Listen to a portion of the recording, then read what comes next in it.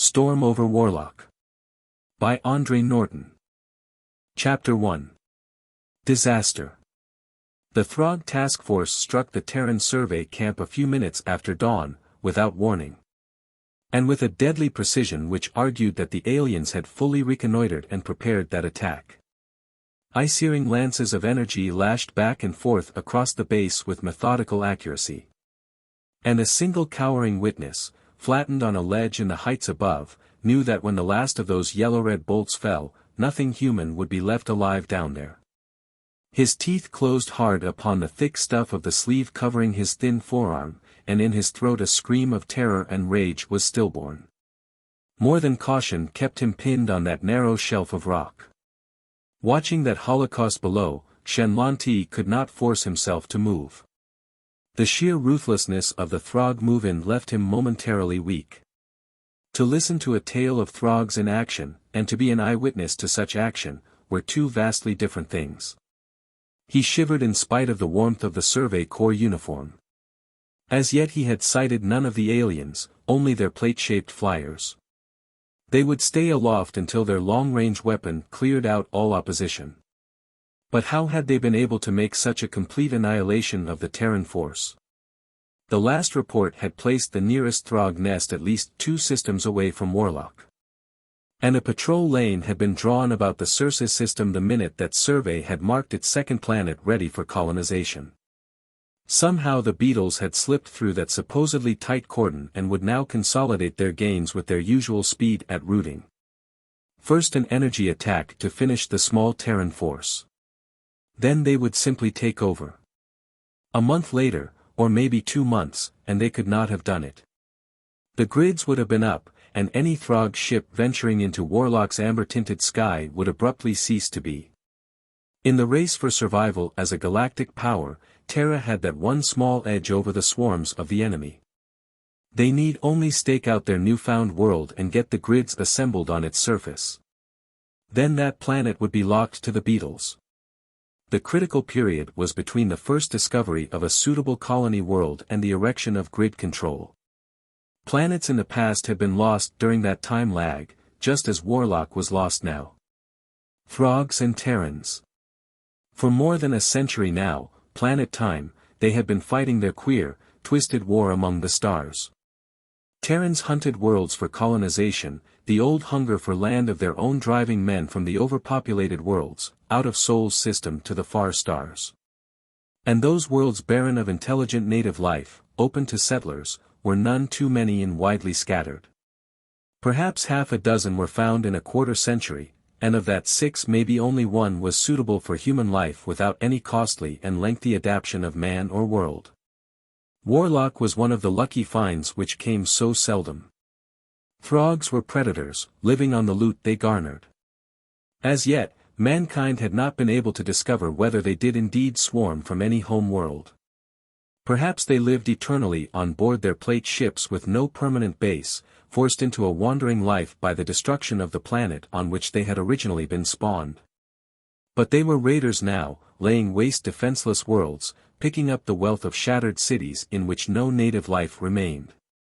And their hidden temporary bases were looped about the galaxy, their need for worlds with an atmosphere similar to Terra's as necessary as that of man. For in spite of their grotesque insectal bodies, their wholly alien minds, the Throgs were warm-blooded, oxygen-breathing creatures. After the first few clashes the early Terran explorers had endeavored to promote a truce between the species. Only to discover that between Throg and man there appeared to be no meeting ground at all, total differences of mental processes producing insurmountable misunderstanding. There was simply no point of communication. So the Terrans had suffered one smarting defeat after another until they perfected the grid. And now their colonies were safe, at least when time worked in their favor. It had not on Warlock. A last vivid lash of red cracked over the huddle of domes in the valley. Shann blinked, half blinded by that glare. His jaws ached as he unclenched his teeth. That was the finish. Breathing raggedly, he raised his head, beginning to realize that he was the only one of his kind left alive on a none too hospitable world controlled by enemies, without shelter or supplies. He edged back into the narrow cleft which was the entrance to the ledge. As a representative of his species he was not impressive, and now with those shudders he could not master, shaking his thin body, he looked even smaller and more vulnerable. Shann drew his knees up close under his chin. The hood of his woodsman's jacket was pushed back in spite of the chill of the morning, and he wiped the back of his hand across his lips and chin in an oddly childish gesture. None of the men below who had been alive only minutes earlier had been close friends of his. Shann had never known anyone but acquaintances in his short, roving life. Most people had ignored him completely except to give orders, and one or two had been actively malicious, like Ragnar Thorvald. Shann grimaced at a certain recent memory, and then that grimace faded into wonder. If young Thorvald hadn't purposefully tried to get Shann into trouble by opening the Wolverines' cage, Shann wouldn't be here now, alive and safe for a time. He'd have been down there with the others. The Wolverines. For the first time since Shann had heard the crackle of the Throg attack he remembered the reason he had been heading into the hills. Of all the men on the survey team, Shann Lantee had been the least important. The dirty, tedious cleanup jobs, the dull routines which required no technical training but which had to be performed to keep the camp functioning comfortably, those had been his portion. And he had accepted that status willingly, just to have a chance to be included among survey personnel. Not that he had the slightest hope of climbing up to even an SE3 rating in the service. Part of those menial activities had been to clean the animal cages. And there Shann Lantee had found something new. Something so absorbing that most of the tiring dull labor had ceased to exist except as tasks to finish before he could return to the fascination of the animal runs. Survey teams had early discovered the advantage of using mutated and highly trained Terran animals as assistants in the exploration of strange worlds. From the biological laboratories and breeding farms on Terra came a trickle of specialized aides de camp to accompany man into space. Some were fighters, silent, more deadly than weapons a man wore at his belt or carried in his hands. Some were keener eyes, keener noses, keener scouts than the humankind could produce. Bred for intelligence, for size, for adaptability to alien conditions, the animal explorers from Terra were prized. Wolverines, the ancient devils of the Northlands on Terra, were being tried for the first time on Warlock. Their caution, a quality highly developed in their breed, made them testers for new territory. Able to tackle in battle an animal 3 times their size, they should be added protection for the man they accompanied into the wilderness, and their wide-ranging, their ability to climb and swim. And above all, their curiosity were assets. Shann had begun contact by cleaning their cages, he ended captivated by these miniature bears with long bushy tails. And to his unbounded delight the attraction was mutual. Alone to Taggi and Togi he was a person, an important person. Those teeth, which could tear flesh into ragged strips, nipped gently at his fingers, closed without any pressure on arm, even on nose and chin in what was the ultimate caress of their kind. Since they were escape artists of no mean ability, twice he had had to track and lead them back to camp from forays of their own devising. But the second time he had been caught by Fadakar, the chief of animal control, before he could lock up the delinquents. And the memory of the resulting interview still had the power to make him flush with impotent anger. Shann's explanation had been contemptuously brushed aside, and he had been delivered an ultimatum. If his carelessness occurred again, he would be sent back on the next supply ship, to be dismissed without an official sign-off on his work record. Thus locked out of even the lowest level of survey for the rest of his life. That was why Ragnar Thorvald's act of the night before had made Shann brave the unknown darkness of Warlock alone when he had discovered that the test animals were gone. He had to locate and return them before Fadakar made his morning inspection. Ragnar Thorvald's attempt to get him into bad trouble had saved his life. Shann cowered back, striving to make his huddled body as small as possible. One of the Throg flyers appeared silently out of the misty amber of the morning sky, hovering over the silent camp. The aliens were coming in to inspect the site of their victory. And the safest place for any Terran now was as far from the vicinity of those silent domes as he could get. Shann's slight body was an asset as he wedged through the narrow mouth of a cleft and so back into the cliff wall. The climb before him he knew in part, for this was the path the Wolverines had followed on their 2 other escapes. A few moments of tricky scrambling and he was out in a cup-like depression choked with brush covered with the purplish foliage of Warlock. On the other side of that was a small cut to a sloping hillside, giving on another valley, not as wide as that in which the camp stood, but one well provided with cover in the way of trees and high-growing bushes.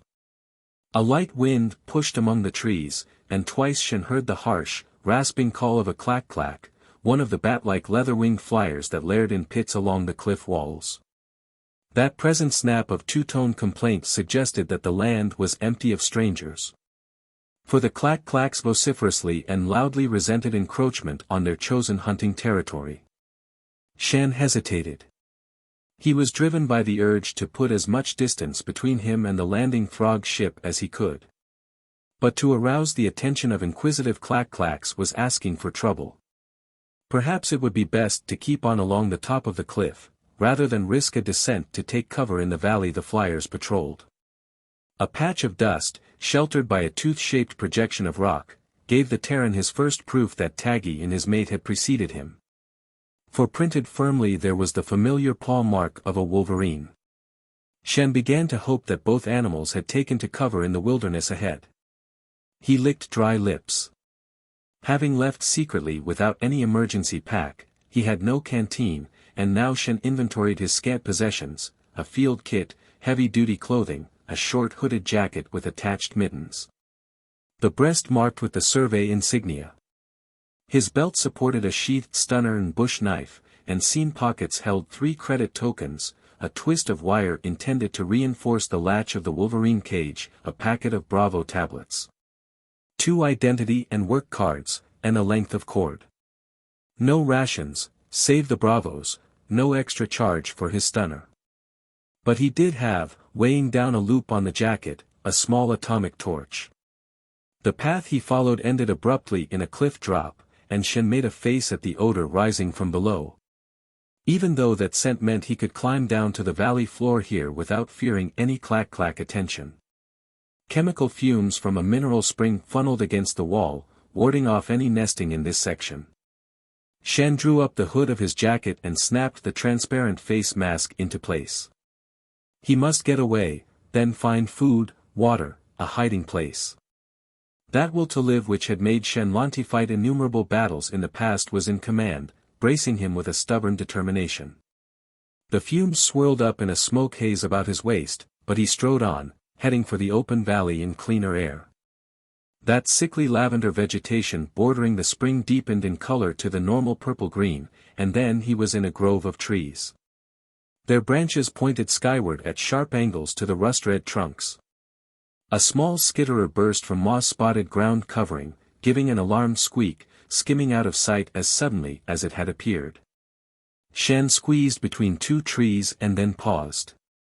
The trunk of the larger was deeply scored with scratches dripping viscid gobs of sap, a sap which was a bright froth of scarlet. Taggi had left his mark here, and not too long ago. The soft carpet of moss showed no paw marks, but he thought he knew the goal of the animals, a lake down valley. Shann was beginning to plan now. The Throgs had not blasted the Terran camp out of existence, they had only made sure of the death of its occupiers. Which meant they must have some use for the installations. For the general loot of a survey field camp would be relatively worthless to those who picked over the treasure of entire cities elsewhere. Why? What did the Throgs want? And would the alien invaders continue to occupy the domes for long? Shann did not realize what had happened to him since that shock of ruthless attack. From early childhood, when he had been thrown on his own to scratch a living, a borderline existence of a living, on the dumps of Tyr. He had had to use his wits to keep life in a scrawny and undersized body. However, since he had been eating regularly from survey rations, he was not quite so scrawny anymore. His formal education was close to zero, his informal and off-center schooling vast. And that particular toughening process which had been working on him for years now aided in his speedy adaptation to a new set of facts, formidable ones. He was alone on a strange and perhaps hostile world. Water, food, safe shelter, those were important now. And once again, away from the ordered round of the camp where he had been ruled by the desires and requirements of others, he was thinking, planning in freedom. Later, his hand went to the butt of his stunner. Perhaps later he might just find a way of extracting an accounting from the beetle faces, too. For the present, he would have to keep away from the Throgs, which meant well away from the camp. A fleck of green showed through the amethyst foliage before him, the lake.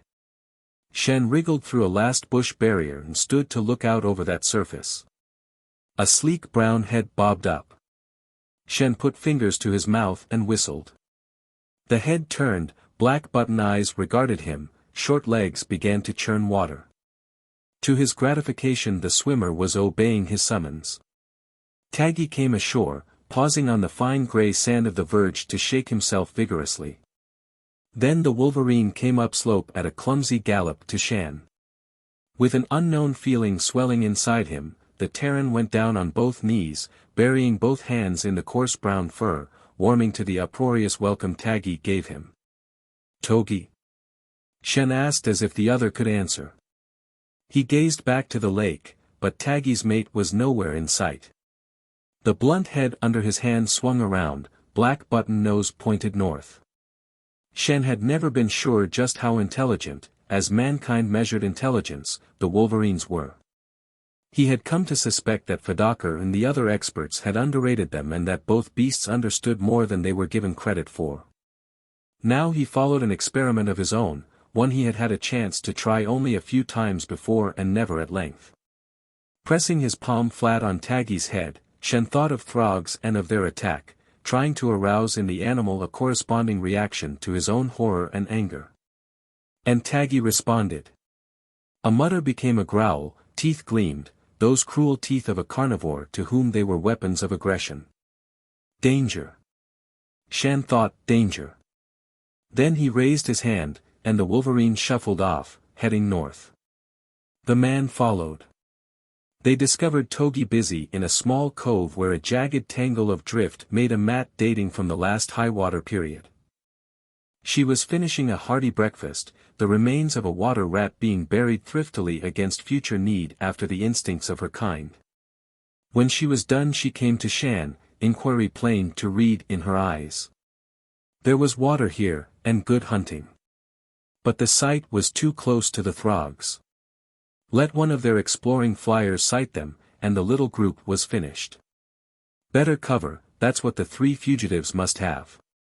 Shann scowled, not at Togi, but at the landscape. He was tired and hungry, but he must keep on going. A stream fed into the cove from the west, a guide of sorts. With very little knowledge of the countryside, Shann was inclined to follow that. Overhead the sun made its usual golden haze of the sky. A flight of vivid green streaks marked a flock of lake ducks coming for a morning feeding. Lake duck was good eating, but Shann had no time to hunt one now. Togi started down the bank of the stream, Taggi behind her. Either they had caught his choice subtly through some undefined mental contact, or they had already picked that road on their own. Shann's attention was caught by a piece of the drift. He twisted the length free and had his first weapon of his own manufacture, a club. Using it to hold back a low sweeping branch, he followed the Wolverines. Within the half hour he had breakfast, too. A pair of limp skitterers, their long hind feet lashed together with a thong of grass, hung from his belt. They were not particularly good eating, but they were meat and acceptable. The three, man and Wolverines, made their way up the stream to the valley wall and through a feeder ravine into the larger space beyond. There, where the stream was born at the foot of a falls, they made their first camp.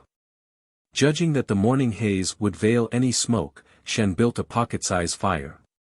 He seared rather than roasted the skitterers after he had made an awkward and messy business of skinning them, and tore the meat from the delicate bones in greedy mouthfuls.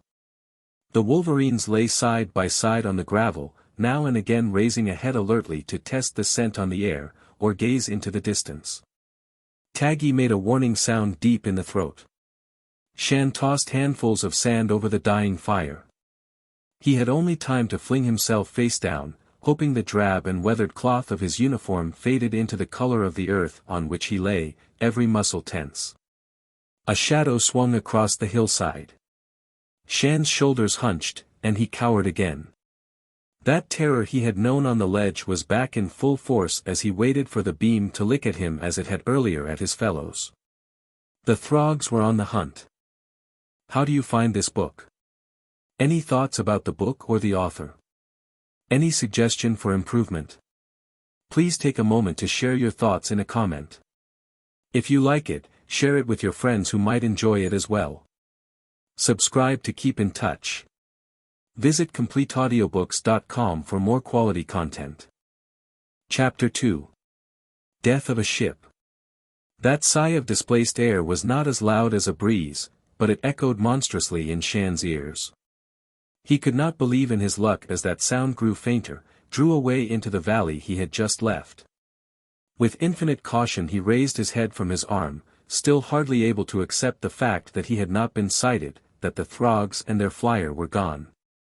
But that black plate was spinning out into the sun haze. One of the beetles might have suspected that there were Terran fugitives and ordered a routine patrol. After all, how could the aliens know that they had caught all but one of the survey party in camp? Though with all the Terran scout flitters grounded on the field, the men dead in their bunks, the surprise would seem to be complete. As Shann moved, Taggi and Togi came to life also. They had gone to Earth with speed, and the man was sure that both beasts had sensed danger. Not for the first time he knew a burning desire for the formal education he had never had. In camp he had listened, dragging out routine jobs in order to overhear reports and the small talk of specialists keen on their own particular hobbies. But so much of the information Shann had thus picked up to store in a retentive memory he had not understood and could not fit together. It had been as if he were trying to solve some highly important puzzle with at least a quarter of the necessary pieces missing, or with unrelated bits from others intermixed. How much control did a trained animal scout have over his furred or feathered assistants?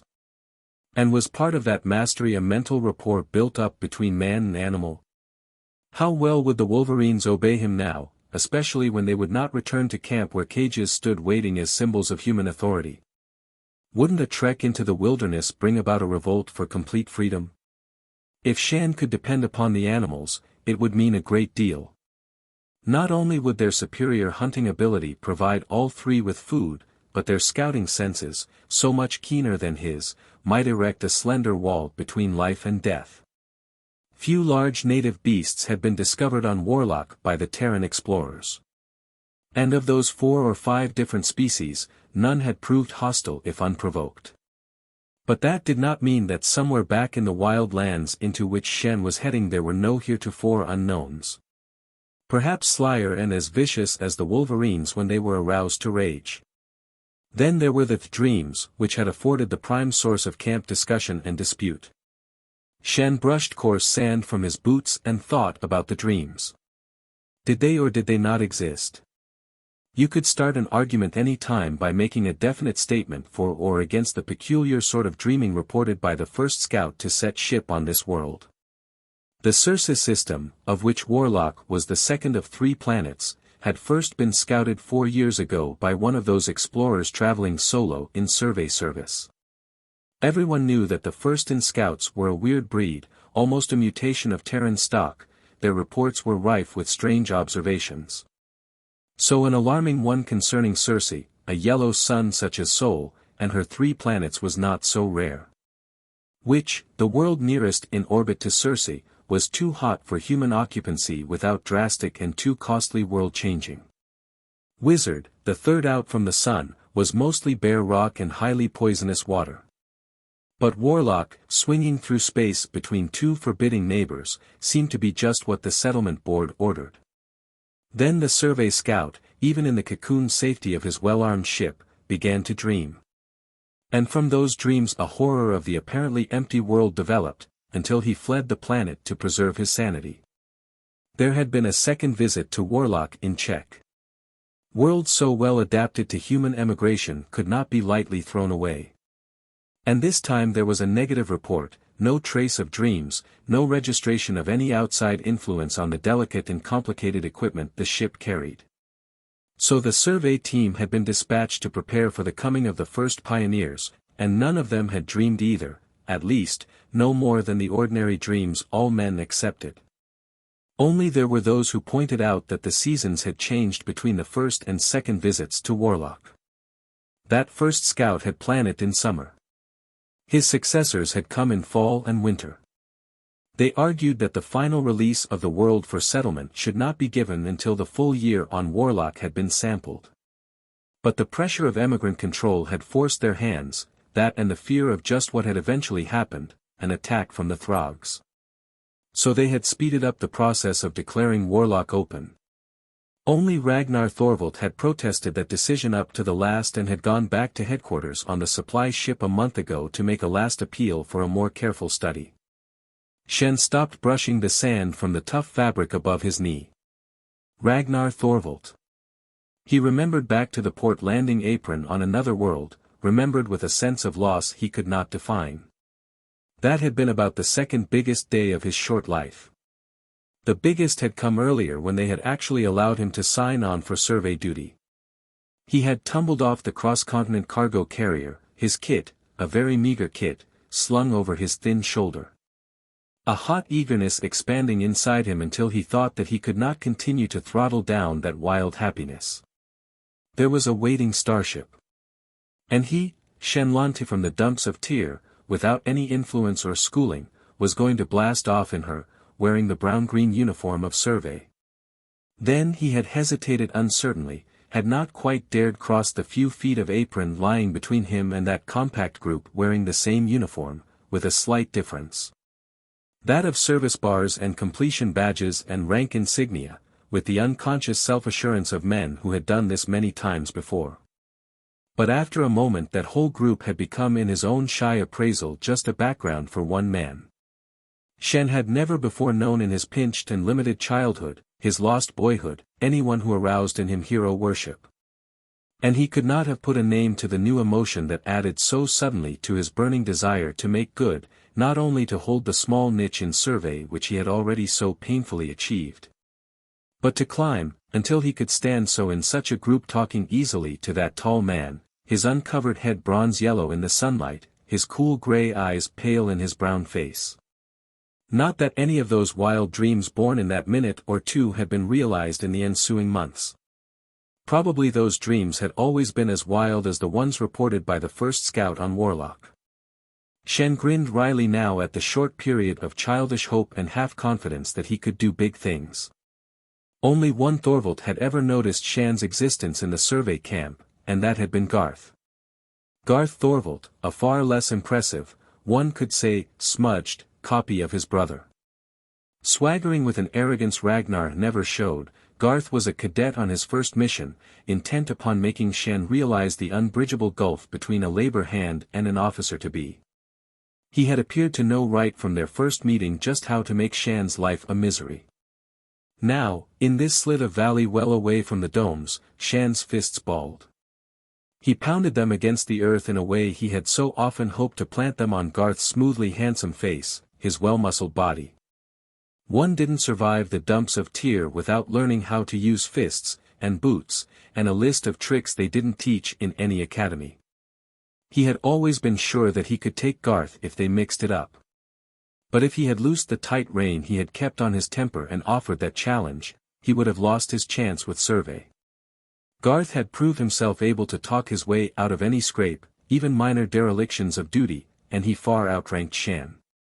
The laborer from Tyr had had to swallow all that the other could dish out and hope that on his next assignment he would not be a member of young Thorvald's team.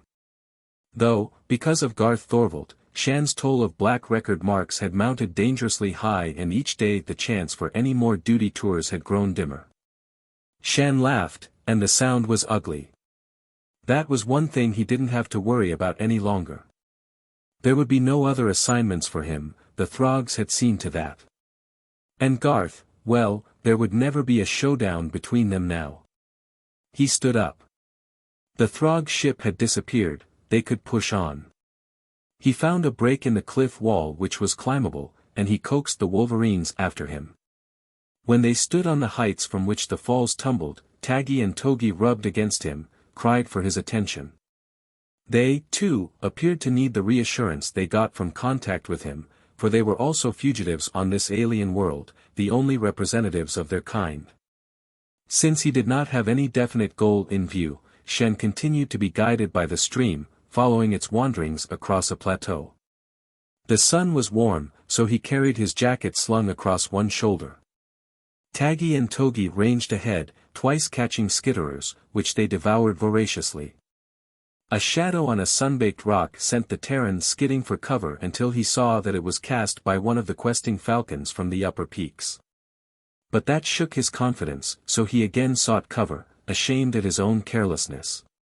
In the late afternoon he reached the far end of the plateau, faced a climb to peaks which still bore cones of snow, now tinted a soft peach by the sun. Shann studied that possible path and distrusted his own powers to take it without proper equipment or supplies. He must turn either north or south, though he would then have to abandon a sure water supply in the stream. Tonight he would camp where he was. He had not realized how tired he was until he found a likely half-cave in the mountain wall and crawled in. There was too much danger in fire here. He would have to do without that first comfort of his kind. Luckily, the Wolverines squeezed in beside him to fill the hole. With their warm furred bodies sandwiching him, Shann dozed, awoke, and dozed again, listening to night sounds, the screams, cries, hunting calls, of the Warlock wilds. Now and again one of the Wolverines whined and moved uneasily. Fingers of sun picked at Shann through a shaft among the rocks, striking his eyes. He moved, blinked blearily awake, unable for the first few seconds to understand why the smooth plaster wall of his bunk had become rough red stone. Then he remembered. He was alone and he threw himself frantically out of the cave, afraid the Wolverines had wandered off. Only both animals were busy clawing under a boulder with a steady persistence which argued there was a purpose behind that effort. A sharp sting on the back of one hand made that purpose only too clear to Shann, and he retreated hurriedly from the vicinity of the excavation. They had found an earthwasp's burrow and were hunting grubs, naturally arousing the rightful inhabitants to bitter resentment. Shann faced the problem of his own breakfast. He had had the immunity shots given to all members of the team, and he had eaten game brought in by exploring parties and labeled safe. But how long he could keep to the varieties of native food he knew was uncertain. Sooner or later he must experiment for himself. Already he drank the stream water without the aid of purifiers, and so far there had been no ill results from that necessary recklessness. Now the stream suggested fish. But instead he chanced upon another water inhabitant which had crawled up on land for some obscure purpose of its own. It was a sluggish-scaled thing, an easy victim to his club, with thin, weak legs it could project at will from a finned and armor-plated body. Shann offered the head and guts to Togi, who had abandoned the wasp nest. She sniffed in careful investigation and then gulped. Shann built a small fire and seared the firm greenish flesh. The taste was flat, lacking salt, but the food eased his emptiness. Enheartened, he started south, hoping to find water sometime during the morning. By noon he had his optimism justified with the discovery of a spring, and the Wolverines had brought down a slender-legged animal whose coat was close in shade to the dusky purple of the vegetation.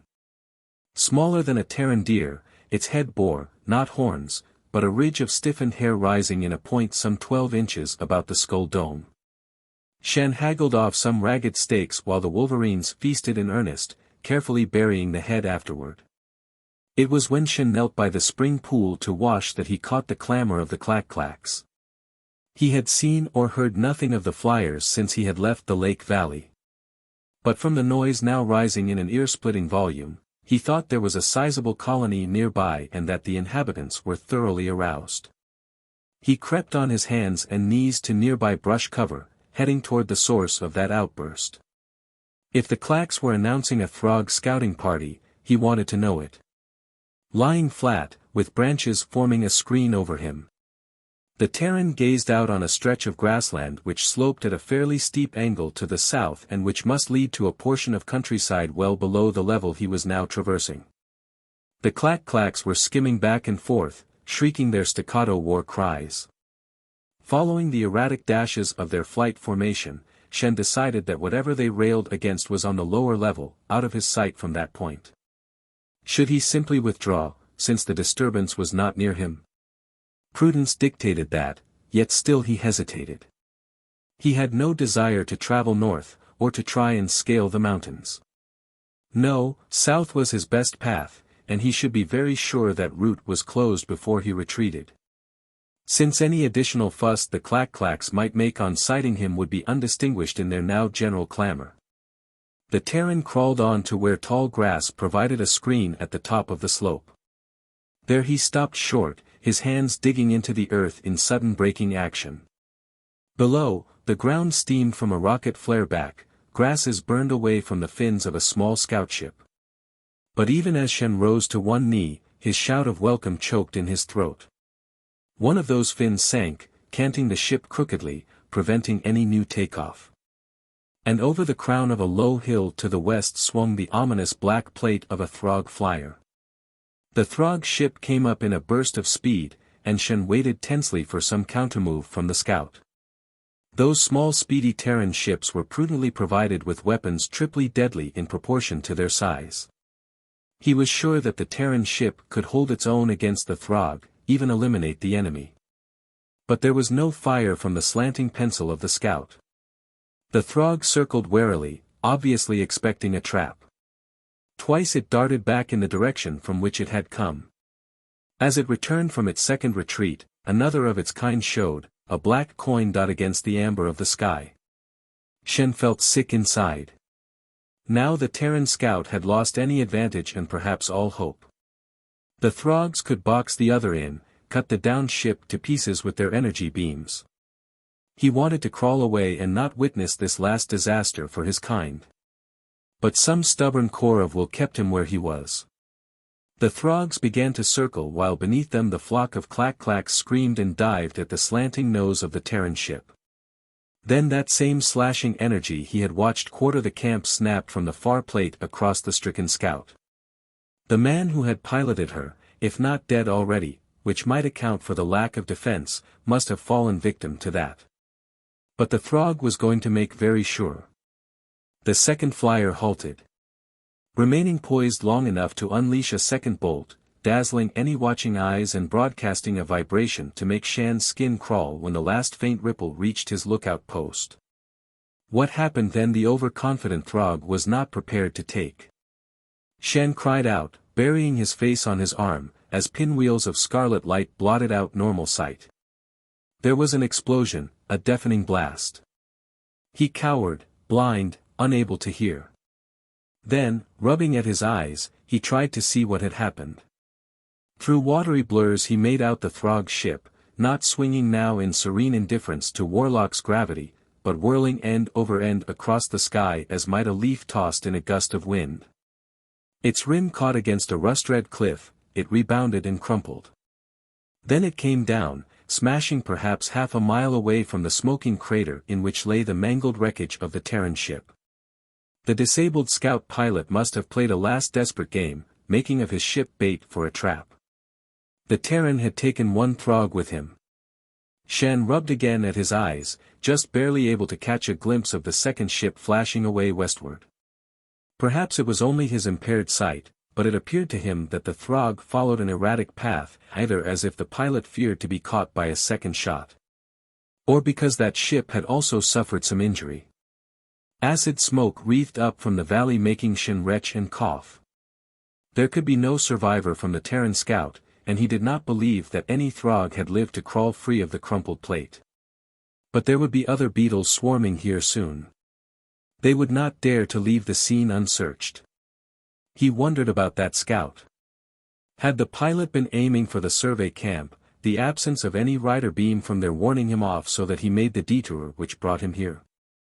Or had the Throgs tried to blast the Terran ship in the upper atmosphere, crippling it, making this a forced landing? But at least this battle had cost the Throgs, settling a small portion of the Terran debt for the lost camp. The length of time between Shann's sighting of the grounded ship and the attack by the Throgs had been so short that he had not really developed any strong hope of rescue to be destroyed by the end of the crippled ship. On the other hand, seeing the Throgs take a beating had exploded his subconscious acceptance of their superiority. He might not have even the resources of a damaged scout at his command. But he did have Taggi, Togi, and his own brain. Since he was fated to permanent exile on Warlock, there might just be some way to make the beetles pay for that. He licked his lips. Real action against the aliens would take a lot of planning. Shann would have to know more about what made a Throg, more than all the wild stories he had heard over the years. There had to be some way a Terran could move effectively against a beetle head. And he had a lot of time, maybe the rest of his life, to work out a few answers. That Throg ship lying wrecked at the foot of the cliff, perhaps he could do a little investigating before any rescue squad arrived. Shann decided such a move was worth the try and whistled to the Wolverines. Chapter 3. To close ranks. Shann made his way at an angle to avoid the smoking pit cradling the wreckage of the Terran ship. There were no signs of life about the Throg plate as he approached. A quarter of its bulk was telescoped back into the rest, and surely none of the aliens could have survived such a smash. Tough as they were reputed to be with those horny carapaces serving them in place of more vulnerable human skin. He sniffed. There was a nauseous odor heavy on the morning air, one which would make a lasting impression on any human nose. The port door in the black ship stood open, perhaps having burst in the impact against the cliff. Shann had almost reached it when a crackle of chain lightning beat across the ground before him, turning the edge of the buckled entrance panel red. Shann dropped to the ground, drawing his stunner, knowing at the same moment that such a weapon was about as much use in meeting a blaster as a straw wand would be to ward off a blazing coal. A chill numbness held him as he waited for a second blast to char the flesh between his shoulders. So there had been a Throg survivor, after all. But as moments passed and the Throg did not move in to make an easy kill, Shann collected his wits. Only one shot. Was the beetle injured, unable to make sure of even an almost defenseless prey? The Throgs seldom took prisoners. When they did, the Terran's lips tightened. He worked his hand under his prone body, feeling for the hilt of his knife. With that he could speedily remove himself from the status of Throg prisoner, and he would do it gladly if there was no hope of escape. Had there been only one charge left in that blaster? Shann could make half a dozen guesses as to why the other had made no move, but that shot had come from behind him. And he dared not turn his head or otherwise make an effort to see what the other might be doing. Was it only his imagination, or had that stench grown stronger during the last few seconds? Could the Throg be creeping up on him? Shann strained his ears, trying to catch some sound he could interpret. The few clack-clacks that had survived the blast about the ship were shrieking overhead, and Shann made one attempt at counterattack. He whistled the Wolverines' call. The pair had not been too willing to follow him down into this valley, and they had avoided the crater at a very wide circle. But if they would obey him now, he just might have a chance. There. That had been a sound, and the smell was stronger. The Throg must be coming to him. Again Shann whistled, holding in his mind his hatred for the beetle head, the need for finishing off that alien. If the animals could pick either thoughts or emotions out of their human companion, this was the time for him to get those unspoken half-orders across. Shann slammed his hand hard against the ground, sent his body rolling, his stunner up and ready. And now he could see that grotesque thing, swaying weakly back and forth on its thin legs, yet holding a blaster, bringing that weapon up to center it on him. The Throg was hunched over and perhaps to Taggi presented the outline of some four-footed creature to be hunted. For the Wolverine male sprang for the horn-shelled shoulders. Under that impact that Throg sagged forward.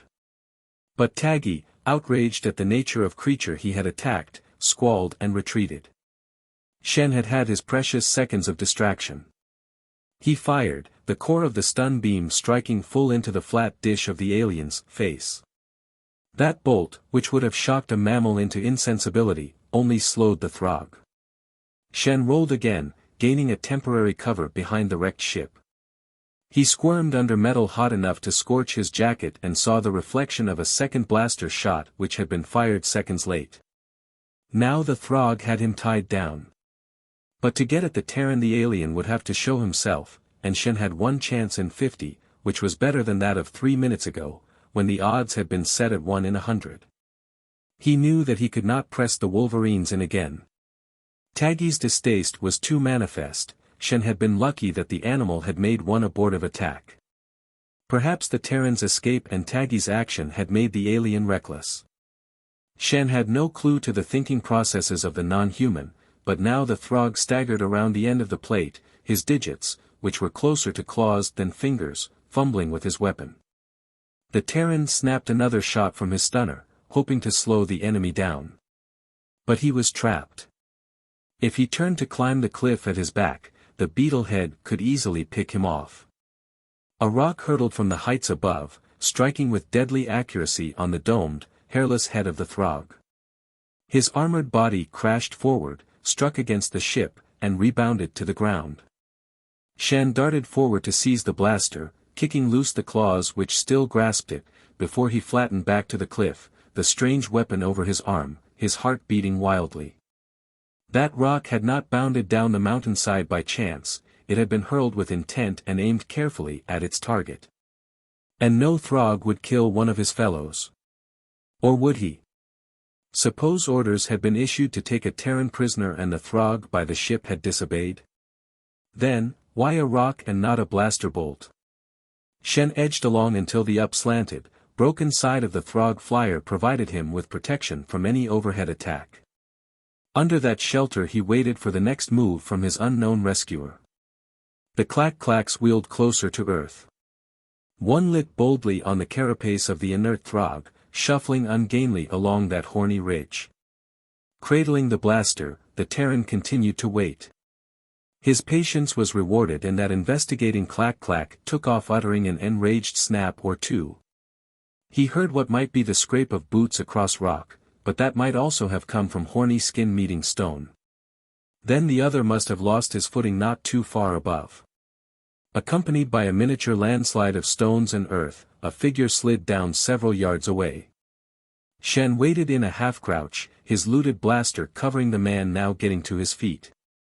There was no mistaking the familiar uniform, or even the man. How Ragnar Thorvald had reached that particular spot on Warlock or why, Shann could not know.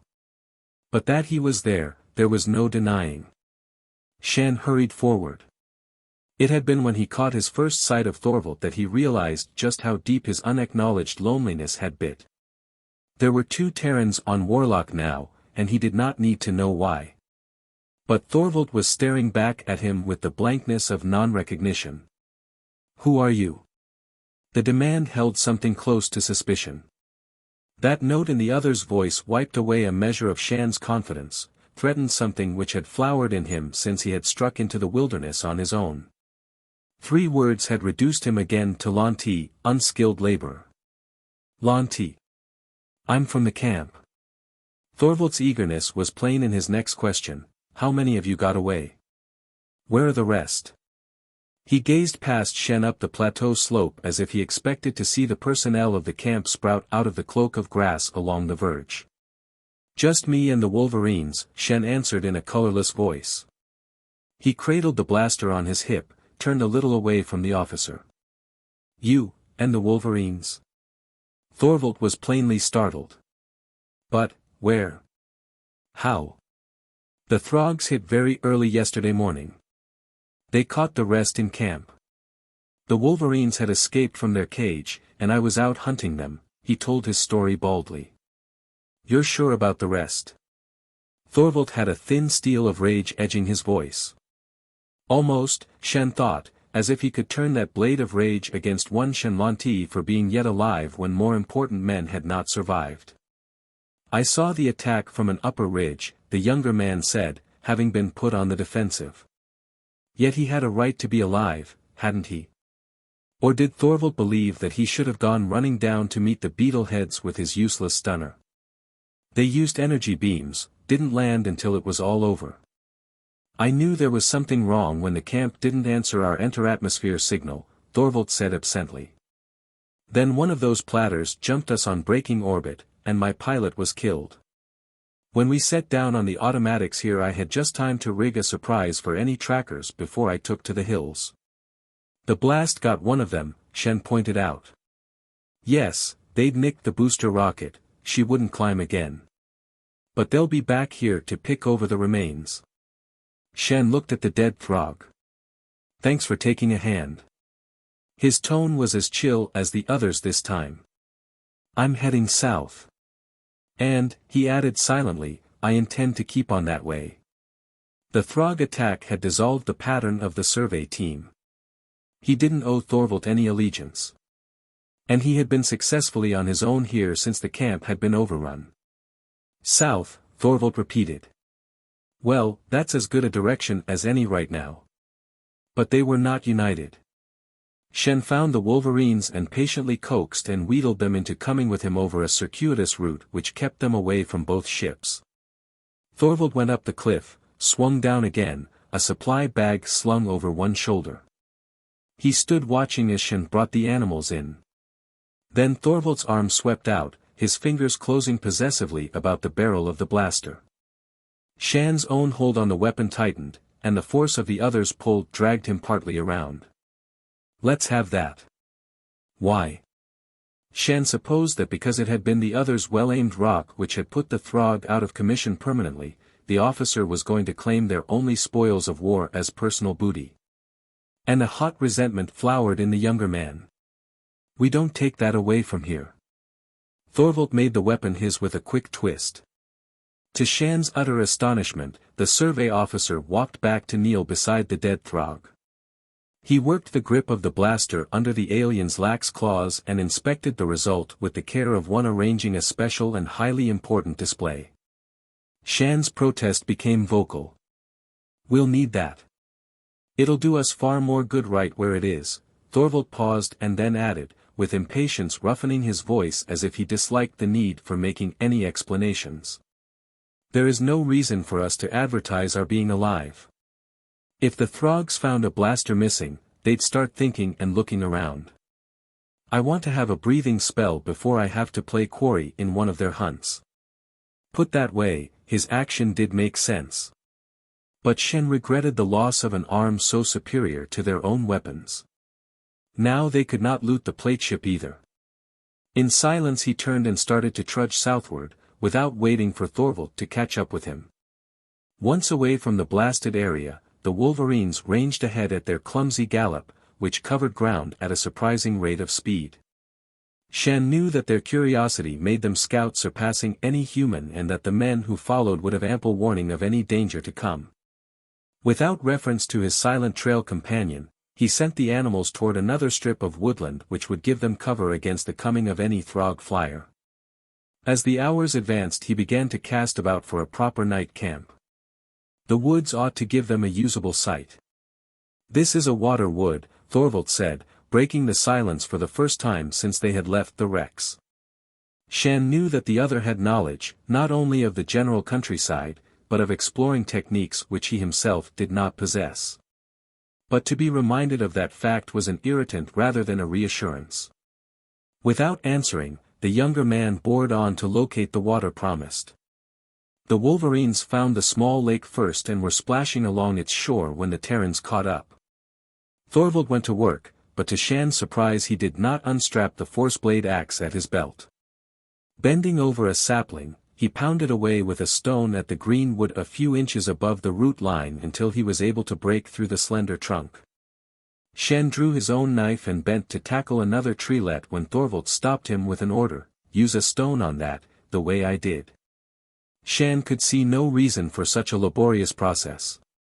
If Thorvald did not want to use his axe, that was no reason that Shann could not put his heavy belt knife to work. He hesitated, ready to set the blade to the outer bark of the tree. Look, again that impatient edge in the officer's tone, the need for explanation seeming to come very hard to the other, sooner or later the Throgs might just trace us here and find this camp. If so, they are not going to discover any traces to label us Terran. But who else could we be, protested Shann. There is no native race on Warlock. Thorvald tossed his improvised stone axe from hand to hand. But do the Throgs know that? The implications, the possibilities, in that idea struck home to Shann. Now he began to understand what Thorvald might be planning. Now there is going to be a native race. Shann made a statement instead of a question and saw that the other was watching him with a new intentness. As if he had at last been recognized as a person instead of rank and file and very low rank at that, survey personnel. There is going to be a native race, Thorvald affirmed. Shann resheathed his knife and went to search the pond beach for a suitable stone to use in its place. Even so, he made harder work of the clumsy chopping than Thorvald had. He worried at one sapling after another until his hands were skinned and his breath came in painful gusts from under aching ribs. Thorvald had gone on to another task, ripping the end of a long tough vine from just under the powdery surface of the thick leaf masses fallen in other years. With this the officer lashed together the tops of the poles, having planted their splintered butts in the ground, so that he achieved a crudely conical erection. Leafy branches were woven back and forth through this framework, with an entrance, through which one might crawl on hands and knees, left facing the lakeside. The shelter they completed was compact and efficient but totally unlike anything Shann had ever seen before, certainly far removed from the domes of the camp. He said so, nursing his raw hands. An old form, Thorvald replied, native to a primitive race on Terra. Certainly the beetleheads haven't come across its like before. Are we going to stay here? Otherwise it is pretty heavy work for one night's lodging. Thorvald tested the shelter with a sharp shake. The matted leaves whispered, but the framework held. Stage dressing. No, we won't linger here. But it's evidence to support our play. Even a Throg isn't dense enough to believe that natives would make a cross-country trip without leaving evidence of their passing. Shann sat down with a sigh he made no effort to suppress. He had a vision of Thorvald traveling southward, methodically erecting these huts here and there to confound Throgs who might not ever chance upon them. But already the survey officer was busy with a new problem. We need weapons. We have our stunners, a force axe, and our knives, Shann pointed out. He did not add, as he would have liked that they could have had a blaster. Native weapons, Thorvald countered with his usual snap. He went back to the beach and crawled about there, choosing and rejecting stones picked out of the gravel. Shann scooped out a small pit just before their hut and set about the making of a pocket-sized fire. He was hungry and looked longingly now and again to the supply bag Thorvald had brought with him. Dared he rummage in that for rations? Surely the other would be carrying concentrates. Who taught you how to make a fire that way? Thorvald was back from the pond, a selection of round stones about the size of his fist resting between his chest and his forearm. It's regulation, isn't it? Shann countered defensively. It's regulation, Thorvald agreed. He set down his stones in a row and then tossed the supply bag over to his companion. Too late to hunt tonight. But we'll have to go easy on those rations until we can get more. Where? Did Thorvald know of some supply cache they could raid? From the Throgs, the other answered matter-of-factly. But they don't eat our kind of food. All the more reason for them to leave the camp supplies untouched. The camp? For the first time Thorvald's lips curved in a shadow smile which was neither joyous nor warming. A native raid on an invader's camp. What could be more natural? And we'd better make it soon. But how can we? To Shann what the other proposed was sheer madness. There was once an ancient service corps on Terra, Thorvald answered, which had a motto something like this: the improbable we do at once, the impossible takes a little longer. What did you think we were going to do? Sulk around out here in the bush and let the Throgs claim Warlock for one of their pirate bases without opposition? Since that was the only future Shann had visualized, he was ready enough to admit the truth, only some shade of tone in the officer's voice kept him from saying so aloud. Chapter 4. Sortie. 5 days later they came up from the south, so that this time Shann's view of the Terran camp was from a different angle. At first sight there had been little change in the general scene. He wondered if the aliens were using the Terran dome shelters themselves. Even in the twilight it was easy to pick out such landmarks as the calm dome with the shaft of a broadcaster spearing from its top and the greater bulk of the supply warehouse. 2 of their small flyers down on the landing field, Thorvald materialized from the shadow, his voice a thread of whisper. By Shann's side the Wolverines were moving restlessly. Since Taggi's attack on the Throg, neither beast would venture near any site where they could scent the aliens. This was the nearest point to which the men could urge either animal, which was a disappointment. For the Wolverines would have been an excellent addition to the surprise sortie they planned for tonight, having the danger for the men. Shann ran his fingers across the coarse fur on the animal's shoulders, exerting a light pressure to signal them to wait. But he was not sure of their obedience. The foray was a crazy idea, and Shann wondered again why he had agreed to it. Yet he had gone along with Thorvald, even suggested a few modifications and additions of his own, such as the contents of the crude leaf sack now resting between his knees. Thorvald flitted away, seeking his own post to the west. Shann was still waiting for the other's signal when there arose from the camp a sound to chill the flesh of any listener, a wail which could not have come from the throat of any normal living thing. Intelligent being or animal. Ululating in ear-torturing intensity, the cry sank to a faint, ominous echo of itself, to waver up the scale again.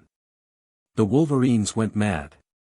Shann had witnessed their quick kills in the wilds, but this stark ferocity of spitting, howling rage was new.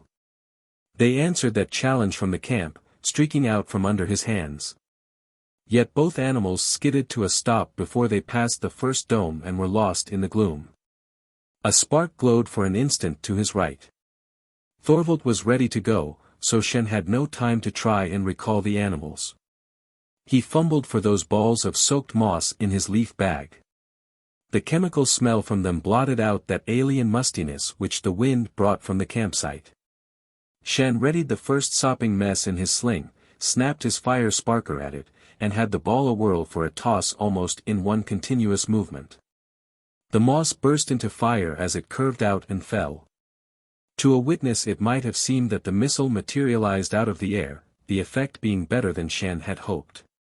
A second ball for the sling, spark, out, down.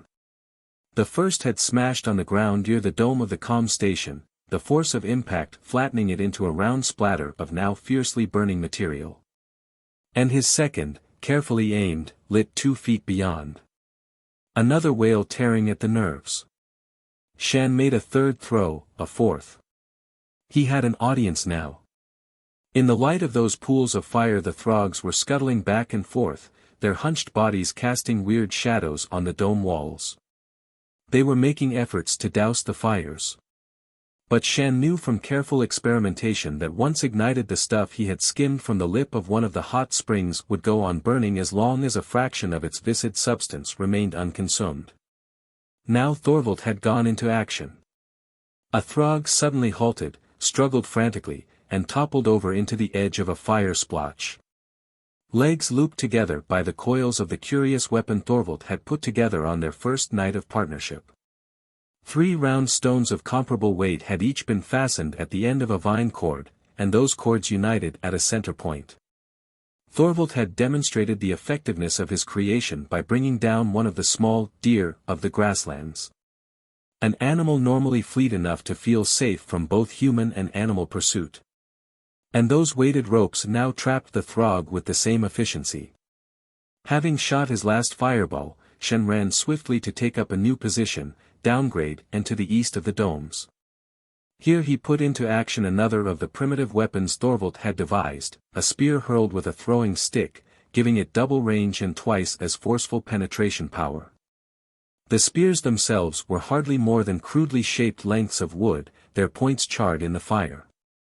Perhaps these missiles could neither kill nor seriously wound. But more than one thudded home in a satisfactory fashion against the curving back carapace or the softer front parts of a Throg in a manner which certainly shook up and bruised the target. And one of Shann's victims went to the ground, to lie kicking in a way which suggested he had been more than just bruised. Fireballs, spears. Thorvald had moved too. And now down into the somewhat frantic melee of the aroused camp fell a shower of slim weighted reeds, each provided with a clay ball head. The majority of those balls broke on landing as the Terrans had intended. So, through the beetle smell of the aliens, spread the acrid, throat-parching fumes of the hot spring water. Whether those fumes had the same effect upon Throg breathing apparatus as they did upon Terran, the attackers could not tell, but they hoped such a bombardment would add to the general confusion. Shann began to space the hurling of his crude spears with more care, trying to place them with all the precision of aim he could muster. There was a limit to their amount of varied ammunition, although they had dedicated every waking moment of the past few days to manufacture and testing. Luckily the enemy had had none of their energy beams at the domes. And so far they had made no move to lift their flyers for retaliation blasts. But the Throgs were pulling themselves into order. Blaster fire cut the dusk. Most of the aliens were now flat on the ground, sending a creeping line of fire into the perimeter of the camp area. A dark form moved between Shann and the nearest patch of burning moss. The Terran raised a spear to the ready before he caught a whiff of the pungent scent emitted by a Wolverine hot with battle rage. He whistled coaxingly. With the Throgs eager to blast any moving thing, the animals were in danger if they prowled about the scene. That blunt head moved. Shann caught the glint of eyes in a furred mask. It was either Taggi or his mate. Then a puff of mixed Throg and chemical scent from the camp must have reached the Wolverine. The animal coughed and fled westward, passing Shann. Had Thorvald had time and opportunity to make his planned raid on the supply dome? Time during such an embroilment was hard to measure, and Shann could not be sure. He began to count aloud, slowly, as they had agreed. When he reached 100 he would begin his retreat, on 200 he was to run for it, his goal the river a half-mile from the camp. The stream would take the fugitives to the sea where fjords cut the coastline into a ragged fringe offering a wealth of hiding places. Throgs seldom explored any territory on foot. For them to venture into that maze would be putting themselves at the mercy of the Terrans they hunted. And their flyers could comb the air above such a rocky wilderness without result. Shann reached the count of 100. Twice a blaster bolt singed ground within distance close enough to make him wince, but most of the fire carried well above his head. All of his spears were gone, save for one he had kept, hoping for a last good target. One of the Throgs who appeared to be directing the fire of the others was facing Shann's position. And on pure chance that he might knock out that leader, Shann chose him for his victim. The Terran had no illusions concerning his own marksmanship. The most he could hope for, he thought, was to have the primitive weapon thud home painfully on the other's armored hide. Perhaps, if he were very lucky, he could knock the other from his clawed feet. But that chance which hovers over any battlefield turned in Shann's favor. At just the right moment the Throg stretched his head up from the usual hunched position where the carapace extended over his wide shoulders to protect one of the alien's few vulnerable spots. The soft underside of his throat. And the fire-sharpened point of the spear went deep. Throgs were mute, or at least none of them had ever uttered a vocal sound to be reported by Terrans. This one did not cry out. But he staggered forward, forelimbs up, clawed digits pulling at the wooden pin transfixing his throat just under the mandible-equipped jaw, holding his head at an unnatural angle. Without seeming to notice the others of his kind, the Throg came on at a shambling run. Straight at Shann as if he could actually see through the dark and had marked down the Terran for personal vengeance. There was something so uncanny about that forward dash that Shann retreated. As his hand groped for the knife at his belt his boot heel caught in a tangle of weed and he struggled for balance. The wounded Throg, still pulling at the spear shaft protruding above the swelling barrel of his chest, pounded on. Shann sprawled backward and was caught in the elastic embrace of a bush, so he did not strike the ground. He fought the grip of prickly branches and kicked to gain solid earth under his feet. Then again he heard that piercing wail from the camp, as chilling as it had been the first time. Spurred by that, he won free. But he could not turn his back on the wounded Throg, keeping rather a sidewise retreat. Already the alien had reached the dark beyond the rim of the camp. His progress now was marked by the crashing through low brush. Two of the Throgs back on the firing line started up after their leader. Shann caught a whiff of their odor as the wounded alien advanced with the single-mindedness of a robot. It would be best to head for the river. Tall grass twisted about the Terran's legs as he began to run. In spite of the gloom, he hesitated to cross that open space. At night Warlock's peculiar vegetation displayed a very alien attribute. 10, 20 varieties of grass, plant, and tree emitted a wan phosphorescence, varying in degree, but affording each an aura of light. And the path before Shann now was dotted by splotches of that radiance, not as brilliant as the chemical-born flames the attackers had kindled in the camp, but as quick to betray the unwary who passed within their dim circles. And there had never been any reason to believe that Throg powers of sight were less than human. There was perhaps some evidence to the contrary. Shann crouched, charting the clumps ahead for a zigzag course which would take him to at least momentary safety in the river bed. Perhaps a mile downstream was the transport the Terrans had cobbled together no earlier than this afternoon. A raft Thorvald had professed to believe would support them to the sea which lay some 50 Terran miles to the west. But now he had to cover that mile. The Wolverines? Thorvald. There was one lure which might draw the animals on to the rendezvous. Taggi had brought down a deer just before they had left the raft. And instead of allowing both beasts to feast at leisure, Shann had lashed the carcass to the shaky platform of wood and brush, putting it out to swing in the current, though still moored to the bank. Wolverines always cached that part of the kill which they did not consume at the first eating, usually burying it. He had hoped that to leave the carcass in such a way would draw both animals back to the raft when they were hungry. And they had not fed particularly well that day. Thorvald. Well, the survey officer had made it very plain during the past 5 days of what Shann had come to look upon as an uneasy partnership that he considered himself far abler to manage in the field. While he had grave doubts of Shann's efficiency in the direction of survival potential. The Terran started along the pattern of retreat he had laid out to the river bed. His heart pounded as he ran, not because of the physical effort he was expending, but because again from the camp had come that blood-freezing howl. A lighter line marked the lip of the cut in which the stream was set, something he had not foreseen. He threw himself down to crawl the last few feet, hugging the earth. That very pale luminescence was easily accounted for by what lay below. Shann licked his lips and tasted the sting of sap smeared on his face during his struggle with the bushes. While the strip of meadow behind him now had been spotted with light plants, the cut below showed an almost solid line of them stringing willow-wise along the water's edge. To go down at this point was simply to spotlight his presence for any Throg on his trail. He could only continue along the upper bank, hoping to finally find an end to the growth of luminescent vegetation below. Shann was perhaps 5 yards from the point where he had come to the river, when a commotion behind made him freeze and turn his head cautiously. The camp was half hidden, and the fires there must be dying. But a twisting, struggling mass was rolling across the meadow in his general direction. Thorvald fighting off an attack. The Wolverines? Shann drew his legs under him, ready to erupt into a counteroffensive.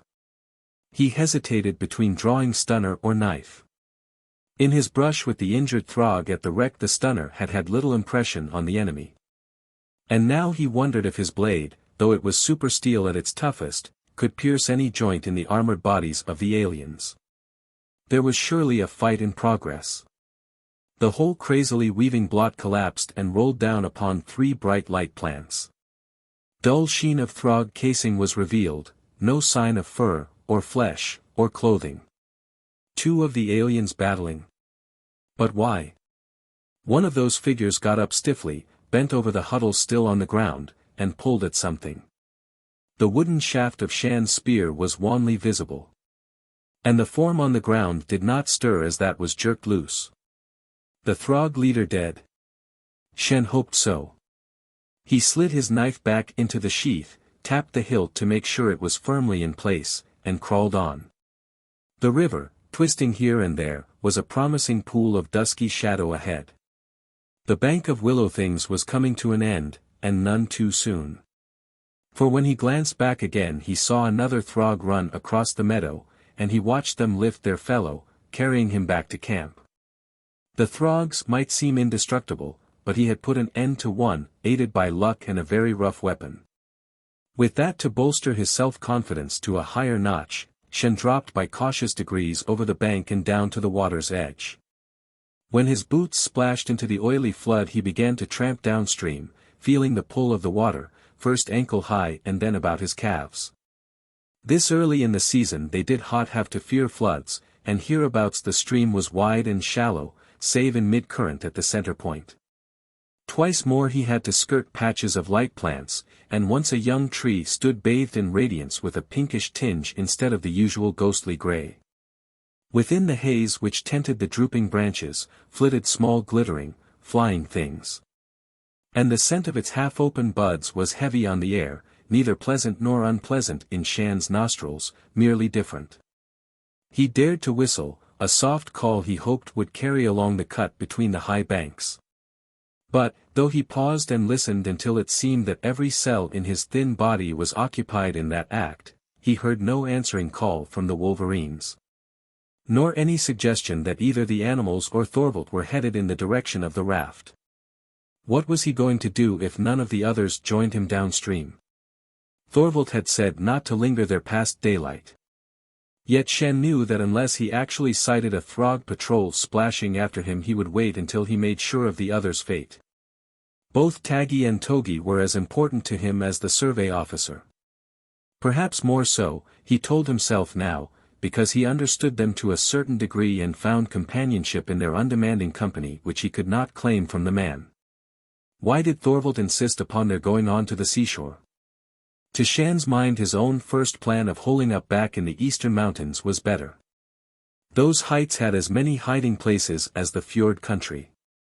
But Thorvald had suddenly become so set on this westward trek that he had given in. As much as he inwardly rebelled when he took them, he found himself obeying the older man's orders.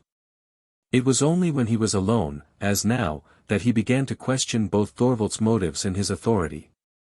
3 sprigs of a light bush set in a triangle. Shann paused and then climbed out on the bank, shaking the water from his boots as Taggi might shake such drops from a furred limb. This was the sign they had set to mark their rendezvous point, but Shann whirled, drawing his stunner. The raft was a dark blob on the surface of the water some feet farther on. And now it was bobbing up and down violently. That was not the result of any normal tug of current. He heard an indignant squeal and relaxed with a little laugh. He need not have worried about the Wolverines, that bait had drawn them all right. Both of them were now engaged in eating, though they had to conduct their feast on the rather shaky foundation of the makeshift transport. They paid no attention as he waded out, pulling at the anchor cord as he went. The wind must have carried his familiar scent to them. As the water climbed to his shoulders Shann put one hand on the outmost log of the raft. One of the animals snarled a warning at being disturbed. Or had that been at him? Shann stood where he was, listening intently. Yes, there was a splashing sound from upstream. Whoever followed his own recent trail was taking no care to keep that pursuit a secret, and the pace of the newcomer was fast enough to spell trouble. Throgs? Tensely the Terran waited for some reaction from the Wolverines. He was sure that if the aliens had followed him, both animals would give warning. Save when they had gone wild upon hearing that strange wail from the camp, they avoided meeting the enemy. But from all sounds the animals had not stopped feeding. So the other was no beetle head. On the other hand, why would Thorvald so advertise his coming, unless the need for speed was greater than caution? Shann drew taut the mooring cord, bringing out his knife to saw through that tough length. A figure passed the 3-sprig signal, ran onto the raft. Lantee. The call came in a hoarse, demanding whisper. Here. Cut loose. We have to get out of here. Thorvald flung himself forward, and together the men scrambled up on the raft. The mangled carcass plunged into the water, dislodged by their efforts. But before the Wolverines could follow it, the mooring vine snapped, and the river current took them. Feeling the raft sway and begin to spin, the Wolverines whined, crouched in the middle of what now seemed a very frail craft. Behind them, far away but too clear, sounded that eerie howling, topping the sigh of the night wind. I saw, Thorvald gasped, pausing as if to catch full lungfuls of air to back his words, they have a hound. That's what you hear. Chapter 5. Pursuit. As the raft revolved slowly, it also slipped downstream at a steadily increasing pace, for the current had them in hold. The Wolverines pressed close to Shann until the musky scent of their fur, their animal warmth, enveloped him. One growled deep in its throat, perhaps in answer to that wind-borne wail. Hound? Shann asked. Beside him in the dark Thorvald was working loose one of the poles they had readied to help control the raft's voyaging. The current carried them along, but there was a need for those lengths of sapling to fend them free from rocks and water-buried snags. What hound? The younger man demanded more sharply when there came no immediate answer. The Throgs tracker. But why did they import one? Thorvald's puzzlement was plain in his tone. He added a moment later, with some of his usual firmness, we may be in for bad trouble now. Use of a hound means an attempt to take prisoners. Then they do not know that we are here, as Terrans, I mean. Thorvald seemed to be sorting out his thoughts when he replied to that. They could have brought a hound here just on chance that they might miss one of us in the initial mop-up. Or, if they believe we are natives, they could want a specimen for study. Wouldn't they just blast down Terrans on sight? Shann saw the dark blot which was Thorvald's head shake in negation. They might need a live Terran, badly and soon. Why? To operate the camp call beam. Shann's momentary bewilderment vanished. He knew enough of survey procedure to guess the reason for such a move on the part of the aliens. The settler transport. Yes, the ship. She won't plan it here without the proper signal. And the Throgs can't give that. If they don't take her, their times run out before they have even made a start here. But how could they know that the transport is nearly due? When we intercept their calls, they're pure gibberish to us. Can they read our codes? The supposition is that they can't. Only, concerning Throgs, all we know is supposition. Anyway, they do know the routine for establishing a Terran colony, and we can't alter that procedure except in small non-essentials, Thorvald said grimly. If that transport doesn't pick up the proper signal to set down here on schedule, her captain will call in the patrol escort, then exit one Throg base. But if the Beetleheads can trick the ship in and take her, then they'll have a clear 5 or 6 more months here to consolidate their own position. After that it would take more than just one patrol cruiser to clear Warlock, it will require a fleet. So the Throgs will have another world to play with, and an important one. This lies on a direct line between the Odin and Kukulkan systems. A Throg base on such a trade route could eventually cut us right out of this quarter of the galaxy. So you think they want to capture us in order to bring the transport in? By our type of reasoning, that would be a logical move, if they know we are here. They haven't too many of those hounds, and they don't risk them on petty jobs. I'd hoped we'd covered our trail well. But we had to risk that attack on the camp. I needed the map case. Again Thorvald might have been talking to himself. Time, and the right maps. He brought his fist down on the raft, making the platform tremble. That's what I have to have now. Another patch of light willows stretched along the riverbanks, and as they sailed through that ribbon of ghostly radiance they could see each other's faces. Thorvald's was bleak, hard, his eyes on the stream behind them as if he expected at any moment to see a Throg emerge from the surface of the water. Suppose that thing, Shann pointed upstream with his chin, follows us. What is it anyway? Hound suggested Terran dog, but he couldn't stretch his imagination to believe in a working cooperation between Throg and any mammal. A rather spectacular combination of toad and lizard, with a few other grisly touches, is about as close as you can get to a general description. And that won't be too accurate, because like the Throgs its remote ancestors must have been of the insect family. If the thing follows us, and I think we can be sure that it will, we'll have to take steps. There is always this advantage, those hounds cannot be controlled from a flyer, and the beetleheads never take kindly to foot slogging. So we won't have to expect any speedy chase. If it slips its masters in rough country, we can try to ambush it. In the dim light Thorvald was frowning. I flew over the territory ahead on 2 sweeps, and it is a queer mixture. If we can reach the rough country bordering the sea, we'll have won the first round. I don't believe that the Throgs will be in a hurry to track us in there. They'll try 2 alternatives to chasing us on foot. 1, use their energy beams to rake any suspect valley, and since there are hundreds of valleys all pretty much alike, that will take some time. Or they can attempt to shake us out with a dum-dum should they have one here, which I doubt. Shann tensed. The stories of the effects of the Throg's dum-dum weapon were anything but pretty. And to get a dum-dum, Thorvald continued as if he were discussing a purely theoretical matter and not a threat of something worse than death, they'll have to bring in one of their major ships. Which they will hesitate to do with a cruiser near at hand. Our own danger spot now is the section we should strike soon after dawn tomorrow if the rate of this current is what I have timed it. There is a band of desert on this side of the mountains. The river gorge deepens there and the land is bare. Let them send a ship over and we could be as visible as if we were sending up flares.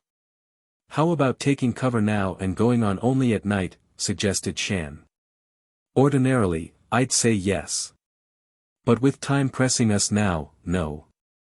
If we keep straight on, we could reach the foothills in about 40 hours, maybe less. And we have to stay with the river. To strike across country there without good supplies and on foot is sheer folly. 2 days. With perhaps the Throgs unleashing their hound on land, combing from their flyers. With a desert. Shann put out his hands to the Wolverines. The prospect certainly didn't seem anywhere near as simple as it had the night before when Thorvald had planned this escape. But then the survey officer had left out quite a few points which were not pertinent. Was he also leaving out other essentials? Shann wanted to ask, but somehow he could not. After a while he dozed, his head resting on his knees. He awoke, roused out of a vivid dream. A dream so detailed and so deeply impressed in a picture on his mind that he was confused when he blinked at the riverbank visible in the half-light of early dawn. Instead of that stretch of earth and ragged vegetation now gliding past him as the raft angled along. He should have been fronting a vast skull stark against the sky, a skull whose outlines were oddly inhuman. From whose eye-holes issued and returned flying things while its sharply protruding lower jaw was lapped by water. In color that skull had been a violent clash of blood red and purple. Shann blinked again at the riverbank, seeing transposed on it still that ghostly haze of bone-bare dome, cavernous eyeholes and nose-slit, fanged jaws. That skull was a mountain, or a mountain was a skull, and it was important to him, he must locate it. He moved stiffly, his legs and arms cramped but not cold. The Wolverines stirred on either side of him. Thorvald continued to sleep, curled up beyond, the poles still clasped in his hands. A flat map case was slung by a strap about his neck, its thin envelope between his arm and his body as if for safekeeping. On the smooth flap was the survey seal, and it was fastened with a finger lock. Thorvald had lost some of the bright hard surface he had shown at the spaceport where Shann had first sighted him. There were hollows in his cheeks, sending into high relief those bone ridges beneath his eye sockets, giving him a faint resemblance to the skull of Shann's dream. His face was grimed, his field uniform stained and torn. Only his hair was as bright as ever. Shann smeared the back of his hand across his own face, not doubting that he must present an even more disreputable appearance. He leaned forward cautiously to look into the water, but that surface was not quiet enough to act as a mirror. Getting to his feet as the raft bobbed under his shift of weight, Shann studied the territory now about them. He could not match Thorvald's inches, just as he must have a third less bulk than the officer, but standing, he could sight something of what now lay beyond the rising banks of the cut. That grass which had been so thick in the meadowlands around the camp had thinned into separate clumps, pale lavender in color. And the scrawniness of stem and blade suggested dehydration and poor soil. The earth showing between those clumps was not of the usual blue, but pallid, too, bleached to gray, while the bushes along the stream's edge were few and smaller. They must have crossed the line into the desert Thorvald had promised. Shann edged around to face west. There was light enough in the sky to sight tall black pyramids waiting.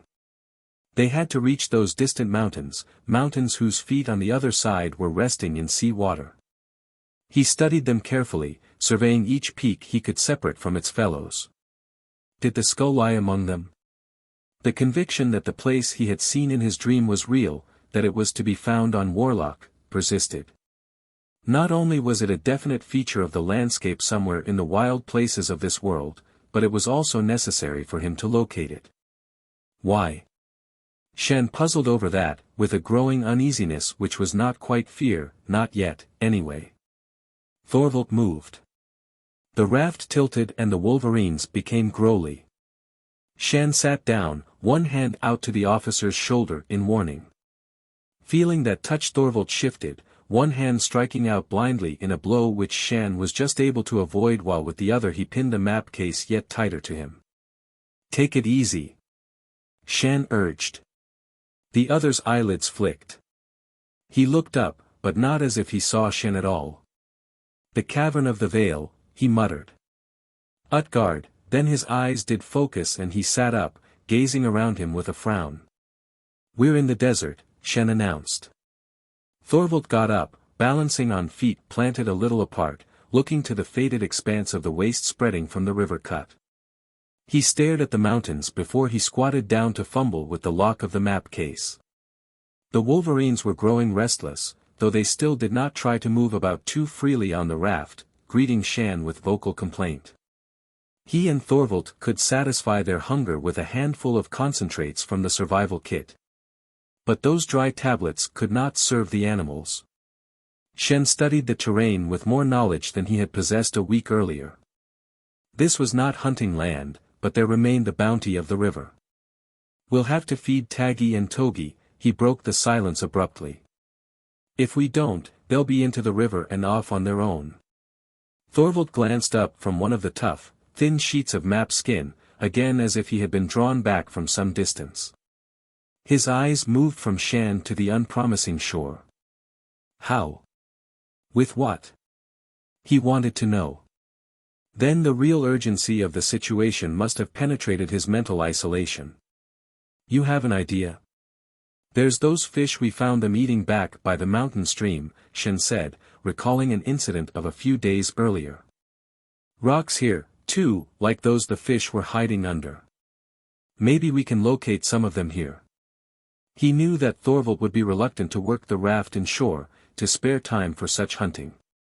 But there would be no arguing with hungry Wolverines, and he did not propose to lose the animals for the officer's whim. However, Thorvald did not protest. They pulled the raft out of the main pull of the current, sending it in toward the southern shore in the lee of a clump of light willows. Shann scrambled ashore, the Wolverines after him, sniffling along at his heels while he overturned likely-looking rocks to unroof some odd underwater dwellings. The fish with the rudimentary legs were present and not agile enough even in their native element to avoid well-clawed paws which scooped them neatly out of the river shallows. There was also a sleek furred creature with a broad flat head and paddle-equipped forepaws, rather like a miniature seal, which Taggi appropriated before Shann had a chance to examine it closely. In fact, the Wolverines wrought havoc along a half-mile section of bank before the Terran could coax them back to the raft. As they hunted, Shann got a better idea of the land about the river. It was sere, the vegetation dwindling except for some rough spikes of things pushing through the parched ground like flayed fingers. Their puffed redness in contrast to the usual amethystine coloring of Warlock's growing things.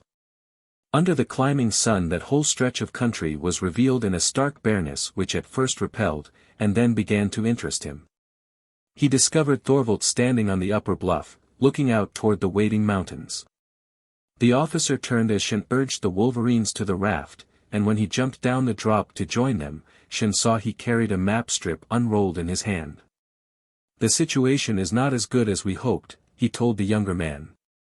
"We'll have to leave the river to cross the heights." "Why?" "There are rapids, ending in a falls." The officer squatted down, spreading out the strip and making stabs at it with a nervous fingertip. "Here we have to leave. This is all rough ground. But lying to the south there's a gap which may be a pass." This was made from an aerial survey. Shann knew enough to realize to what extent such a guide could go wrong. Main features of the landscape would be clear enough from aloft, but there might be unsurmountable difficulties at ground level which were not distinguishable from the air. Yet Thorvald had planned this journey as if he had already explored their escape route and that it was as open and easy as a stroll down Tyr's main transport way. Why was it so necessary that they try to reach the sea? However, since he had no objection to voice except a dislike for indefinite information, Shann did not question the other's calm assumption of command, not yet, anyway. As they embarked and worked back into the current, Shann studied his companion. Thorvald had freely listed the difficulties lying before them. Yet he did not seem in the least worried about their being able to win through to the sea, or if he was, his outer shell of unconcern remained uncracked. Before their first day together had ended, the younger Terran had learned that to Thorvald he was only another tool. To be used by the survey officer in some project which the other believed of primary importance. And his resentment of the valuation was under control so far. He valued Thorvald's knowledge, but the other's attitude chilled and rebuffed his need for something more than a half-partnership of work. Why had Thorvald come back to Warlock in the first place? And why had it been necessary for him to risk his life, perhaps more than his life if their theory was correct concerning the Throgs' wish to capture a Terran, to get that set of maps from the plundered camp? When he had first talked of that raid, his promised loot had been supplies to fill their daily needs. There had been no mention of maps. By all signs Thorvald was engaged on some mission. And what would happen if he, Shann, suddenly stopped being the other's obedient underling and demanded a few explanations here and now? Only Shann knew enough about men to also know that he would not get any information out of Thorvald that the latter was not ready to give, and that such a showdown, coming prematurely, would only end in his own discomfiture. He smiled wryly now, remembering his emotions when he had first seen Ragnar Thorvald months ago. As if the officer ever considered the likes, dislikes, or dreams, of one Shann Lantee. No, reality and dreams seldom approached each other. Dreams. On any of those shoreline maps, he asked suddenly, do they have marked a mountain shaped like a skull? Thorvald thrust with his pole. Skull, he repeated, a little absently, as he so often did in answer to Shann's questions unless they dealt with some currently important matter. A queer sort of skull, Shann said. Just as vividly as when he had first awakened, he could picture that skull mountain with the flying things about its eye sockets. And that, too, was odd. Dream impressions usually faded with the passing of waking hours. It has a protruding lower jaw and the waves wash that, red and purple rock. What? He had Thorvald's complete attention now. Where did you hear about it? That demand followed quickly. I didn't hear about it. I dreamed of it last night. I stood there right in front of it. There were birds, or things flying like birds, going in and out of the eye holes. What else? Thorvald leaned across his pole, his eyes alive, avid, as if he would pull the reply he wanted out of Shann by force. That was all I remember, the skull mountain. He did not add his other impression, that he was meant to find that skull, that he must find it. Nothing, Thorvald paused, and then spoke slowly, with a visible reluctance. Nothing else? No cavern with a green veil, a wide green veil, strung across it? Shann shook his head. Just the skull mountain. Thorvald looked as if he didn't quite believe that, but Shann's expression must have been convincing, for he laughed shortly. "Well, there goes one nice neat theory up in smoke," he commented. "No, your skull doesn't appear on any of our maps, and so probably my cavern does not exist either. They may both be smoke screens." "What?" But Shann never finished that query. A wind was rising in the desert to blow across the slit which held the river, carrying with it a fine shifting of sand which coasted down into the water as a grey haze, coating men, animals, and raft, and sighing as snow sighs when it falls. Only that did not drown out another cry, a thin cry, diluted by the miles of land stretching behind them, but yet carrying that long ululating howl they had heard in the Throg camp. Thorvald grinned mirthlessly. "The hound's on trail." He bent to the pole, using it to aid the pace of the current. Shann, chilled in spite of the sun's heat, followed his example, wondering if time had ceased to fight on their side. Chapter 6. The Hound. The sun was a harsh ball of heat baking the ground and then, in some odd manner, drawing back that same fieriness. In the coolness of the eastern mountains Shann would not have believed that Warlock could hold such heat. The men discarded their jackets early as they swung to dip the poles. But they dared not strip off the rest of their clothing lest their skin burn. And again gusts of wind now drove sand over the edge of the cut to blanket the water. Shann wiped his eyes, pausing in his eternal push-push, to look at the rocks which they were passing in threatening proximity. For the slash which held the river had narrowed. And the rock of its walls was naked of earth, save for sheltered pockets holding the drift of sand dust, while boulders of all sizes cut into the path of the flowing water. He had not been mistaken. They were going faster, faster even than their efforts with the poles would account for. With the narrowing of the bed of the stream, the current was taking on a new swiftness. Shann said as much and Thorvald nodded. "We're approaching the first of the rapids. Where we get off and walk around," Shann croaked wearily. The dust gritted between his teeth, irritated his eyes. "Do we stay beside the river?" "As long as we can," Thorvald replied somberly. "We have no way of transporting water." Yes, a man could live on very slim rations of food, continue to beat his way over a bad trail if he had the concentrate tablets they carried. But there was no going without water, and in this heat such an effort would finish them quickly. Always they both listened for another cry from behind, a cry to tell them just how near the Throg hunting party had come. No Throg flyers yet, Shann observed. He had expected one of those black plates to come cruising the moment the Hound had pointed the direction for their pursuers. Not in a storm such as this. Thorvald, without releasing his hold on the raft pole, pointed with his chin to the swirling haze cloaking the air above the cut walls. Here the river dug yet deeper into the beginning of a canyon. They could breathe better. The dust still sifted down but not as thickly as a half-hour earlier.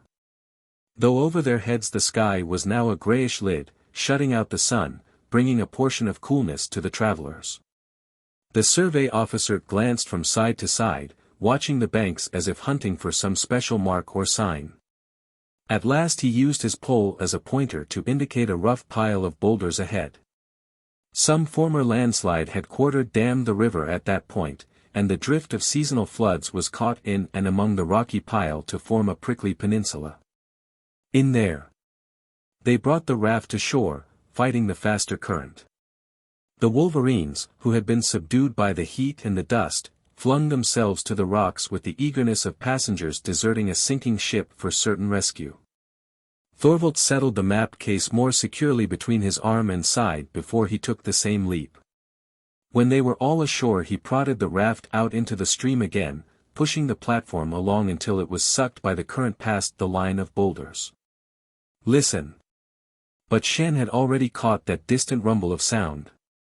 It was steady, beating like some giant drum. Certainly it did not herald a Throg ship in flight, and it came from ahead, not from their back trail. Rapids, perhaps even the falls, Thorvald interpreted that faint thunder. "Now, let's see what kind of a road we can find here." The tongue of boulders, spiked with driftwood, was firmly based against the wall of the cut. But it sloped up to within a few feet of the top of that gap, more than one landslide having contributed to its fashioning. The landing stage paralleled the river for perhaps some 50 feet. Beyond it water splashed a straight wall. They would have to climb and follow the stream along the top of the embankment, maybe being forced well away from the source of the water.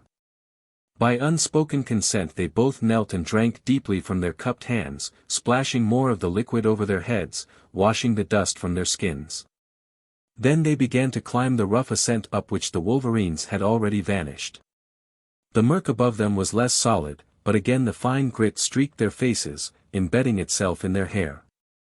Shann paused to scrape a film of mud from his lips and chin. Then he made the last pull, bracing his slight body against the push of the wind he met there. A palm struck hard between his shoulders, nearly sending him sprawling. He had only wits enough left to recognize that as an order to get on, and he staggered ahead until rock arched over him and the sand drift was shut off. His shoulder met solid stone, and having rubbed the sand from his eyes, Shann realized he was in a pocket in the cliff walls. Well overhead he caught a glimpse of natural amber sky through a slit, but here was a twilight which thickened into complete darkness. There was no sign of Wolverines.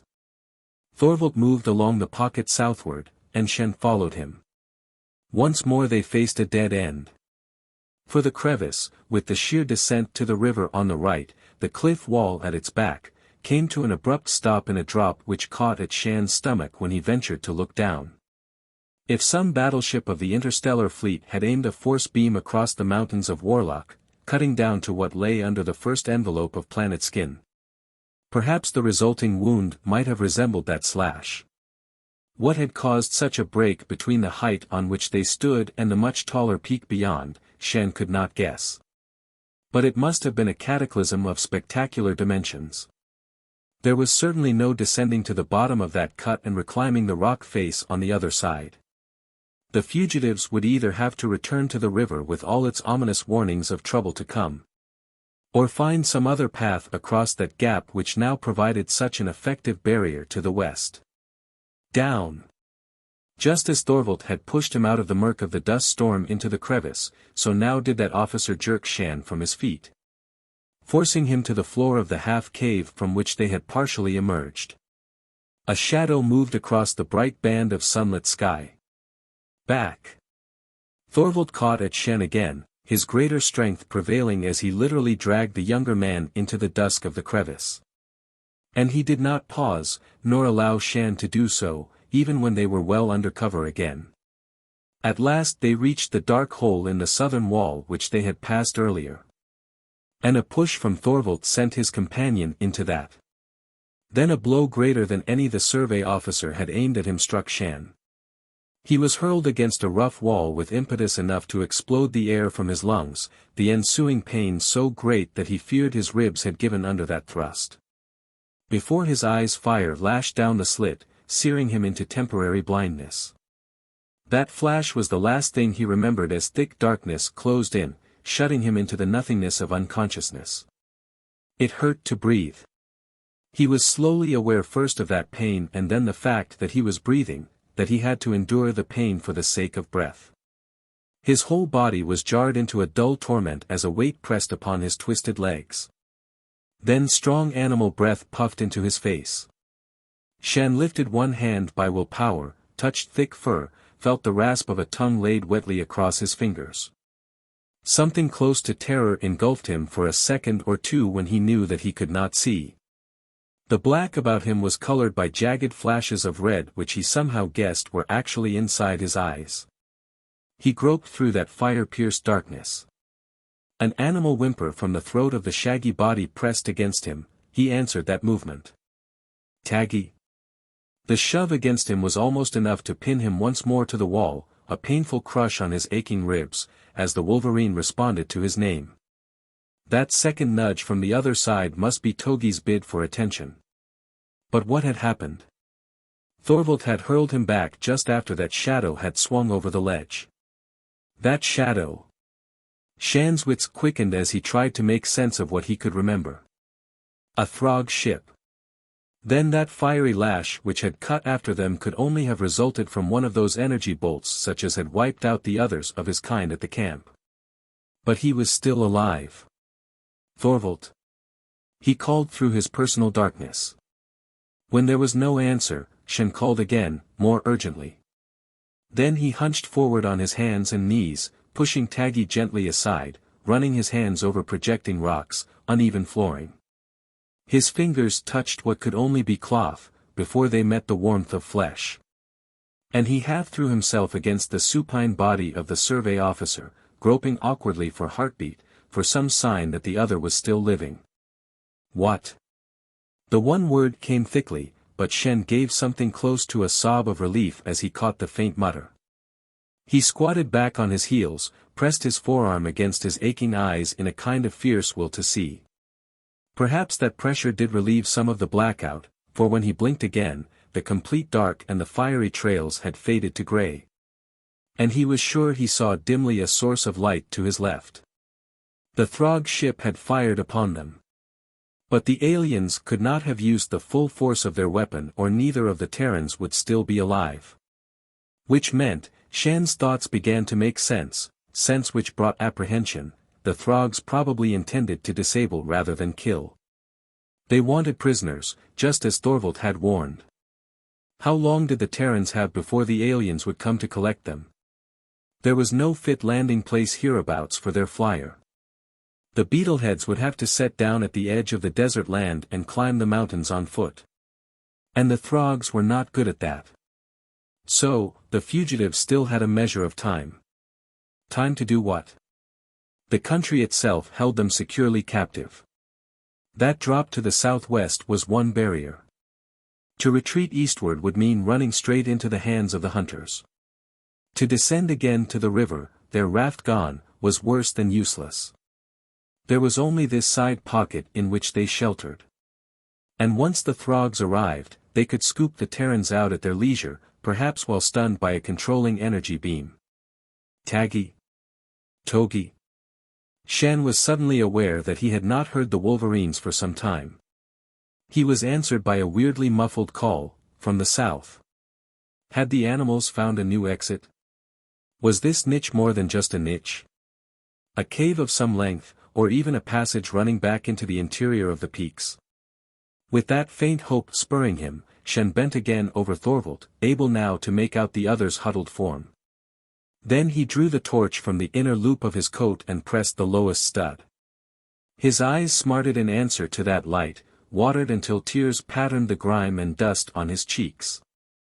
But he could make out what lay before them, a hole leading into the cliff face, the hole which might furnish the door to escape. The survey officer moved, levering himself up, his eyes screwed tightly shut. Lantee? Here. And there's a tunnel, right behind you. The Wolverines went that way. To his surprise there was a thin ghost of a smile on Thorvald's usually straight-lipped mouth. And we'd better be away before visitors arrive. So he, too, must have thought his way through the sequence of past action to the same conclusion concerning the Throg movements. Can you see, Lantee? The question was painfully casual, but a note in it, almost a reaching for reassurance. Cut for the first time through the wall which had stood between them from their chance meeting by the wrecked ship. Better now. I couldn't when I first came to, Shann answered quickly. Thorvald opened his eyes, but Shann guessed that he was as blind as he himself had been. He caught at the officer's nearer hand, drawing it to rest on his own belt. Grab hold. Shann was giving the orders now. By the look of that opening we had better try crawling. I've a torch on it low. Good enough. The other's fingers fumbled on the band about Shann's slim waist until they gripped tight at his back. He started on into the opening, drawing Thorvald by that hold with him.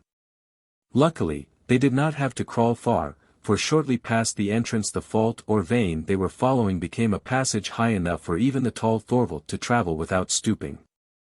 And then only a little later he released his hold on Shann, reporting he could now see well enough to manage on his own. The torch beam caught on a wall and awoke from there a glitter which hurt their eyes, a green-gold cluster of crystals. Several feet on, there was another flash of embedded crystals. Those might promise priceless wealth, but neither Terran paused to examine them more closely or touch their surfaces. From time to time Shann whistled. And always he was answered by the Wolverines, their calls coming from ahead.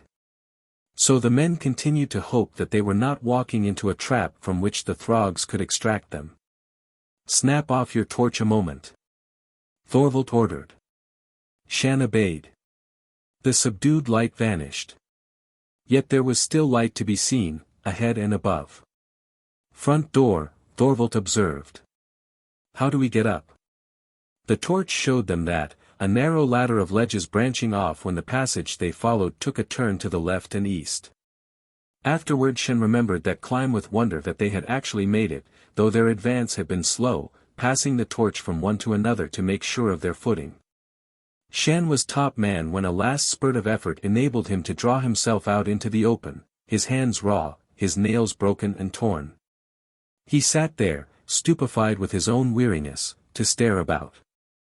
Thorvald called impatiently, and Shann reached for the torch to hold it for the officer. Then Thorvald crawled out. He, too, looked around in dull surprise. On either side, peaks cut high into the amber of the sky. But this bowl in which the men had found refuge was rich in growing things. Though the trees were stunted, the grass grew almost as high here as it did on the meadows of the lowlands. Quartering the pocket valley, galloped the Wolverines, expressing in that wild activity their delight in this freedom. "Good campsite." Thorvald shook his head. "We can't stay here." And, to underline that gloomy prophecy, there issued from that hole through which they had just come, muffled and broken, but still threatening, the howl of the Throg's Hound. The survey officer caught the torch from Shann's hold and knelt to flash it into the interior of the passage. As the beam slowly circled that opening, he held out his other arm, measuring the size of the aperture. "When that thing gets on a hot scent," he snapped off the beam, "the beetleheads won't be able to control it. There will be no reason for them to attempt to. Those hounds obey their first orders, kill, or capture. And I think this one operates on capture. So they'll loose it to run ahead of their party. And we move to knock it out." Shann relied now on the other's experience. Thorvald rose. "It would need a blaster on full power to finish off a hound. No, we can't kill it. But we can make it a doorkeeper to our advantage." He trotted down into the valley, Shann beside him without understanding in the least, but aware that Thorvald did have some plan. The officer bent, searched the ground, and began to pull from under the loose surface dirt one of those nets of tough vines which they had used for cords. He thrust a double handful of this hasty harvest into Shann's hold with a single curt order: "Twist these together and make as thick a rope as you can." Shann twisted, discovering to his pleased surprise that under pressure the vines exuded a sticky purple sap which not only coated his hands, but also acted as an adhesive for the vines themselves, so that his task was not nearly as formidable as it had first seemed. With his force axe Thorvald cut down two of the stunted trees and stripped them of branches, wedging the poles into the rocks about the entrance of the hole. They were working against time, but on Thorvald's part with practiced efficiency. Twice more that cry of the hunter arose from the depths behind them. As the westering sun, almost down now, shone into the valley hollow, Thorvald set up the frame of his trap. "We can't knock it out, any more than we can knock out a Throg. But a beam from a stunner ought to slow it up long enough for this to work." Taggi burst out of the grass, approaching the hole with purpose. And Togi was right at his heels. Both of them stared into that opening, drooling a little, the same eagerness in their pose as they had displayed when hunting. Shann remembered how that first howl of the Throg hound had drawn both animals to the edge of the occupied camp in spite of their marked distaste for its alien masters. "They're after it too." He told Thorvald what he had noted on the night of their sortie. "Maybe they can keep it occupied," the other commented. "But we don't want them to actually mix with it, that might be fatal." A clamor broke out in the interior passage. Taggi snarled, backing away a few steps before he uttered his own war cry. "Ready!" Thorvald jumped to the net slung from the poles. Shann raised his stunner. Togi underlined her mate's challenge with a series of snarls rising in volume. There was a tearing, scrambling sound from within. Then Shann fired at the jack-in-the-box appearance of a monstrous head, and Thorvald released the deadfall. The thing squalled. Ropes beat, growing taut. The Wolverines backed from jaws which snapped fruitlessly. To Shann's relief, the Terran animals appeared content to bait the now imprisoned, or collared, horror, without venturing to make any close attack.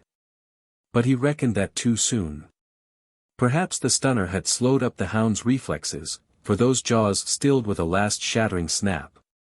The toad lizard mask, a head which was against all nature as the Terrans knew it, was quiet in the strangle leash of the rope, the rest of the body serving as a cork to fill the exit hole. Taggi had been waiting only for such a chance. He sprang, claws ready. And Togi went in after her mate to share the battle. Chapter 7. Unwelcome Guide. There was a small eruption of earth and stone as the Hound came alive, fighting to reach its tormentors. The resulting din was deafening. Shann, avoiding by a hand's breadth a snap of jaws with power to crush his leg into bone powder and mangled flesh, cuffed Togi across her nose and buried his hands in the fur about Taggi's throat as he heaved the male Wolverine back from the struggling monster. He shouted orders, and to his surprise Togi did obey, leaving him free to yank Taggi away. Perhaps neither Wolverine had expected the full fury of the Hound. Though he suffered a slash across the back of one hand, delivered by the overexcited Taggi, in the end Shann was able to get both animals away from the hole. Now corked so effectively by the slavering thing. Thorvald was actually laughing as he watched his younger companion in action. This ought to slow up the beetles. If they haul their little doggy back, it's apt to take out some of its rage on them, and I'd like to see them dig around it. Considering that the monstrous head was swinging from side to side in a collar of what seemed to be immovable rocks, Shann thought Thorvald right. He went down on his knees beside the Wolverines, soothing them with hand and voice, trying to get them to obey his orders willingly. Ha! Thorvald brought his mud-stained hands together with a clap, the sharp sound attracting the attention of both animals.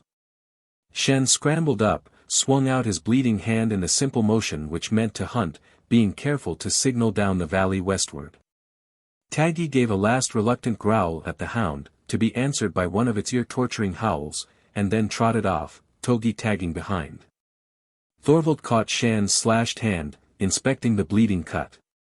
From the aid packet at his belt he brought out powder and a strip of protecting plastiflesh to cleanse and bind the wound. "You'll do," he commented. "But we'd better get out of here before full dark." The small paradise of the valley was no safe campsite. It could not be so long as that monstrosity on the hillside behind them roared and howled its rage to the darkening sky. Trailing the Wolverines, the men caught up with the animals drinking from a small spring and thankfully shared that water. Then they pushed on, not able to forget that somewhere in the peaks about must lurk the Throg flyer ready to attack on sight. Only darkness could not be held off by the will of men. Here in the open there was no chance to use the torch. As long as they were within the valley boundaries the phosphorescent bushes marked a path. But by the coming of complete darkness they were once more out in a region of bare rock. The Wolverines had killed a brace of skitterers, consuming hide and soft bones as well as the meager flesh which was not enough to satisfy their hunger. However, to Shann's relief, they did not wander too far ahead. And as the men stopped at last on a ledge where a fall of rock gave them some limited shelter both animals crowded in against the humans, adding the heat of their bodies to the slight comfort of that cramped resting place. From time to time Shann was startled out of a troubled half-sleep by the howl of the Hound. Luckily that sound never seemed any louder. If the Throgs had caught up with their hunter, and certainly they must have done so by now, they either could not, or would not free it from the trap. Shann dozed again, untroubled by any dreams, to awake hearing the shrieks of clack-clacks. But when he studied the sky he was able to sight none of the cliff-dwelling Warlockian bats. "More likely they are paying attention to our friend back in the valley," Thorvald said dryly, rightly reading Shann's glance to the clouds overhead. Ought to keep them busy. Clack-clacks were meat-eaters, only they preferred their chosen prey weak and easy to attack. The imprisoned hound would certainly attract their kind. And those shrill cries now belling through the mountain heights ought to draw everyone of their species within miles. There it is. Thorvald, pulling himself to his feet by a rock handhold, gazed westward, his gaunt face eager. Shann, expecting no less than a cruising Throg ship, searched for cover on their perch. Perhaps if they flattened themselves behind the fall of stones, they might be able to escape attention. Yet Thorvald made no move into hiding. And so Shann followed the line of the other's fixed stare. Before and below them lay a maze of heights and valleys, sharp drops, and saw-toothed rises. But on the far rim of that section of Badlands shone the green of a Warlockian sea rippling on to the only dimly seen horizon. They were now within sight of their goal. Had they had one of the exploration skyflitters from the overrun camp, they could have walked its beach sands within the hour. Instead, they fought their way through a devil-designed country for the next 2 days. Twice they had narrow escapes from the Throg ship, or ships, which continued to sweep across the rugged line of the coast, and only a quick dive to cover. Wasting precious time cowering like trapped animals, saved them from discovery. But at least the hound did not bay again on the tangled trail they left, and they hoped that the trap and the clack-clacks had put that monster permanently out of service. On the 3rd day they came down to one of those fjords which tongued inland, fringing the coast. There had been no lack of hunting in the narrow valleys through which they had threaded, so both men and Wolverines were well fed. Though animal fur wore better than the now tattered uniforms of the men. Now where? Shann asked. Would he now learn the purpose driving Thorvald onto this coastland? Certainly such broken country afforded good hiding, but no better concealment than the mountains of the interior. The survey officer turned slowly around on the shingle, studying the heights behind them as well as the angle of the inlet where the wavelets lapped almost at their battered boot tips. Opening his treasured map case, he began a patient checking of landmarks against several of the strips he carried. We'll have to get on down to the true coast. Shann leaned against the trunk of a conical branched mountain tree, pulling absently at the shreds of wine-colored bark being shed in seasonal change. The chill they had known in the upper valleys was succeeded here by a humid warmth. Spring was becoming a summer such as this northern continent knew. Even the fresh wind, blowing in from the outer sea, had already lost some of the bite they had felt 2 days before when its salt-laden mistiness had first struck them. Then what do we do there? Shann persisted. Thorvald brought over the map, his black-rimmed nail tracing a route down one of the fjords, slanting out to indicate a lace of islands extending in a beaded line across the sea. We head for these. To Shann that made no sense at all. Those islands, why, they would offer less chance of establishing a safe base than the broken land in which they now stood. Even the survey scouts had given those spots of sea-encircled earth the most cursory examination from the air. Why? He asked bluntly. So far he had followed orders because they had for the most part made sense.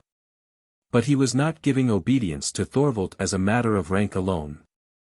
Because there is something out there, something which may make all the difference now.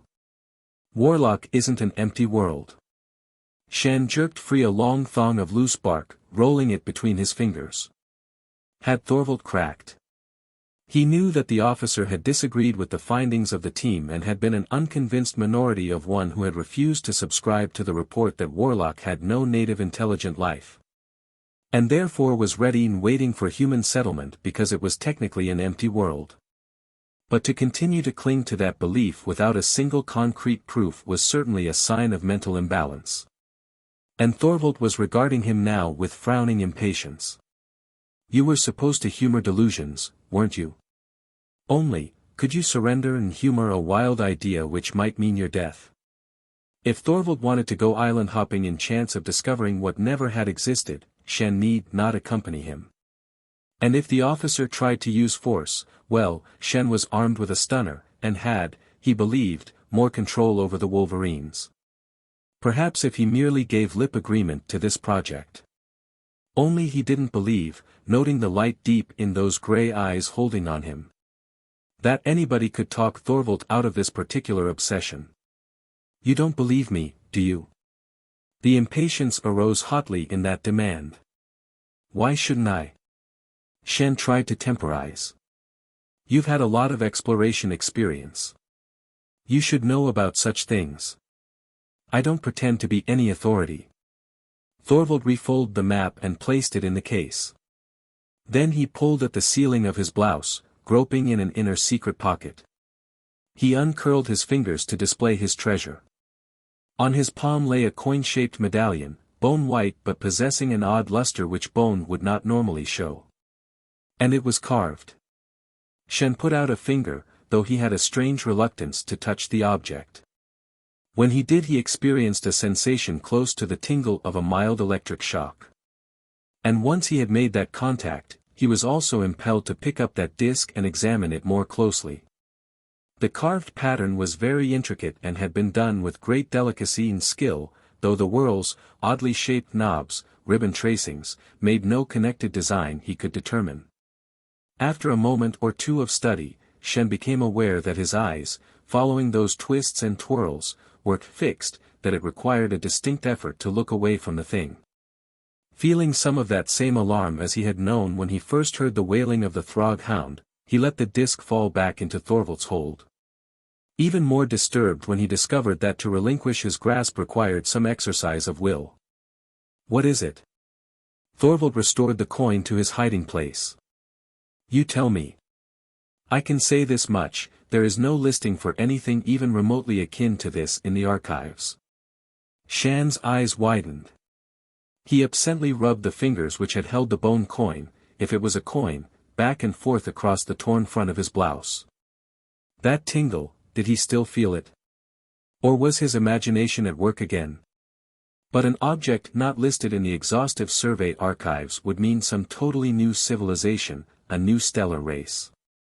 It is definitely a created article, the survey officer continued. And it was found on the beach of one of those sea islands. Throg? But Shann already knew the answer to that. Throg work, this? Thorvald was openly scornful. Throgs have no conception of such art. You must have seen their metal plates, those are the beetlehead's idea of beauty. Have those the slightest resemblance to this? Then who made it? Either Warlock has, or once had, a native race advanced enough in a well-established form of civilization to develop such a sophisticated type of art. Or there have been other visitors from space here before us and the Throgs. And the latter possibility I don't believe. Why? Because this was carved of bone or an allied substance. We haven't been quite able to identify it in the labs, but it is basically organic material. It was found exposed to the weather and yet it is in perfect condition, could have been carved any time within the past 5 years. It has been handled, yes, but not roughly. And we have come across evidences of no other star-cruising races or species save ourselves and the Throgs. No, I say this was made here on Warlock, not too long ago, and by intelligent beings of a very high grade of civilization. But they would have cities, protested Shann. We've been here for months, explored all over this continent. We would have seen them or some traces of them. An old race, maybe, Thorvald mused, a very old race, perhaps in decline, reduced to a remnant in numbers with good reason to retire into hiding. No, we've discovered no cities, no evidence of a native culture past or present. But this, he touched the front of his blouse, was found on the shore of an island. We may have been looking in the wrong place for our natives. The sea, Shann glanced with new interest at the green water surging in wavelets along the edge of the fjord. Just so, the sea. But scouts have been here for more than a year, one team or another. And nobody saw anything or found any traces. All 4 of our base camps were set inland, our explorations along the coast were mainly carried out by flitter, except for one party, the one which found this. And there may be excellent local reasons why any native never showed himself to us. For that matter, they may not be able to exist on land at all, any more than we could live without artificial aids in the sea. Now we must make a real attempt to find them if they do exist anywhere near here. A friendly native race could make all the difference in the world in any struggle with the Throgs. Then you did have more than the dreams to back you when you argued with Feniston. Shann cut in. Thorvald's eyes were on him again. When did you hear that, Lantee? To his great embarrassment, Shann found himself flushing. I heard you, the day you left for headquarters, he admitted, and then added in his own defense, probably half the camp did, too. Thorvald's gathering frown flickered away. He gave a snort of laughter. Yes, I guess we did rather get to the bellowing point that morning. The dreams, he came back to the subject, yes, the dreams are important. We had their warning from the start. Laurie was the first in Scout who charted Warlock, and he is a good man. I guess I can break secret now to tell you that his ship was equipped with a new experimental device which recorded, well, you might call it an emanation, a radiation so faint its source could not be traced. And it registered whenever Laurie had one of those dreams. Unfortunately, the machine was very new, very much in the untested stage, and its performance when checked later in the lab was erratic enough so the powers that be questioned all its readings. They produced a half-dozen answers to account for that tape, and Laurie only caught the recording as long as he was on a big bay to the south. Then when 2 check flights came in later, carrying perfected machines and getting no recordings, it was all written off as a mistake in the first experiment. A planet such as Warlock is too big a find to throw away when there was no proof of occupancy. And the settlement boys rushed matters right along. Shann recalled his own vivid dream of the skullrock set in the lap of water, this sea. And another small point fell into place to furnish the beginning of a pattern. I was asleep on the raft when I dreamed about that skull mountain, he said slowly, wondering if he were making sense. Thorvald's head came up with the alert stance of Taggi on a strong game scent. Yes, on the raft you dreamed of a skullrock. And I of a cavern with a green veil. Both of us were on water, water which had an eventual connection with the sea. Could water be a conductor? I wonder. Once again his hand went into his blouse.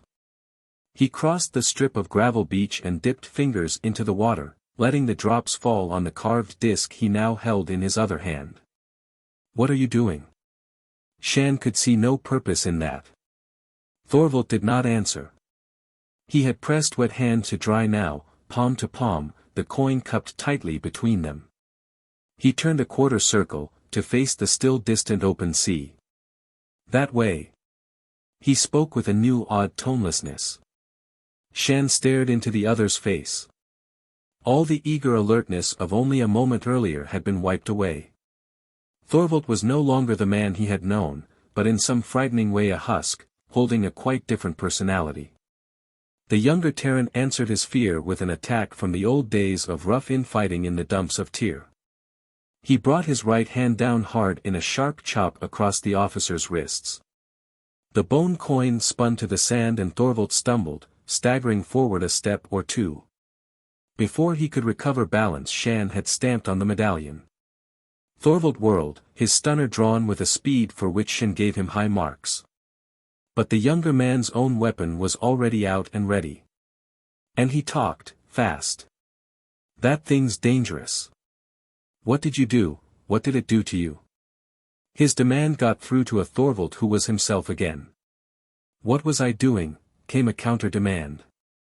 You were acting like a mind-controlled. Thorvald stared at him incredulously, then with a growing spark of interest. The minute you dripped water on that thing you changed, Shann continued. Thorvald reholstered his stunner. Yes, he mused, why did I want to drip water on it? Something prompted me. He ran his still damp hand up the angle of his jaw, across his forehead as if to relieve some pain there. What else did I do? Faced to the sea and said, that way, Shann replied promptly. And why did you move in to stop me? Shann shrugged. When I first touched that thing I felt a shock. And I've seen mind controlled, he could have bitten his tongue for betraying that. The world of the mind-controlled was very far from the life Thorvald and his kind knew. Very interesting, commented the other. For one of so few years you seem to have seen a lot, Lantee, and apparently remembered most of it. But I would agree that you are right about this little plaything, it carries a danger with it, being far less innocent than it looks. He tore off one of the fluttering scraps of rag which now made up his sleeve. If you'll just remove your foot, we'll put it out of business for now. He proceeded to wrap the disc well in his bit of cloth, taking care not to touch it again with his bare fingers while he stowed it away. I don't know what we have in this, a key to unlock a door, a trap to catch the unwary. I can't guess how or why it works. But we can be reasonably sure it's not just some carefree maiden's locket, nor the equivalent of a credit to spend in the nearest bar. So it pointed me to the sea, did it? Well, that much I am willing to allow. Maybe we'll be able to return it to the owner, after we learn who, or what, that owner is. Shann gazed down at the green water, opaque, not to be pierced to the depths by human sight. Anything might lurk there. Suddenly the Throgs became normal when balanced against an unknown living in the murky depths of an aquatic world. Another attack on the Throg-held camp could be well preferred to such exploration as Thorvald had in mind. Yet Shann did not voice any protest as the survey officer faced again in the same direction as the disc had pointed him moments before. Chapter 8. Utgard. A wind from the west sprang up an hour before sunset, lashing waves inland until their spray was a salt mist in the air, a mist to sodden clothing, plaster hair to the skull, leaving a brine slime across the skin. Yet Thorvald hunted no shelter, in spite of the promise in the rough shoreline at their backs. The sand in which their boots slipped and slid was coarse stuff, hardly finer than gravel. Studded with nests of drift, bone-white or grayed or pale lavender, smoothed and stored by the seasons of low tides and high, seasonal storms and hurricanes. A wild shore and a forbidding one, to arouse Shann's distrust, perhaps a fitting goal for that disc's guiding. Shann had tasted loneliness in the mountains, experienced the strange world of the river at night lighted by the wan radiance of glowing shrubs and plants, forced the starkness of the heights. Yet there had been through all that journeying a general resemblance to his own past on other worlds. A tree was a tree, whether it bore purple foliage or was red-veined. A rock was a rock, a river a river. They were equally hard and wet on Warlock or Tyr. But now a veil he could not describe, even in his own thoughts, hung between him and the sand over which he walked, between him and the sea which sent spray to wet his torn clothing. Between him and that wild rack of long-ago storms. He could put out his hand and touch sand, drift, spray.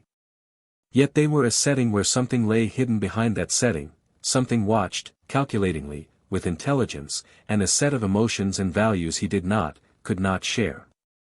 Storm coming. Thorvald paused in the buffeting of wind and spray, watching the fury of the tossing sea. The sun was still a pale smear just above the horizon. And it gave light enough to make out that trickle of islands melting out to obscurity. Utgard. Utgard? Shann repeated, the strange word holding no meaning for him. Legend of my people. Thorvald smeared spray from his face with one hand.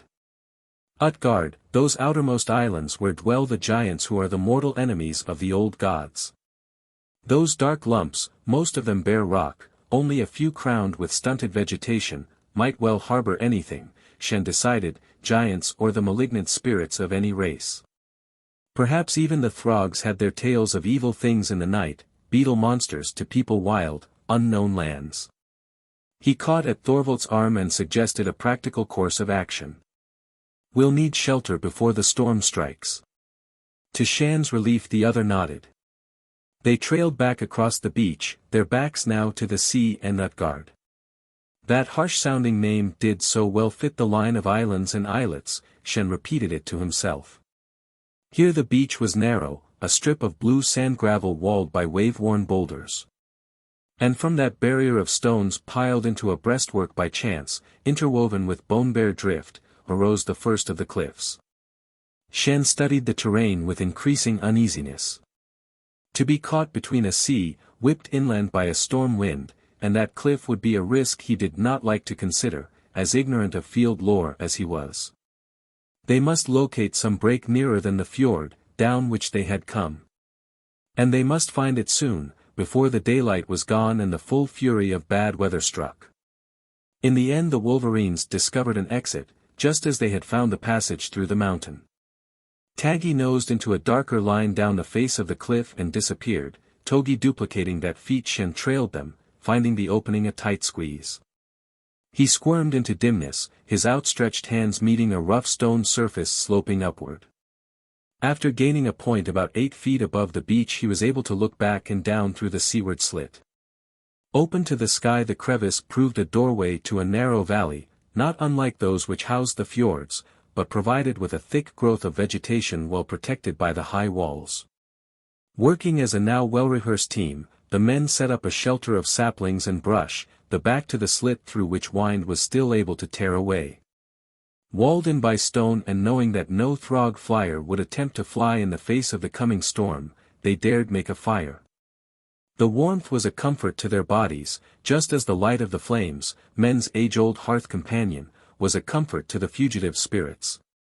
Those dancing spears of red, for Shann at least, burned away that veil of otherworldliness which had enwrapped the beach, providing in the night an illusion of the home he had never really known. But the wind and the weather did not keep truce very long. A wailing blast around the upper peaks produced a caterwauling to equal the voices of half a dozen Throg hounds. And in their poor shelter the Terrans not only heard the thunderous boom of surf, but felt the vibration of that beat pounding through the very ground on which they lay. The sea must have long since covered the beach over which they had come and was now trying its strength against the rock of the cliff barrier. They could not talk to each other over that din, although shoulder touched shoulder. The last flush of amber vanished from the sky with the speed of a dropped curtain. Tonight no period of twilight divided night from day, but their portion of Warlock was plunged abruptly into darkness. The Wolverines crowded into their small haven, whining deep in their throats. Shann ran his hands along their furred bodies, trying to give them a reassurance he himself did not feel. Never before when on stable land had he been so aware of the unleashed terrors nature could exert, the forces against which all mankind's controls were as nothing. Time could no longer be measured by any set of minutes or hours.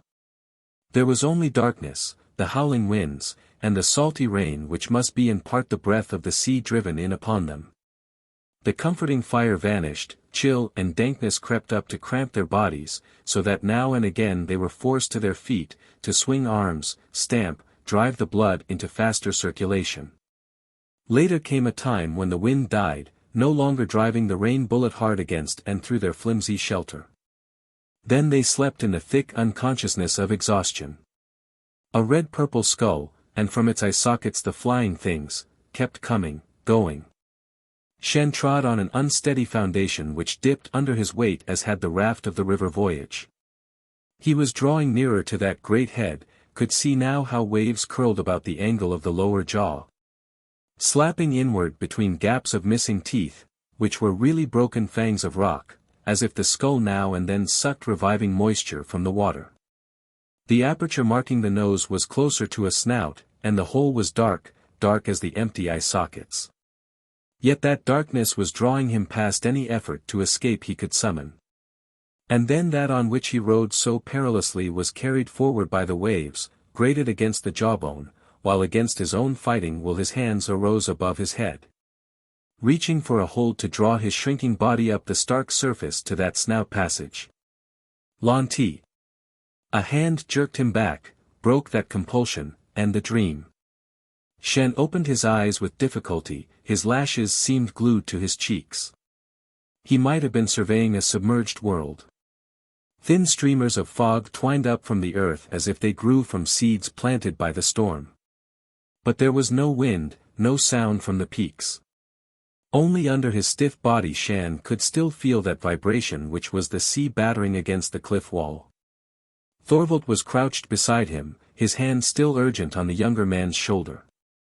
The officer's face was drawn so finely that his features, sharp under the tan skin, were akin to the skull Shann still half saw among the ascending pillars of fog. Storm's over. Shann shivered as he sat up, hugging his arms to his chest, his tattered uniform soggy under that pressure. He felt as if he would never be warm again. When he moved sluggishly to the pit where they had kindled their handful of fire the night before, he realized that the Wolverines were missing. Taggi. His voice sounded rusty in his own ears, as if some of the moisture thick in the air about them had affected his vocal cords. Hunting.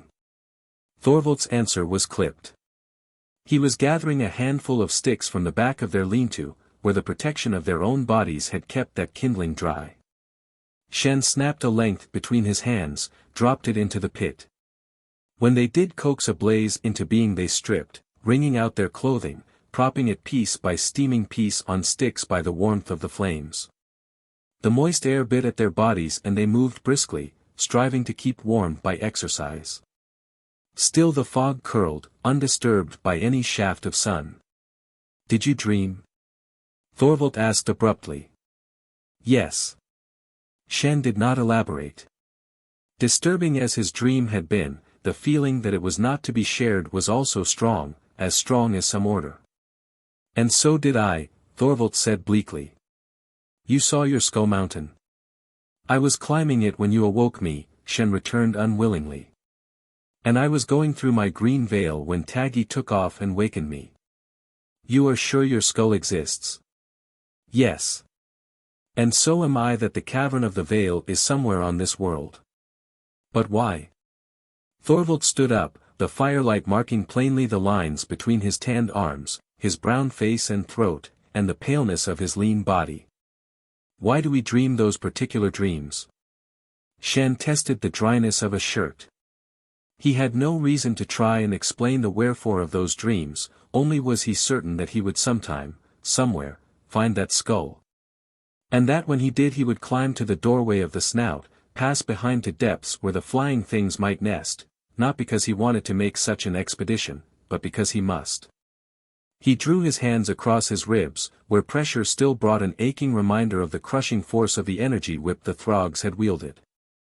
There was no extra flesh on his body, yet muscles slid easily under the skin, a darker skin than Thorvald's, deepening to a warm brown where it had been weathered. His hair, unclipped now for a month, was beginning to curl about his head in tight dark rings.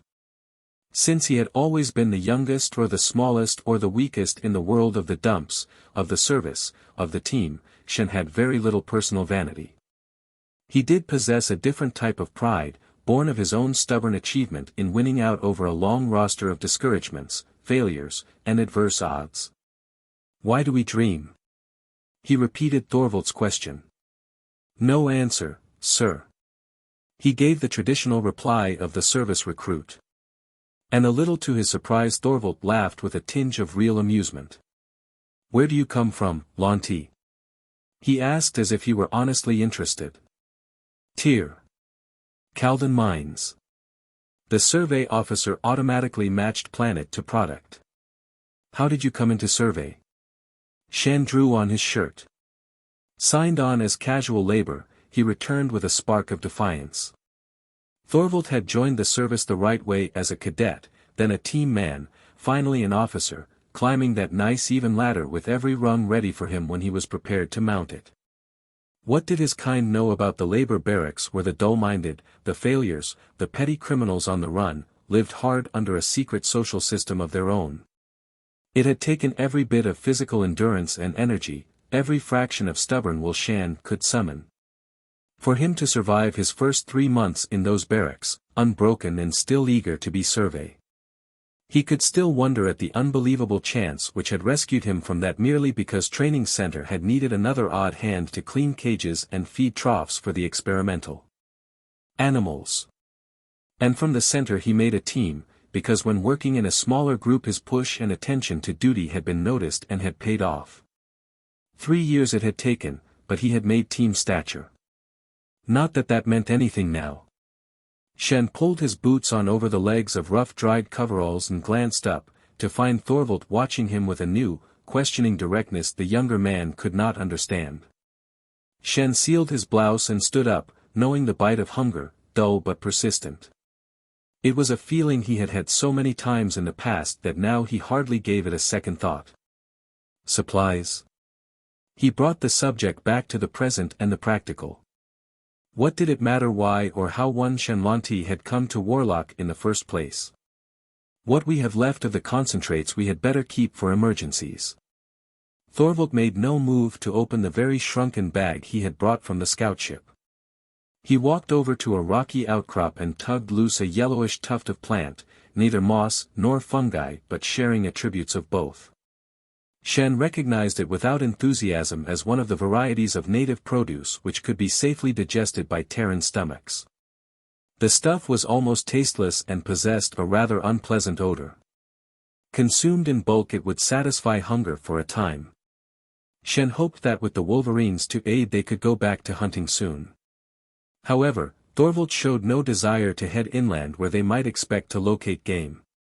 He disagreed with Shann's suggestion for tracking Taggi and Togi when those two emerged from the underbrush obviously well fed and contented after their early morning activity.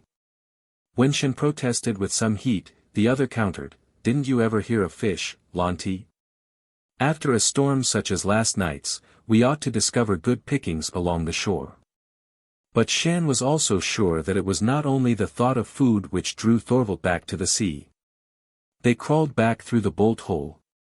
The beach of gravel sand had vanished save for a narrow ribbon of land just at the foot of the cliffs, where the water curled in white lace about the barrier of boulders.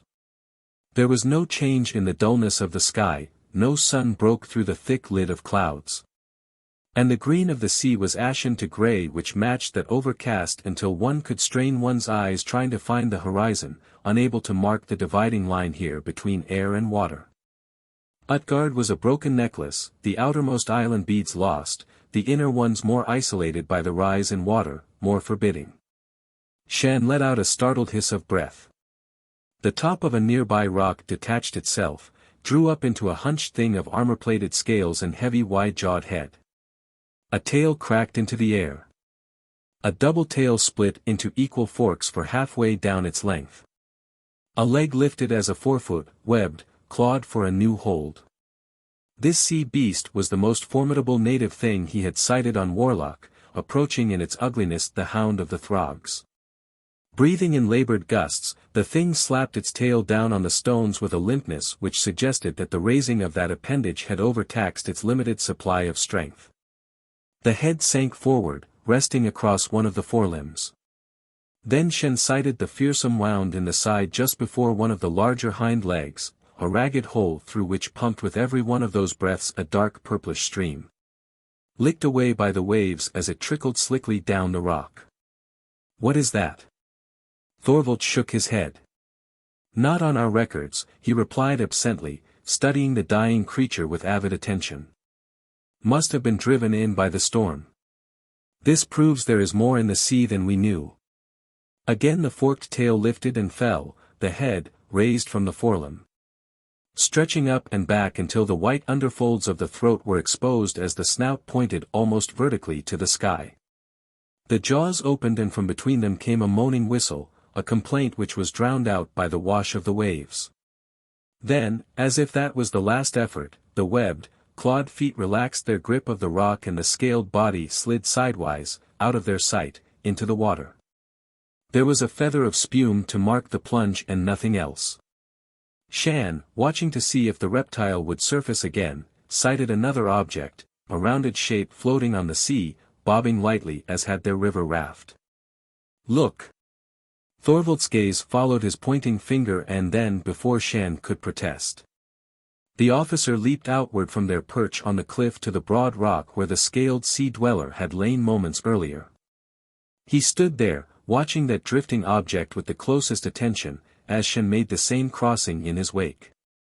The drifting thing was oval, perhaps some 6 feet long and 3 wide, the mid-point rising in a curve from the water's edge.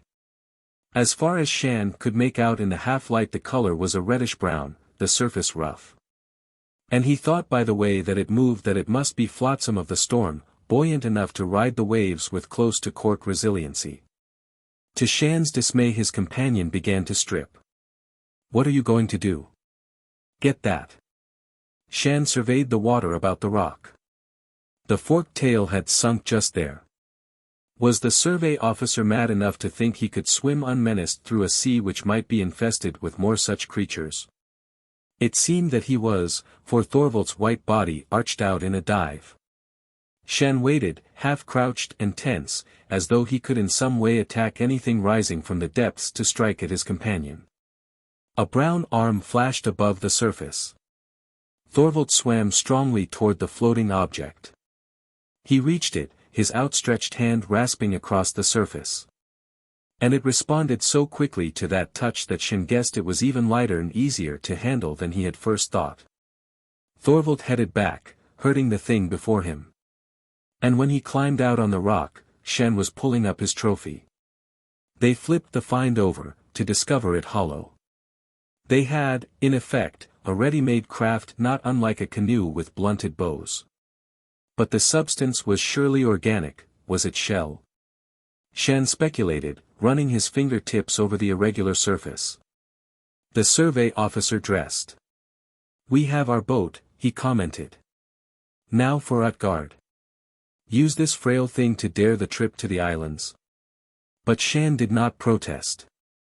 If the officer determined to try such a voyage, he would do it. And neither did the younger man doubt that he would accompany Thorvald. Chapter 9. One alone.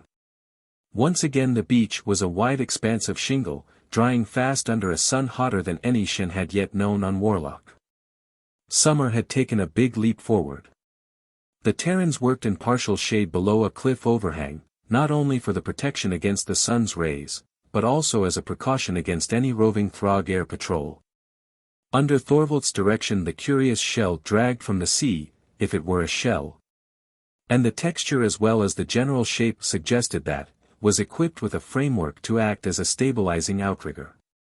What resulted was certainly an odd-looking craft, but one which obeyed the paddles and rode the waves easily. In the full sunlight the outline of islands was clear-cut, red and grey rock above an aquamarine sea. The Terrans had sighted no more of the sea monsters, and the major evidence of native life along the shore was a new species of clack-clacks, roosting in cliff holes and scavenging along the sands. And various queer fish and shelled things stranded in small tide pools, to the delight of the Wolverines, who fished eagerly up and down the beach, ready to investigate all debris of the storm. That should serve. Thorvald tightened the last lashing, straightening up, his fists resting on his hips, to regard the craft with a measure of pride. Shann was not quite so content. He had matched the survey officer in industry, but the need for haste still eluded him. So the ship, such as it was ready. Now they would be off to explore Thorvald's Utgard. But a small and nagging doubt inside the younger man restrained his enthusiasm over such a voyage. Forktail had come out of the section of ocean which they must navigate in this very crude transport. And Shann had no desire to meet an uninjured and alert Forktail in the latter's own territory. "Which island do we head for?" Shann kept private his personal doubts of their success. The outmost tip of that chain was only a distant smudge lying low on the water. The largest, that one with trees. Shann whistled. Since the night of the storm the Wolverines were again more amenable to the very light discipline he tried to keep. Perhaps the fury of that elemental burst had tightened the bond between men and animals, both alien to this world. Now Taggi and his mate padded toward him in answer to his summons. But would the Wolverines trust the boat? Shann dared not risk their swimming, nor would he agree to leaving them behind. Thorvald had already stored their few provisions on board. And now Shann steadied the craft against a rock which served them as a wharf, while he coaxed Taggi gently. Though the Wolverine protested, he at last scrambled in, to hunch at the bottom of the shell, the picture of apprehension. Togi took longer to make up her mind. And at length Shann picked her up bodily, soothing her with quiet speech and stroking hands, to put her beside her mate. The shell settled under the weight of the passengers, but Thorvald's foresight concerning the use of the outrigger proved right, for the craft was seaworthy. It answered readily to the dip of their paddles as they headed in a curve, keeping the first of the islands between them and the open sea for a breakwater. From the air, Thorvald's course would have been a crooked one, for he wove back and forth between the scattered islands of the chain, using their lee calm for the protection of the canoe. About 2/3 of the group were barren rock, inhabited only by clack-clacks and creatures closer to true Terran birds in that they wore a body plumage which resembled feathers, though their heads were naked and leathery. And, Shann noted, the clack-clacks and the birds did not roost on the same islands, each choosing their own particular home while the other species did not invade that territory. The first large-sized island they approached was crowned by trees, but it had no beach, no approach from sea level. Perhaps it might be possible to climb to the top of the cliff walls. But Thorvald did not suggest that they try it, heading on toward the next large outcrop of land and rock. Here white lace patterned in a ring well out from the shore to mark a circle of reefs. They nosed their way patiently around the outer circumference of that threatening barrier, hunting the entrance to the lagoon. Within, there were at least 2 beaches with climbable ascents to the upper reaches inland.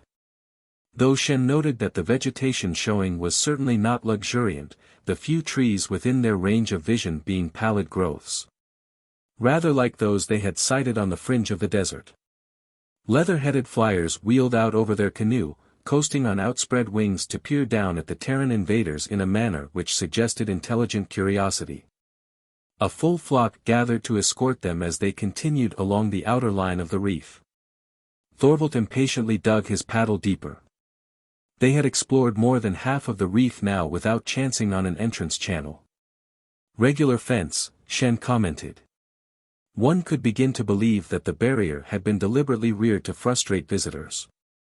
Hot sunshine, reflected back from the surface of the waves, burned their exposed skin, so they dared not discard their ragged clothing. And the Wolverines were growing increasingly restless. Shann did not know how much longer the animals would consent to their position as passengers without raising active protest. "How about trying the next one?" he asked, knowing at the same time his companion was not in any mood to accept such a suggestion with goodwill. The officer made no reply, but continued to use his steer paddle in a fashion which spelled out his stubborn determination to find a passage. This was a personal thing now, between Ragnar Thorvald of the Terran survey in a wall of rock, and the man's will was as strongly rooted as those water-washed stones. On the southwestern tip of the reef they discovered a possible opening.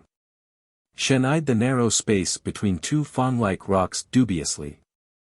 To him that width of water lane seemed dangerously limited, the sudden slam of a wave could dash them against either of those pillars, with disastrous results, before they could move to save themselves. But Thorvald pointed their blunt bow toward the passage with seeming confidence, and Shann knew that as far as the officer was concerned, this was their door to the lagoon. Thorvald might be stubborn, but he was not a fool. And his training and skill in such maneuvers was proved when the canoe rode in a rising swell in and by those rocks to gain the safety, in seconds, of the calm lagoon. Shann sighed with relief, but ventured no comment. Now they must paddle back along the inner side of the reef to locate the beaches. For fronting them on this side of the well-protected island were cliffs as formidable as those which guarded the first of the chain at which they had aimed. Shann glanced now and then over the side of the boat, hoping in these shallows to sight the sea bed or some of the inhabitants of these waters. But there was no piercing that green murk. Here and there nodules of rock projected inches or feet above the surface, awash in the wavelets, to be avoided by the voyagers. Shann's shoulders ached and burned, his muscles were unaccustomed to the steady swing of the paddles, and the fire of the sun stabbed easily through only 2 layers of ragged cloth to his skin. He ran a dry tongue over drier lips and gazed eagerly ahead in search of the first of the beaches. What was so important about this island that Thorvald had to make a landing here? The officer's stories of a native race which they might turn against the Throgs to their own advantage was thin, very thin indeed. Especially now, as Shann weighed an unsupported theory against that ache in his shoulders, the possibility of being marooned on the inhospitable shore ahead. Against the 50 probable dangers he could total up with very little expenditure of effort. A small nagging doubt of Thorvald's obsession began to grow in his mind. How could Shann even be sure that that carved disc and Thorvald's hocus-pocus with it had been on the level? On the other hand, what motive would the officer have for trying such an act just to impress Shann? The beach at last. As they headed the canoe in that direction, the Wolverines nearly brought disaster on them. The animals' restlessness became acute as they sighted and scented the shore and knew that they were close. Taggi reared, plunged over the side of the craft, and Shann had just time to fling his weight in the opposite direction as a counterbalance when Togi followed. They splashed shoreward while Thorvald swore fluently and Shann grabbed to save the precious supply bag. In a shower of gravel the animals made land and humped well up on the strand before pausing to shake themselves and splatter far and wide the burden of moisture transported by their shaggy fur. Ashore, the canoe became a clumsy burden and, light as the craft was, both of the men sweated to get it up on the beach without snagging the outrigger against stones and brush. With the thought of a Throg patrol in mind they worked swiftly to cover it. Taggi raised an egg-patterned snout from a hollow and licked at the stippling of greenish yolk matting his fur. The Wolverines had wasted no time in sampling the contents of a wealth of nesting places beginning just above the high-water mark, cupping 2 to 4 tough-shelled eggs in each. Treading a path among those clutches, the Terrans climbed a red-earthed slope toward the interior of the island. They found water, not the clear running of a mountain spring, but a stalish pool in a stone-walled depression on the crest of a rise, filled by the bounty of the rain. The warm liquid was brackish, but satisfied in part their thirst, and they drank eagerly. The outer cliff wall of the island was just that, a wall, for there was an inner slope to match the outer. And at the bottom of it a showing of purple-green foliage where plants and stunted trees fought for living space. But there was nothing else, though they quartered that growing section with the care of men trying to locate an enemy outpost. That night they camped in the hollow, roasted eggs in a fire, and ate the fishy-tasting contents because it was food, not because they relished what they swallowed. Tonight no cloud bank hung overhead. A man, gazing up, could see the stars. The stars and other things. For over the distant shore of the mainland they sighted the cruising lights of a Throg ship and waited tensely for that circle of small sparkling points to swing out toward their own hiding hole. They haven't given up, Shann stated what was obvious to them both. The settler transport, Thorvald reminded him. If they do not take a prisoner to talk her in and allay suspicion, then, he snapped his fingers, the patrol will be on their tails, but quick. So just by keeping out of Throg range, they were, in a way, still fighting. Shann settled back, his tender shoulders resting against a tree hole. He tried to count the number of days and nights lying behind him now since that early morning when he had watched the Terran camp die under the aliens' weapons. But one day faded into another so that he could remember only action parts clearly, the attack on the grounded scoutship, the sortie they had made in turn on the occupied camp. The dust storm on the river, the escape from the Throg ship in the mountain crevice, and their meeting with the Hound. Then that storm which had driven them to seek cover after their curious experience with the disc. And now this day when they had safely reached the island. Why this island, he asked suddenly. That carved piece was found here on the edge of this valley, Thorvald returned matter-of-factly. But today we found nothing at all. Yet this island supplies us with a starting point. A starting point for what? A detailed search of all the islands, great and small, in the chain. And how did they dare continue to paddle openly from one to the next with the Throgs sweeping the skies? They would have provided an excellent target today as they combed that reef for an hour or more. Wearily, Shann spread out his hands in the very faint light of their tiny fire. Poked with a fingertip at smarting points which would have been blisters had those hands not known a toughening process in the past. More paddling tomorrow. But that was tomorrow, and at least they need not worry tonight about any Throg attack once they had doused the fire, an action which was now being methodically attended to by Thorvald. Shann pushed down on the bed of leaves he had heaped together. The night was quiet. He could hear only the murmur of the sea, a lulling croon of sound to make one sleep deep, perhaps dreamlessly. Sun struck down, making a dazzle about him. Shann turned over drowsily in that welcome heat, stretching a little as might a cat at ease. Then he really awoke under the press of memory, and the need for alertness rode him once more. Beaten down grass, the burnt-out embers of last night's fire were beside him. But of Thorvald and the Wolverines there were no signs. Not only did he now lie alone, but he was possessed by the feeling that he had not been deserted only momentarily, that Taggi, Togi and the survey officer were indeed gone. Shann sat up, got to his feet, breathing faster, a prickle of uneasiness spreading in him, bringing him to that inner slope. Up it to the crest from which he could see that beach where last night they had concealed the canoe.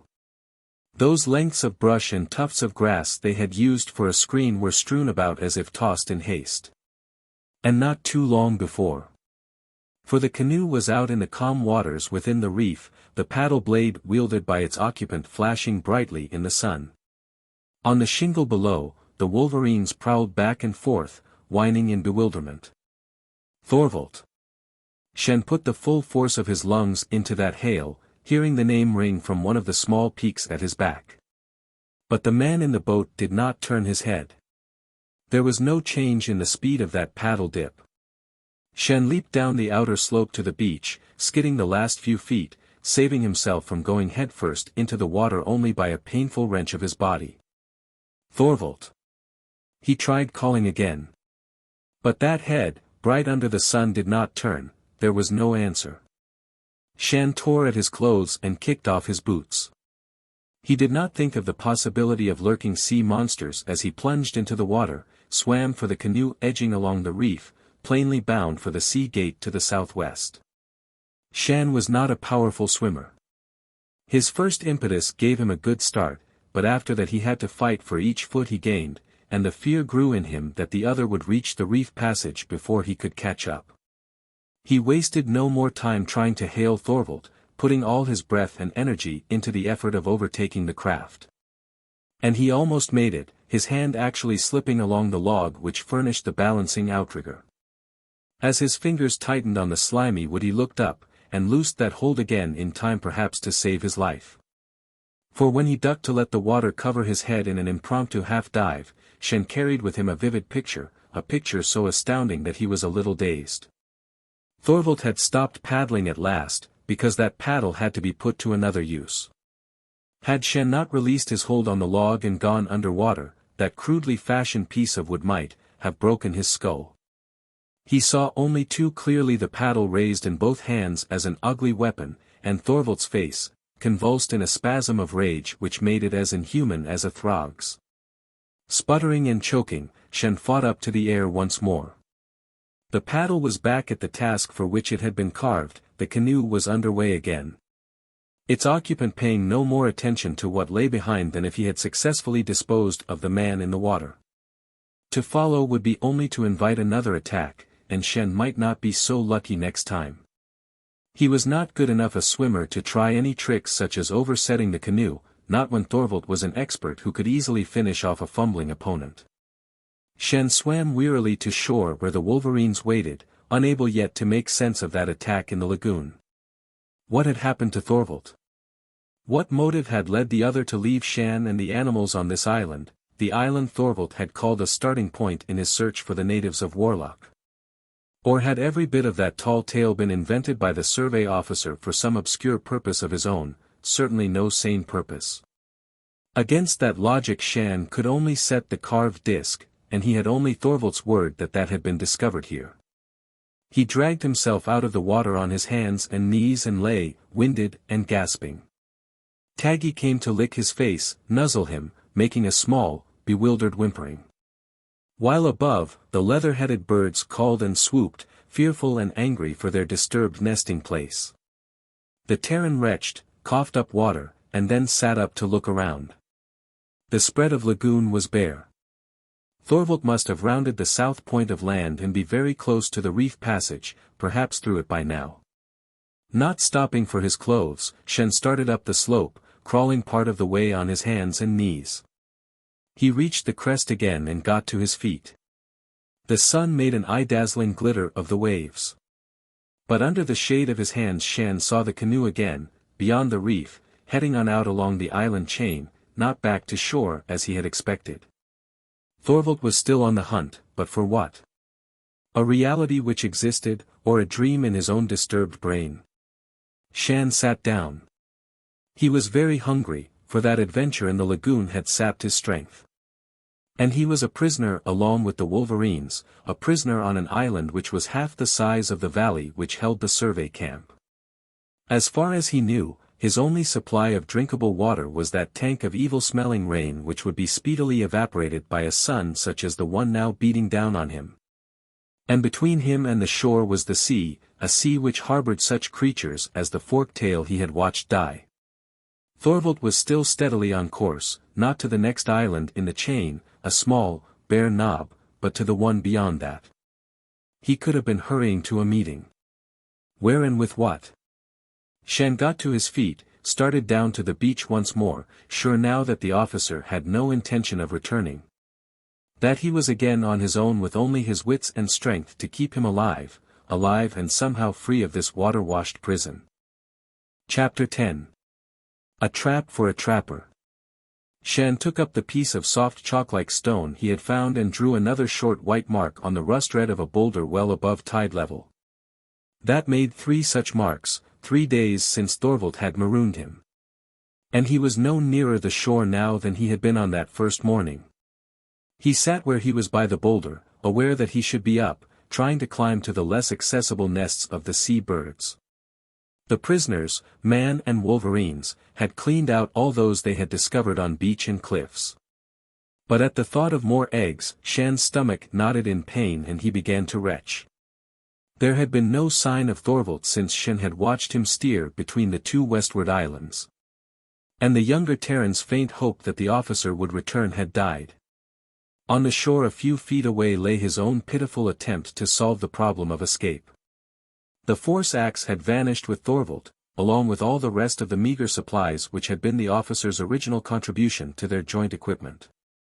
Shann had used his knife on brush and small trees, trying to put together some kind of a raft.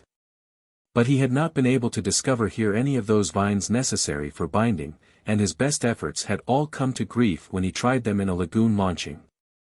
So far he had achieved no form of raft which would keep him afloat longer than 5 minutes, let alone support 3 of them as far as the next island. Shann pulled listlessly at the framework of his latest try, fully disheartened.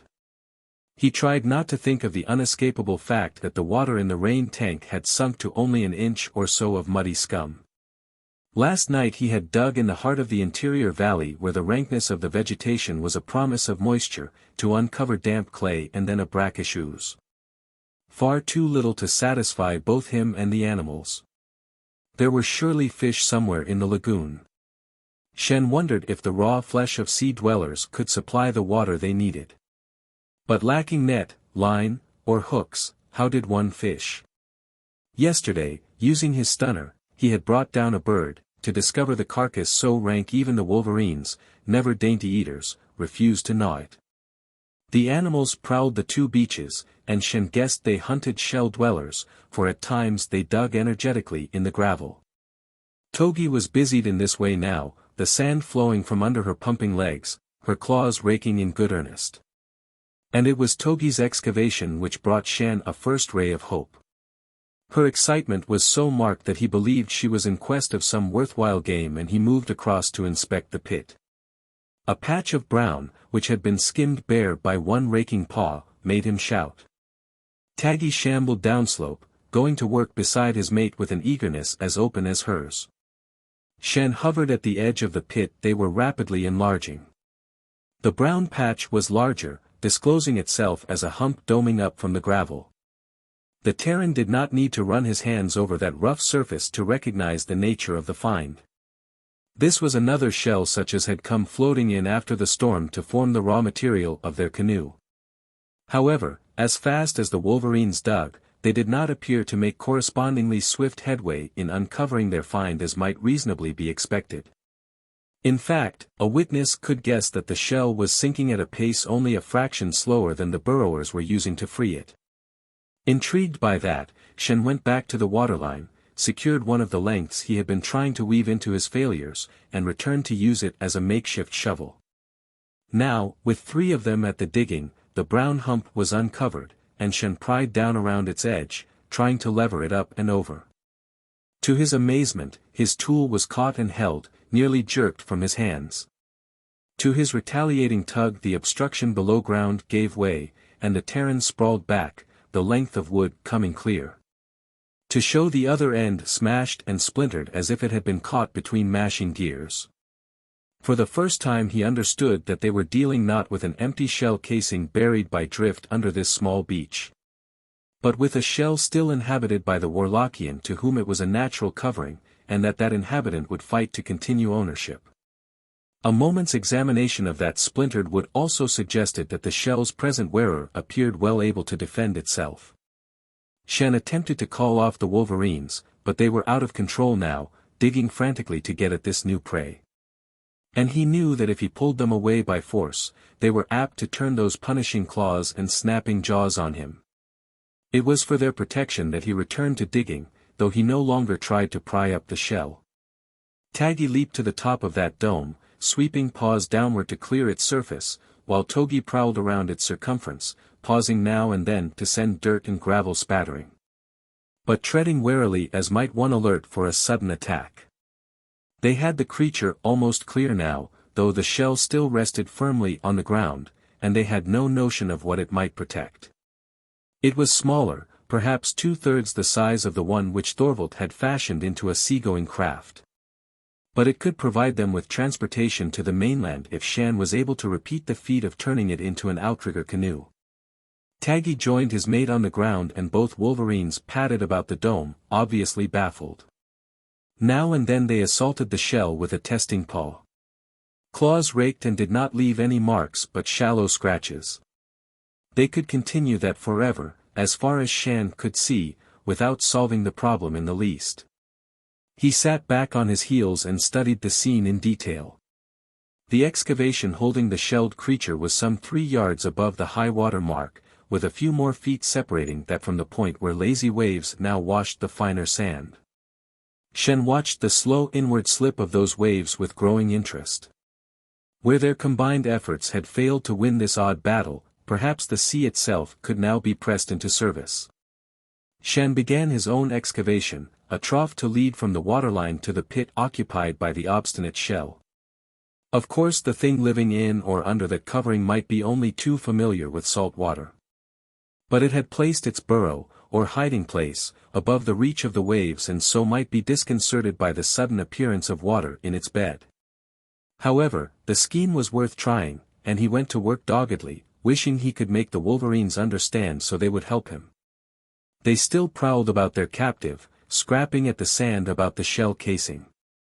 At least their efforts would keep the half-prisoner occupied and prevent its escape. Shann put another piece of his raft to work as a shovel, throwing up a shower of sand and gravel while sweat dampened his tattered blouse and was salt and sticky on his arms and face. He finished his trench, one which ran at an angle he hoped would feed water into the pit rapidly once he knocked away the last barrier against the waves. And, splashing out into the green water, he did just that. His calculations proved correct. Waves lapped, then flowed in a rapidly thickening stream, puddling out about the shell as the Wolverines drew back, snarling. Shann lashed his knife fast to a stout length of sapling, so equipping himself with a spear. He stood with it ready in his hand, not knowing just what to expect. And when the answer to his water attack came, the move was so sudden that in spite of his preparation he was caught gaping. For the shell fairly erupted out of the mess of sand and water. A complete fringe of jointed, clawed brown limbs churned in a forward and upward dash. But the water worked to frustrate that charge. For one of the pit walls crumbled, overbalancing the creature so that the fore end of the shell lifted from the ground, the legs clawing wildly at the air. Shann thrust with the spear, feeling the knife point go home so deeply that he could not pull his improvised weapon free. A limb snapped claws only inches away from his leg as he pushed down on the haft with all his strength. That attack along with the initial upset of balance did the job. The shell flopped over, its rounded hump now embedded in the watery sand of the pit, while the frantic struggles of the creature to right itself only buried it the deeper. The Terran stared down upon a segmented underbelly where legs were paired in rib-like formation. Shann could locate no head, no good target. But he drew his stunner and beamed at either end of the oval, and then, for good measure, in the middle, hoping in one of those 3 general blasts to contact the thing's central nervous system. He was not to know which of those shots did the trick, but the frantic wiggling of the legs slowed and finally ended, as a clockwork toy might run down for want of winding, and at last projected. At crooked angles, completely still. The shell creature might not be dead, but it was tamed for now. Taggi had only been waiting for a good chance to do battle. He grabbed one of those legs, worried it, and then leaped to tear at the underbody. Unlike the outer shell, this portion of the creature had no proper armor, and the Wolverine plunged joyfully into the business of the kill, his mate following suit. The process of butchery was a bloody, even beastly job, and Shann was shaken before it was complete. But he kept at his labors, determined to have that shell, his one chance of escape from the island. The Wolverines feasted on the greenish-white flesh, but he could not bring himself to sample it, climbing to the heights in search of eggs. And making a happy find of a niche filled with the edible moss fungi. By late afternoon he had the shell scooped fairly clean, and the Wolverines had carried away for burial such portions as they had not been able to consume at their first eating. Meanwhile, the leather-headed birds had grown bold enough to snatch up the fragments he tossed out on the water, struggling for that bounty against feeders arising from the depths of the lagoon. At the coming of dusk Shann hauled the blood-stained, grisly trophy well up the beach and wedged it among the rocks, determined not to lose his treasure. Then he stripped and washed, first his clothing and then himself, rubbing his hands and arms with sand until his skin was tender. He was still exultant at his luck. The drift would supply him with materials for an outrigger. One more day's work, or maybe 2, and he could leave. He wrung out his blouse and gazed toward the distant line of the shore. Once he had his new canoe ready he would try to make the trip back in the early morning while the mists were still on the sea. That should give him cover against any Throg flight. That night Shann slept in the deep fog of bodily exhaustion. There were no dreams, nothing but an unconsciousness which even a Throg attack could not have pierced. He roused in the morning with an odd feeling of guilt. The water hole he had scooped in the valley yielded him some swallows tasting of earth, but he had almost forgotten the flavor of a purer liquid. Munching on a fistful of moss, he hurried down to the shore, half fearing to find the shell gone, his luck out once again. Not only was the shell where he had wedged it, but he had done better than he knew when he had left it exposed in the night. Small things scuttled away from it into hiding, and several birds arose. Scavengers had been busy lightening his unwelcome task for that morning. And seeing how the cleanup process had gone, Shann had a second inspiration. Pushing the thing down the beach, he sank it in the shallows with several rocks to anchor it. Within a few seconds the shell was invaded by a whole school of spiny-tailed fish, that ate greedily. Leaving his find to their cleansing, Shann went back to prospect the pile of raft material, choosing pieces which could serve for an outrigger frame. He was handicapped as he had been all along by the absence of the vines one could use for lashings. And he had reached the point of considering a drastic sacrifice of his clothing to get the necessary strips when he saw Taggi dragging behind him one of the jointed legs the Wolverines had put in storage the day before. Now and again Taggi laid his prize on the shingle, holding it firmly pinned with his forepaws as he tried to worry loose a section of flesh. But apparently that feat was beyond even his notable teeth, and at length he left it lying there in disgust while he returned to a cache for more palatable fare. Shann went to examine more closely the triple-jointed limb. The casing was not as hard as horn or shell, he discovered upon testing, it more resembled tough skin laid over bone. With a knife he tried to loosen the skin, a tedious job requiring a great deal of patience, since the tissue tore if pulled away too fast. But with care he acquired a few thongs perhaps a foot long.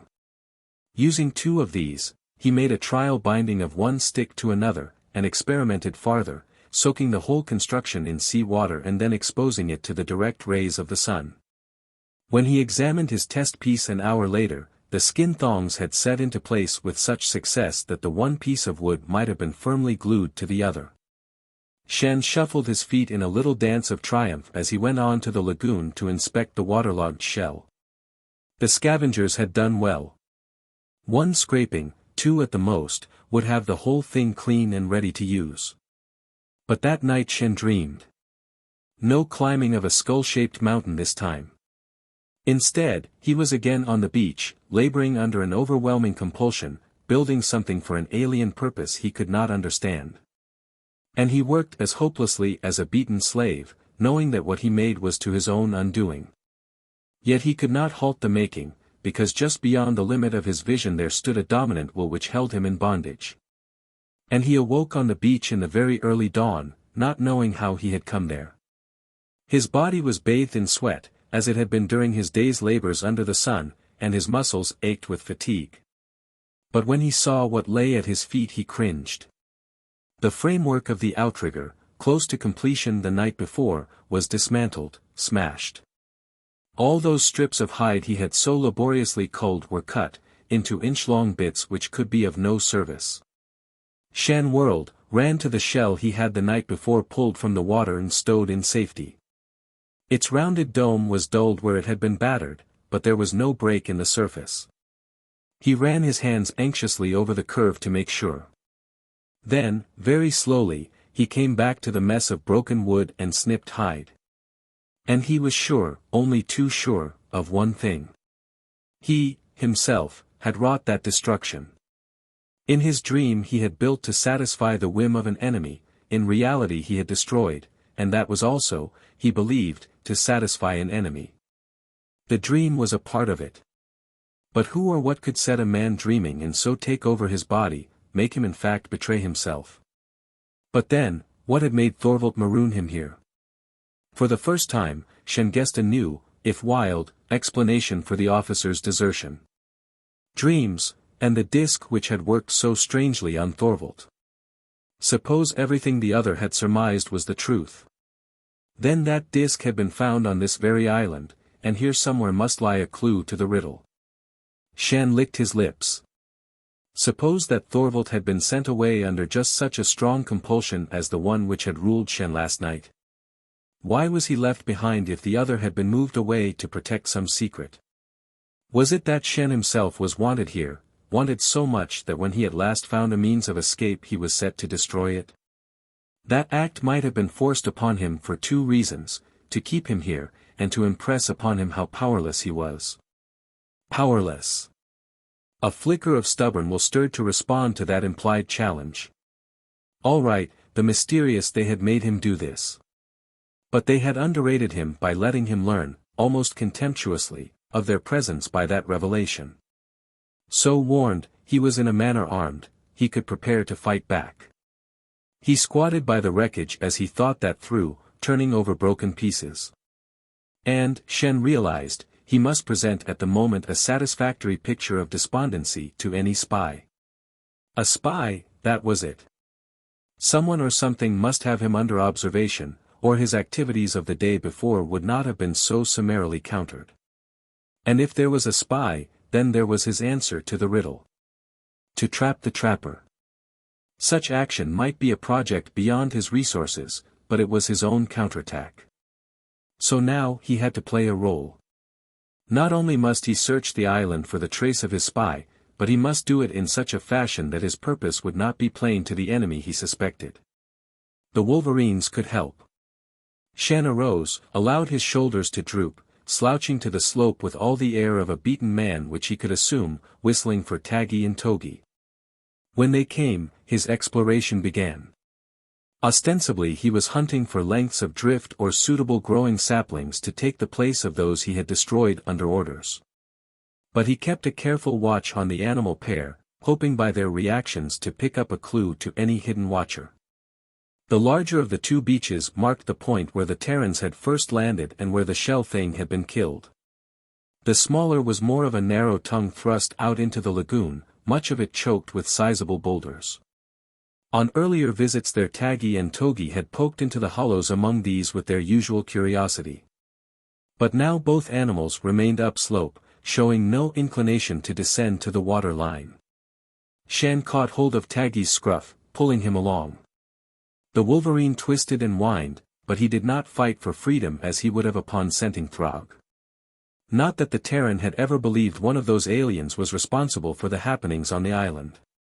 Taggi came down under Shann's urging, but he was plainly ill at ease. And at last he snarled a warning when the man would have drawn him closer to two rocks which met overhead in a crude semblance of an arch. There was a stick of drift protruding from that hollow affording Shann a legitimate excuse to venture closer. He dropped his hold on the Wolverines, stooped to gather in the length of wood, and at the same time glanced into the pocket. Water lay just beyond, making this a doorway to the lagoon. The sun had not yet penetrated into the shadow, if it ever did. Shann reached for the wood, at the same time drawing his finger across the flat rock which would furnish a stepping stone for anything using that door as an entrance to the island. Wet. Which might mean his visitor had recently arrived, or else merely that a splotch of spray had landed there not too long before. But in his mind Shann was convinced that he had found the spy's entrance. Could he turn it into a trap? He added a piece of drift to his bundle and picked up two more before he returned to the cliff ahead. A trap. He revolved in his mind all the traps he knew which could be used here. He already had decided upon the bait, his own work. And if his plans went through, and hope does not die easily, then this time he would not waste his labor either. So he went back to the same job he had done the day before, making do with skin strips he had considered second best before, smoothing, cutting. Only the trap occupied his mind, and close to sunset he knew just what he was going to do and how. Though the Terran did not know the nature of the unseen opponent, he thought he could guess two weaknesses which might deliver the other into his hands. First, the enemy was entirely confident of success in this venture. No being who was able to control Shann as completely and ably as had been done the night before would credit any prey with the power to strike back in force. Second, such a confident enemy would be unable to resist watching the manipulation of a captive. The Terran was certain that his opponent would be on the scene somewhere when he was led, dreaming, to destroy his work once more.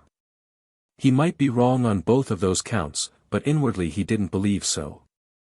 However, he had to wait until the dark to set up his own answer, one so simple he was certain the enemy would not suspect it at all. Chapter 11. The Witch. There were patches of light in the inner valley marking the phosphorescent plants, some creeping at ground level, others tall as saplings. On other nights Shann had welcomed that wan radiance, but now he lay in as relaxed a position as possible, marking each of those potential betrayers as he tried to counterfeit the attitude of sleep and at the same time plan out his route. He had purposely settled in a pool of shadow, the Wolverines beside him. And he thought that the bulk of the animals' bodies would cover his own withdrawal when the time came to move. One arm lying limply across his middle was in reality clutching to him an intricate arrangement of small hide straps which he had made by sacrificing most of the remainder of his painfully acquired thongs. The trap must be set in place soon. Now that he had charted a path to the crucial point avoiding all light plants, Shann was ready to move. The Terran pressed his hand on Taggi's head in the one imperative command the Wolverine was apt to obey, the order to stay where he was. Shann sat up and gave the same voiceless instruction to Togi. Then he inched out of the hollow. A worm's progress to that narrow way along the cliff top, the path which anyone or anything coming up from that sea gate on the beach would have to pass in order to witness the shoreline occupied by the half-built outrigger. So much of his plan was based upon luck and guesses, but those were all Shann had. And as he worked at the stretching of his snare, the Terran's heart pounded, and he tensed at every sound out of the night. Having tested all the anchoring of his net, he tugged at a last knot, and then crouched to listen not only with his ears, but with all his strength of mind and body. Pound of waves, whistle of wind, the sleepy complaint of some bird. A regular splashing. One of the fish in the lagoon. Or what he awaited. The Terran retreated as noiselessly as he had come, heading for the hollow where he had bedded down. He reached there breathless, his heart pumping, his mouth dry as if he had been racing. Taggi stirred and thrust a nose inquiringly against Shann's arm.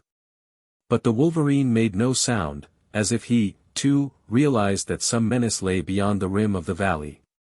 Would that other come up the path Shann had trapped? Or had he been wrong? Was the enemy already stalking him from the other beach? The grip of his stunner was slippery in his damp hand. He hated this waiting. The canoe, his work on it had been a careless botching. Better to have the job done right. Why, it was perfectly clear now how he had been mistaken.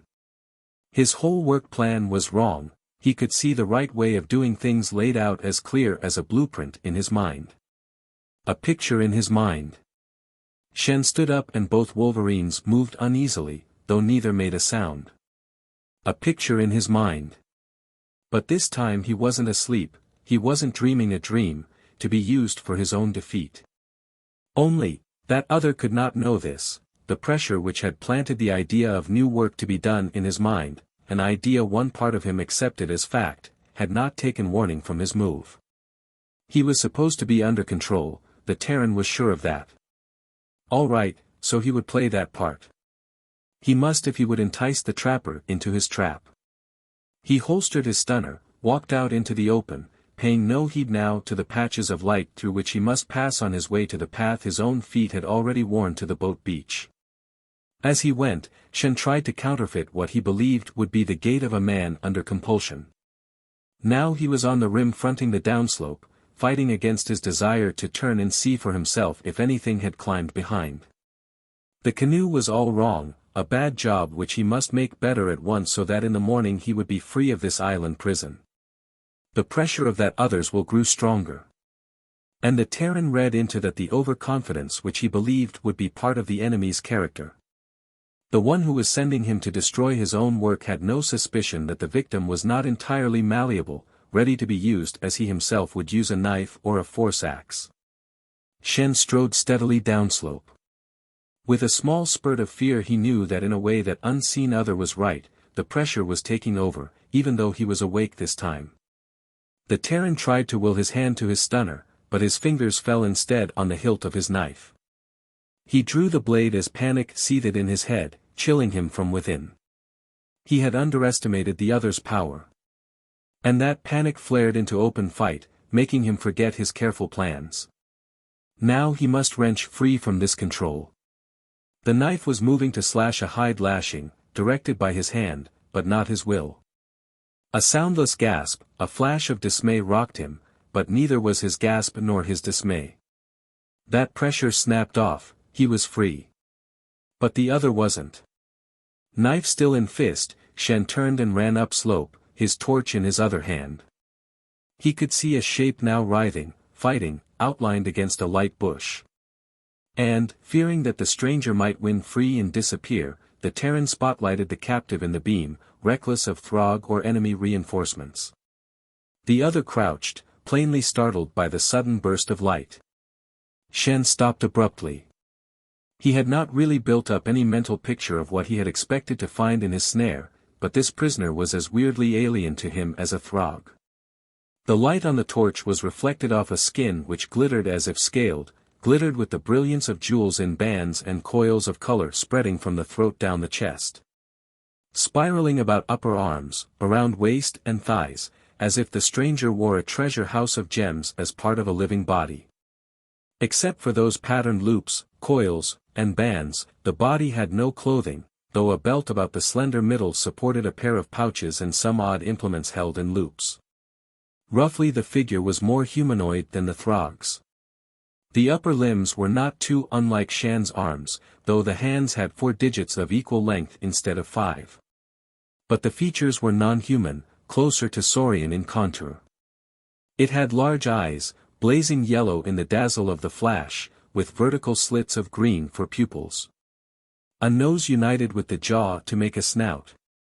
And above the domed forehead a sharp V-point of raised spiky growth extended back and down until behind the shoulder blades it widened and expanded to resemble a pair of wings.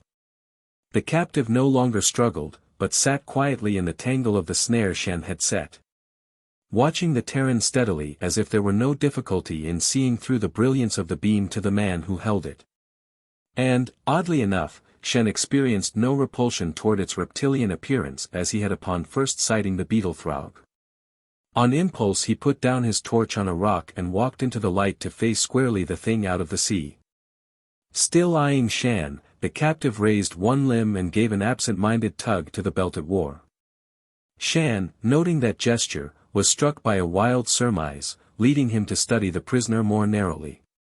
Allowing for the alien structure of bone, the non-human skin.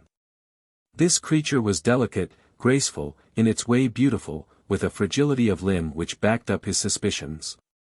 Moved by no pressure from the other, but by his own will and sense of fitness, Shann stooped to cut the control line of his snare. The captive continued to watch as Shann sheathed his blade and then held out his hand.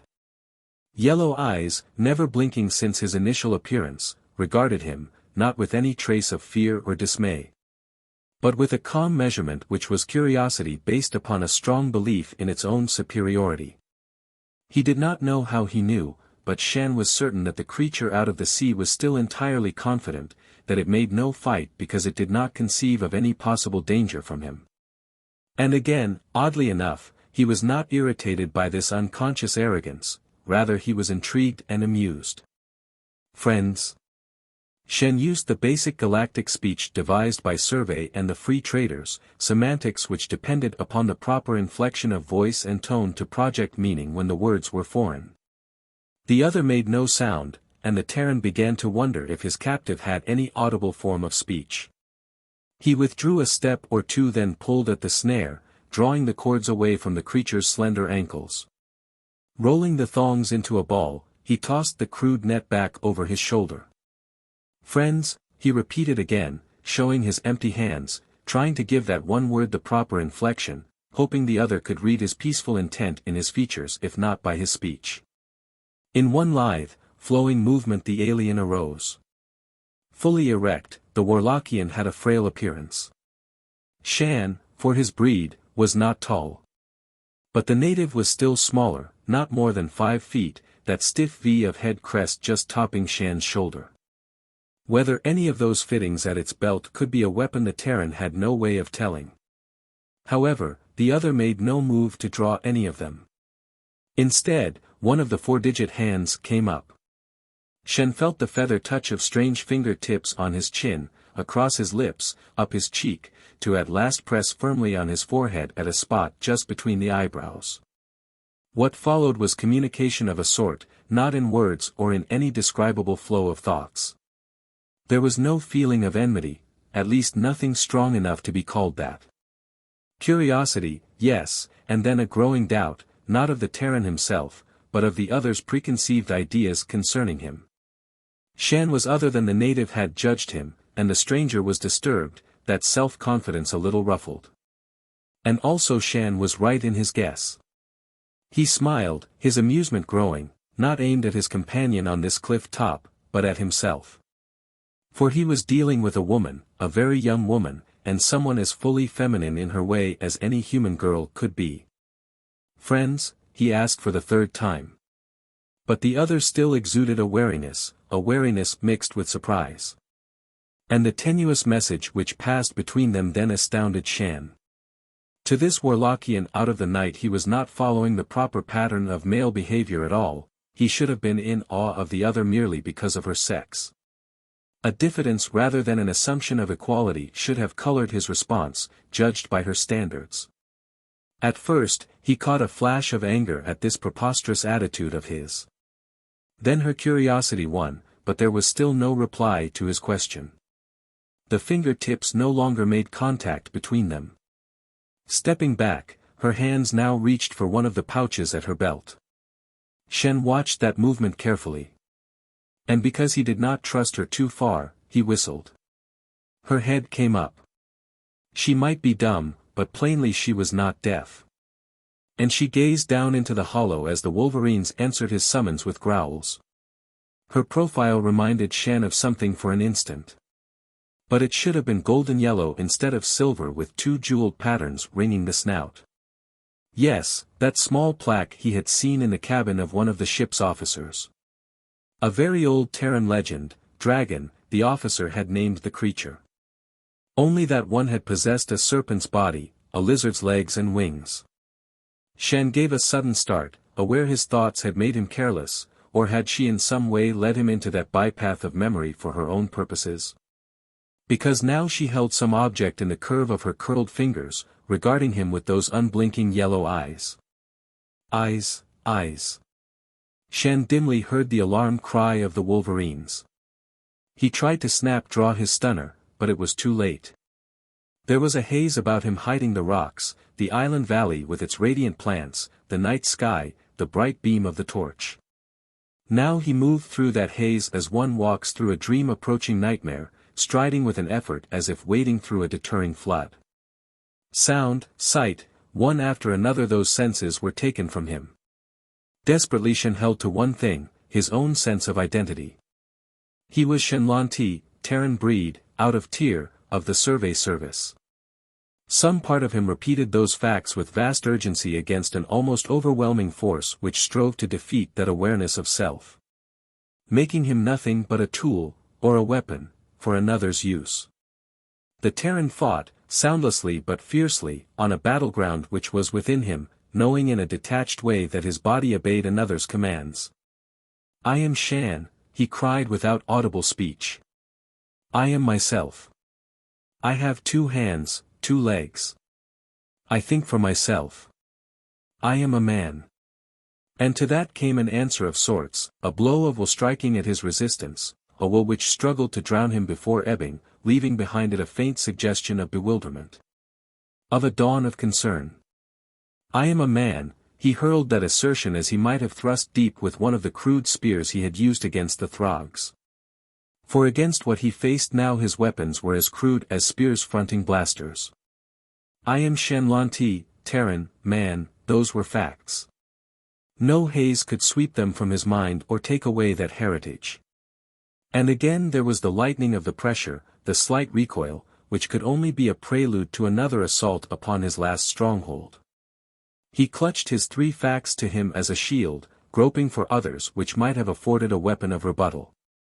Dreams, these Warlockians dealt in and through dreams. And the opposite of dreams are facts. His name, his breed, his sex, these were facts. And Warlock itself was a fact. The earth under his boots was a fact. The water which washed around the island was a fact. The air he breathed was a fact. Flesh, blood, bones, facts, all of them. Now he was a struggling identity imprisoned in a rebel body. But that body was real. He tried to feel it. Blood pumped from his heart, his lungs filled and emptied, he struggled to feel those processes. With a terrifying shock, the envelope which had held him vanished. Shann was choking, struggling in water. He flailed out with his arms, kicked his legs. One hand grated painfully against stone. Hardly knowing what he did, but fighting for his life, Shann caught at that rock and drew his head out of water. Coughing and gasping, half drowned, he was weak with the panic of his close brush with death. For a long moment he could only cling to the rock which had saved him, retching and dazed, as the water washed about his body, a current tugging at his trailing legs. There was light of a sort here, patches of green which glowed with the same subdued light as the bushes of the outer world, for he was no longer under the night sky. A rock roof was but inches over his head, he must be in some cave or tunnel under the surface of the sea. Again a gust of panic shook him as he felt trapped. The water continued to pull at Shann, and in his weakened condition it was a temptation to yield to that pull, the more he fought it the more he was exhausted. At last the Terran turned on his back, trying to float with the stream, sure he could no longer battle it. Luckily those few inches of space above the surface of the water continued, and he had air to breathe. But the fear of that ending, of being swept under the surface, chewed at his nerves. And his bodily danger burned away the last of the spell which had held him, brought him into this place, wherever it might be. Was it only his heightened imagination, or had the current grown swifter? Shann tried to gauge the speed of his passage by the way the patches of green light slipped by. Now he turned and began to swim slowly, feeling as if his arms were leaden weights, his ribs a cage to bind his aching lungs. Another patch of light, larger, spreading across the roof overhead. Then, he was out. Out of the tunnel into a cavern so vast that its arching roof was like a skydome far above his head. But here the patches of light were brighter, and they were arranged in odd groups which had a familiar look to them. Only, better than freedom overhead, there was a shore not too distant. Shann swam for that haven, summoning up the last rags of his strength, knowing that if he could not reach it very soon he was finished. Somehow he made it and lay gasping, his cheek resting on sand finer than any of the outer world, his fingers digging into it for purchase to drag his body on. But when he collapsed, his legs were still awash in water. No footfall could be heard on that sand. But he knew that he was no longer alone. He braced his hands and with painful effort levered up his body. Somehow he made it to his knees, but he could not stand. Instead he half tumbled back, so that he faced them from a sitting position. There were 3 of them, the dragon-headed ones with their slender, jewel-set bodies glittering even in this subdued light. Their yellow eyes fastened on him with a remoteness which did not approach any human emotion, save perhaps that of a cold and limited wonder. But behind them came a 4th, one he knew by the patterns on her body. Shann clasped his hands about his knees to still the trembling of his body, and eyed them back with all the defiance he could muster. Nor did he doubt that he had been brought here, his body as captive to their will, as had been that of their spy or messenger in his crude snare on the island. "Well, you have me," he said hoarsely. "Now what?" His words boomed weirdly out over the water, or echoed from the dim outer reaches of the cavern. There was no answer. They merely stood watching him. Shann stiffened, determined to hold to his defiance and to that identity which he now knew was his weapon against the powers they used. The one who had somehow drawn him there moved at last, circling around the other 3 with a suggestion of diffidence in her manner.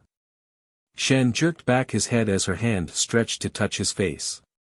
And then, guessing that she sought her peculiar form of communication, he submitted to her finger-tips, though now his skin crawled under that light but firm pressure and he shrank from the contract.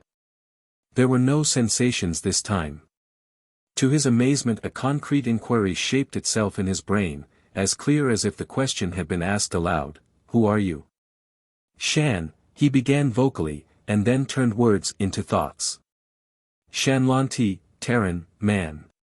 He made his answer the same which had kept him from succumbing to their complete domination. "Name, Shann Lantee, man, yes." The other accepted those, Terran. That was a question. Did these people have any notion of space travel? Could they understand the concept of another world holding intelligent beings? "I come from another world," he tried to make a clean-cut picture in his mind, a globe in space, a ship blasting free. "Look." The fingers still rested between his eyebrows, but with her other hand the Warlockian was pointing up to the dome of the cavern. Shann followed her order. He studied those patches of light which had seemed so vaguely familiar at his first sighting, studying them closely to know them for what they were. A star map. A map of the heavens as they could be seen from the outer crust of Warlock. "Yes, I come from the stars," he answered, booming with his voice. The fingers dropped from his forehead. The scaled head swung around to exchange glances, which were perhaps some unheard communication with the other 3. Then the hand was extended again. "Come." Fingers fell from his head to his right wrist, closing there with surprising strength. And some of that strength together with a new energy flowed from them into him, so that he found and kept his feet as the other drew him up. Chapter 12. The Veil of Illusion. Perhaps his status was that of a prisoner, but Shann was too tired to press for an explanation. He was content to be left alone in the unusual circular, but roofless, room of the structure to which they had brought him.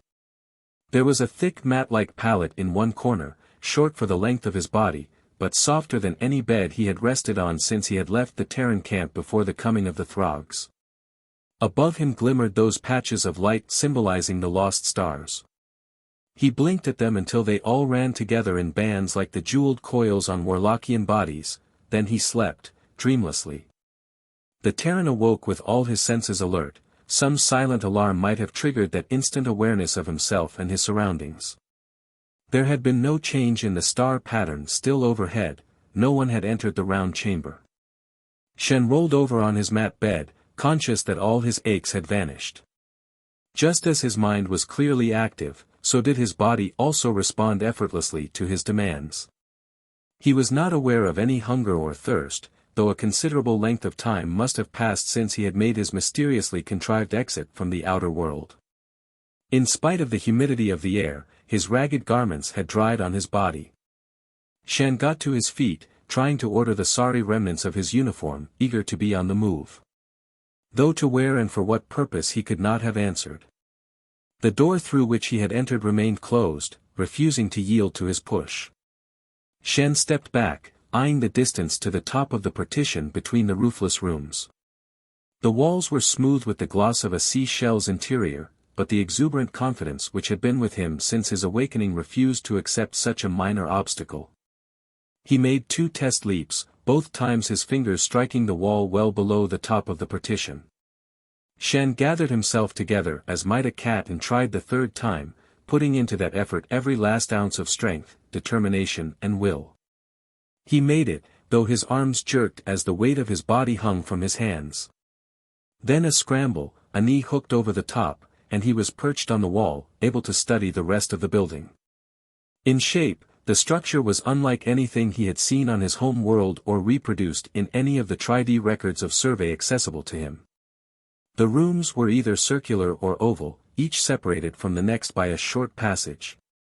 So that the overall impression was that of 10 strings of beads radiating from a central knot of one large chamber, all with the uniform nacre walls and a limited amount of furnishings. As he balanced on the narrow perch, Shann could sight no other movement in the nearest line of rooms, those connected by corridors with his own. He got to his feet to walk the tightrope of the upper walls toward that inner chamber which was the heart of the Warlockian, palace, town, apartment dwelling. At least it was the only structure on the island, for he could see the outer rim of that smooth soft sand ringing it about. The island itself was curiously symmetrical, a perfect oval, too perfect to be a natural outcrop of sand and rock. There was no day or night here in the cavern. The light from the roof patches remained constantly the same, and that flow was abetted within the building by a soft radiation from the walls. Shann reached the next room in line, hunkering down to see within it. To all appearances the chamber was exactly the same as the one he had just left. There were the same unadorned walls, a thick mat bed against the far side, and no indication whether it was in use or had not been entered for days. He was on the next section of corridor wall when he caught that faint taint in the air, the very familiar scent of Wolverines. Now it provided Shann with a guide as well as a promise of allies. The next bead room gave him what he wanted. Below him Taggi and Togi paced back and forth. They had already torn to bits the sleeping mat which had been the chamber's single furnishing, and their temper was none too certain. As Shann squatted well above their range of vision, Taggi reared against the opposite wall, his claws finding no hold on the smooth coating of its surface. They were as competently imprisoned as if they had been dropped into a huge fishbowl, and they were not taking to it kindly. How had the animals been brought here? Down that water tunnel by the same unknown method he himself had been transported until that almost disastrous awakening in the center of the flood. The Terran did not doubt that the doors of the room were as securely fastened as those of his own further down the corridor. For the moment the Wolverines were safe, he could not free them.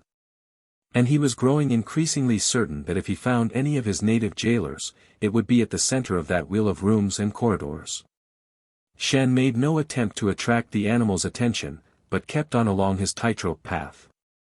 He passed 2 more rooms, both empty, both differing in no way from those he had already inspected. And then he came to the central chamber, for times as big as any of the rest and with a much brighter wall light.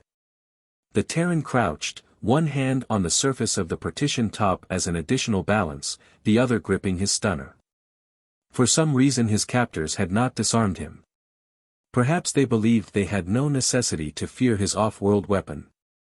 "Have you grown wings?" The words formed in his brain, bringing with them a sense of calm amusement to reduce all his bold exploration to the level of a child's first staggering steps.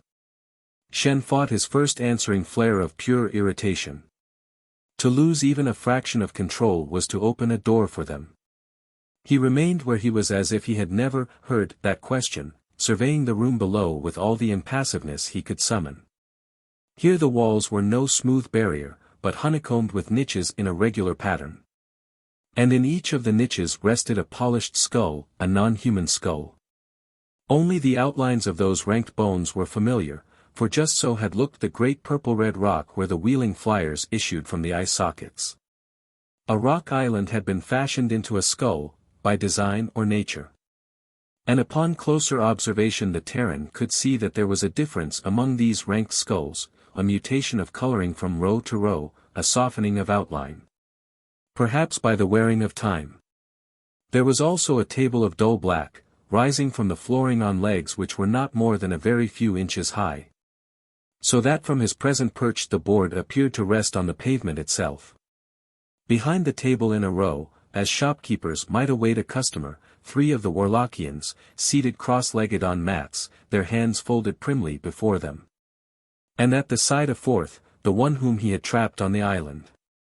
Not one of those spiked heads rose to view him. But they knew that he was there. Perhaps they had known the very instant he had left the room or cell in which they had shut him. And they were so very sure of themselves. Once again Shann subdued a spark of anger. That same patience with its core of stubborn determination which had brought him to Warlock backed his moves now. The Terran swung down, landing lightly on his feet, facing the 3 behind the table, towering well over them as he stood erect, yet gaining no sense of satisfaction from that merely physical fact. "You have come." The words sounded as if they might be a part of some polite formula. So he replied in kind and aloud. "I have come." Without waiting for their bidding, he dropped into the same cross-legged pose, fronting them now on a more equal level across their dead black table. "And why have you come, Star Voyager?" That thought seemed to be a concentrated effort from all 3 rather than any individual questioning. "And why did you bring me?" He hesitated, trying to think of some polite form of address.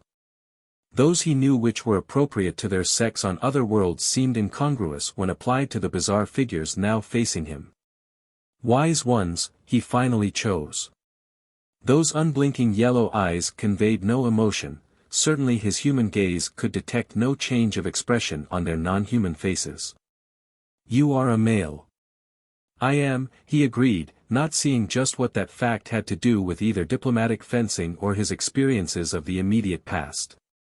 "Where then is your thought guider?" Shann puzzled over that conception, guessed at its meaning. "I am my own thought guider," he returned stoutly, with all the conviction he could manage to put into that reply. Again he met a yellow-green stare, but he sensed a change in them. Some of their complacency had ebbed. His reply had been as a stone dropped into a quiet pool, sending ripples out afar to disturb the customary mirror surface of smooth serenity. "The Starborn One speaks the truth." That came from the Warlockian who had been his first contact. "It would appear that he does." The agreement was measured, and Shann knew that he was meant to overhear that. It would seem, readers of the rods, the middle one of the triumvirate at the table spoke now, that all living things do not follow our pattern of life. But that is possible. A male who thinks for himself, unguided, who dreams perhaps. Or who can understand the truth of dreaming. Strange indeed must be his people. Sharers of my visions, let us consult the old ones concerning this. For the first time one of those crested heads moved, the gaze shifted from Shann to the ranks of the skulls, pausing at one. Shann, ready for any wonder, did not betray his amazement when the ivory inhabitant of that particular niche moved, lifted from its small compartment. and drifted buoyantly through the air to settle at the right-hand corner of the table. Only when it had safely grounded did the eyes of the Warlockian move to another niche on the other side of the curving room. This time bringing up from close to floor level a time-darkened skull to occupy the left corner of the table. There was a third shifting from the weird storehouse, a last skull to place between the other two. And now the youngest native arose from her mat to bring a bowl of green crystal. One of her seniors took it in both hands, making a gesture of offering it to all three skulls, and then gazed over its rim at the Terran. "We shall cast the rods, man who thinks without a guide. Perhaps then we shall see how strong your dreams are, to be bent to your using, or to break you for your impudence." Her hands swayed the bowl from side to side, and there was an answering whisper from its interior as if the contents slid loosely there. Then one of her companions reached forward and gave a quick tap to the bottom of that container, spilling out upon the table a shower of brightly colored slivers each an inch or so long. Shann, staring at the display in bewilderment, saw that in spite of the seeming carelessness of that toss the small needles had spread out on the blank surface to form a design in arrangement and color. And he wondered how that skillful trick had been accomplished. All three of the Warlockians bent their heads to study the grouping of the tiny sticks, their young subordinate leaning forward also, her eagerness less well controlled than her elders. And now it was as if a curtain had fallen between the Terran and the aliens. All sense of communication which had been with him since he had entered the skull-lined chamber was summarily cut off. A hand moved, making the jeweled pattern, braceleting wrist and extending up the arm, flash subdued fire. Fingers swept the sticks back into the bowl. Four pairs of yellow eyes raised to regard Shann once more, but the blanket of their withdrawal still held. The youngest Warlockian took the bowl from the elder who held it, stood for a long moment with it resting between her palms, fixing Shann with an unreadable stare. Then she came toward him. One of those at the table put out a restraining hand. This time Shann did not master his start as he heard the first audible voice which had not been his own. The skull at the left hand on the table, by its yellowed color the oldest of those summoned from the niches, was moving because its jaws gaped and then snapped, emitting a faint bleat which might have been a word or two. She who would have halted the young Warlockian's advance, withdrew her hand. Then her fingers curled in an unmistakable beckoning gesture. Shann came to the table, but he could not quite force himself near that chattering skull, even though it had stopped its jig of speech. The bowl of sticks was offered to him. Still no message from mind to mind, but he could guess at what they wanted of him. The crystal substance was not cool to the touch as he had expected, rather it was warm, as living flesh might feel. And the colored sticks filled about 2/3 of the interior, lying all mixed together without any order. Shann concentrated on recalling the ceremony the Warlockian had used before the first toss. She had offered the bowl to the skulls in turn. The skulls. But he was no consulter of skulls. Still holding the bowl close to his chest, Shann looked up over the roofless walls at the star map on the roof of the cavern. There, that was Rama. And to its left, just a little above, was Tyr's system where swung the stark world of his birth, and of which he had only few good memories, but of which he was a part. The Terran raised the bowl to that spot of light which marked Tyr's pale sun. Smiling with a wry twist, he lowered the bowl, and on impulse of pure defiance he offered it to the skull that had chattered. Immediately he realized that the move had had an electric effect upon the aliens. Slowly at first, and then faster, he began to swing the bowl from side to side, the needles slipping, mixing within. And as he swung it, Shann held it out over the expanse of the table. The Warlockian who had given him the bowl was the one who struck it on the bottom, causing a rain of splinters. To Shann's astonishment, mixed as they had been in the container, they once more formed a pattern, and not the same pattern the Warlockians had consulted earlier. The dampening curtain between them vanished, he was in touch mind to mind once again. So be it. The center Warlockian spread out her four-fingered thumbless hands above the scattered needles. What is red, is red. Again a formula. He caught a chorus of answer from the others. What is red, is red. To the dreamer the dream. Let the dream be known for what it is, and there is life. Let the dream encompass the dreamer falsely, and all is lost. Who can question the wisdom of the old ones? Asked their leader. We are those who read the messages they send, out of their mercy. This is a strange thing they bid us do, man, open for you our own initiate's road to the veil of illusion. That way has never been for males, who dream without set purpose and have not the ability to know true from false, have not the courage to face their dreams to the truth. Do so, if you can.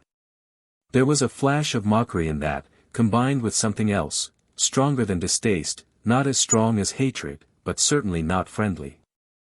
She held out her hands and Shann saw now, lying on a slowly closing palm, a disc such as the one Thorvald had shown him. The Terran had only one moment of fear and then came blackness, more absolute than the dark of any night he had ever known.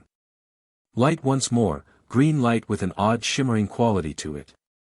The skull-lined walls were gone, there were no walls, no building held him.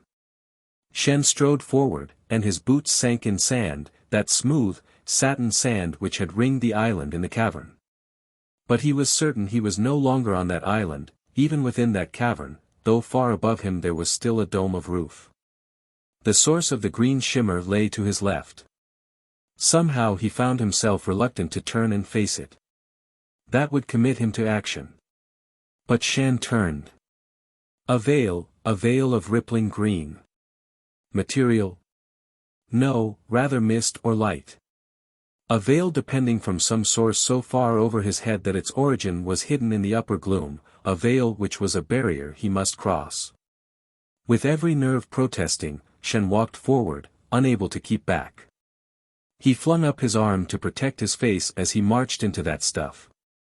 It was warm, and the gas, if gas it was, left no slick of moisture on his skin in spite of its foggy consistency. And it was no veil or curtain, for although he was already well into the murk, he saw no end to it. Blindly he trudged on, unable to sight anything but the rolling billows of green, pausing now and again to go down on one knee and pat the sand underfoot, reassured at the reality of that footing. And when he met nothing menacing, Shann began to relax. His heart no longer labored, he made no move to draw the stunner or knife. Where he was and for what purpose, he had no idea. But there was a purpose in this and that the Warlockians were behind it, he did not doubt. The initiate's road, the leader had said, and the conviction was steady in his mind that he faced some test of alien devising. A cavern with a green veil, his memory awoke. Thorvald's dream. Shann paused, trying to remember how the other had described this place. So he was enacting Thorvald's dream. And could the survey officer now be caught in Shann's dream in turn, climbing up somewhere into the nose slit of a skull-shaped mountain? Green fog without end, and Shann lost in it. How long had he been here? Shann tried to reckon time, the time since his coming into the water world of the starred cavern. He realized that he had not eaten, nor drank, nor desired to do so either, nor did he now. Yet he was not weak, in fact, he had never felt such tireless energy as possessed his spare body. Was this all a dream? His threatened drowning in the underground stream a nightmare? Yet there was a pattern in this, just as there had been a pattern in the needles he had spilled across the table. One even led to another with discernible logic, because he had tossed that particular pattern he had come here. According to the ambiguous instructions or warnings of the Warlockian witch, his safety in this place would depend upon his ability to tell true dreams from false. But how, why? So far he had done nothing except walk through a green fog, and for all he knew, he might well be traveling in circles. Because there was nothing else to do, Shann walked on, his boots pressing sand, rising from each step with a small sucking sound. Then, as he stooped to search for some indication of a path or road which might guide him, his ears caught the slightest of noises, other small sucking whispers. He was not the only wayfarer in this place. Chapter 13. He Who Dreams. The mist was not a quiet thing, it billowed and curled until it appeared to half conceal darker shadows, any one of which could be an enemy. Shann remained hunkered on the sand, every sense abnormally alert, watching the fog. He was still sure he could hear sounds which marked the progress of another. What other? One of the Warlockians tracking him to spy. Or was there some prisoner like himself lost out there in the murk? Could it be Thorvald? Now the sound had ceased. He was not even sure from what direction it had first come. Perhaps that other was listening now, as intent upon locating him. Shann ran his tongue over dry lips. The impulse to call out, to try and contact any fellow traveler here, was strong. Only hard-learned caution kept him silent. He got to his hands and knees, uncertain as to his previous direction. Shann crept. Someone expecting a man walking erect might be suitably distracted by the arrival of a half-seen figure on all fours. He halted again to listen. He had been right. The sound of a very muffled footfall or footfalls, carried to his ears. He was sure that the sound was louder, that the unknown was approaching. Shann stood, his hand close to his stunner. He was almost tempted to spray that beam blindly before him, hoping to hit the unseen by chance. A shadow, something more swift than a shadow, more than one of the tricks the curling fog played on eyes, was moving with purpose and straight for him. Still, prudence restrained Shann from calling out. The figure grew clearer. A Terran. It could be Thorvald. But remembering how they had last parted, Shann did not hurry to meet him. That shadow shape stretched out a long arm in a sweep as if to pull aside some of the vapor concealing them from each other. Then Shann shivered as if that fog had suddenly turned into the drive of frigid snow. For the mist did roll back so that the two of them stood in an irregular clearing in its midst. And he did not front Thorvald. Shann was caught up in the ice grip of an old fear, frozen by it, but somehow clinging to a hope that he did not see the unbelievable. Those hands drawing the lash of a whip back into striking readiness, a brutal nose broken askew, a blaster burn puckering across cheek to misshapen ear, that evil, gloating grin of anticipation. Flick, flick, the slight dance of the lash in a master's hand as those thick fingers tightened about the stock of the whip. In a moment it would whirl up to lay a ribbon of fire about Shann's defenseless shoulders. Then Log Ally would laugh and laugh, his sadistic mirth echoed by those other men who played jackalls to his rogue lion. Other men. Shann shook his head dazedly. But he did not stand again in the dump-size bar of the big strike. And he was no longer a terrorized youngster, fit meat for Logali's amusement. Only the whip rose, the lash curled out, catching Shann just as it had that time years ago, delivering a red slash of pure agony. But Log Ally was dead, Shann's mind screamed, fighting frantically against the evidence of his eyes, of that pain in his chest and shoulder. The dump bully had been spaced by off-world miners, now also dead, whose claims he had tried to jump out in the Ajax system. Log Ally drew back the lash, preparing to strike again. Shann faced a man 5 years dead who walked and fought. Or, Shann bit hard upon his lower lip, holding desperately to sane reasoning, did he indeed face anything? Log Ally was the ancient devil of his boyhood produced anew by the witchery of Warlock.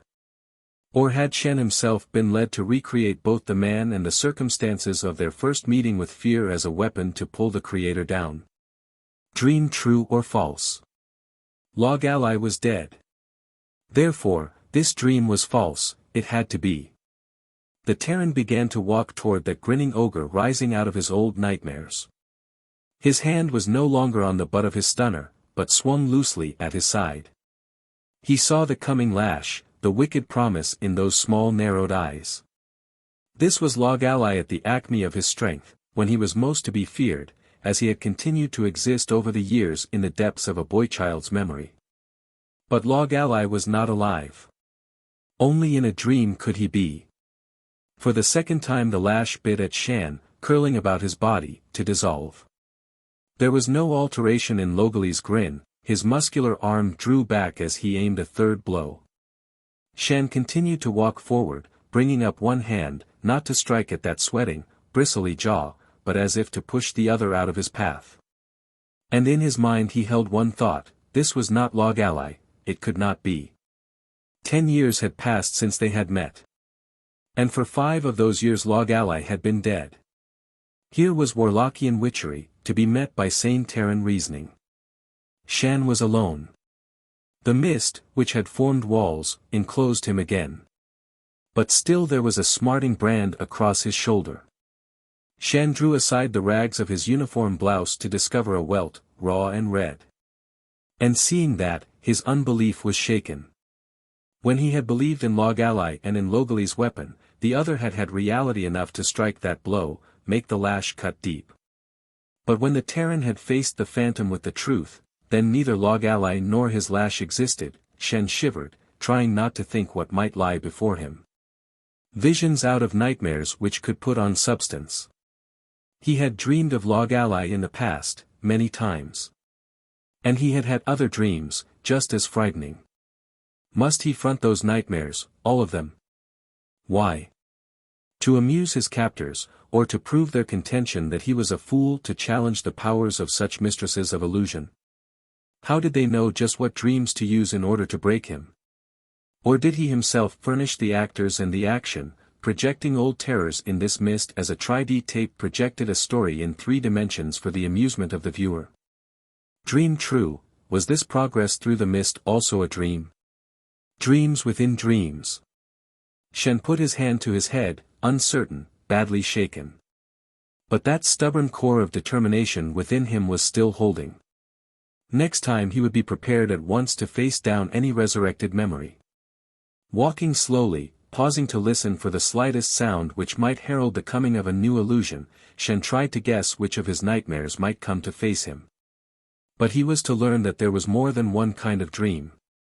Steeled against old fears, he was met by another emotion altogether. There was a fluttering in the air, a little crooning cry which pulled at his heart.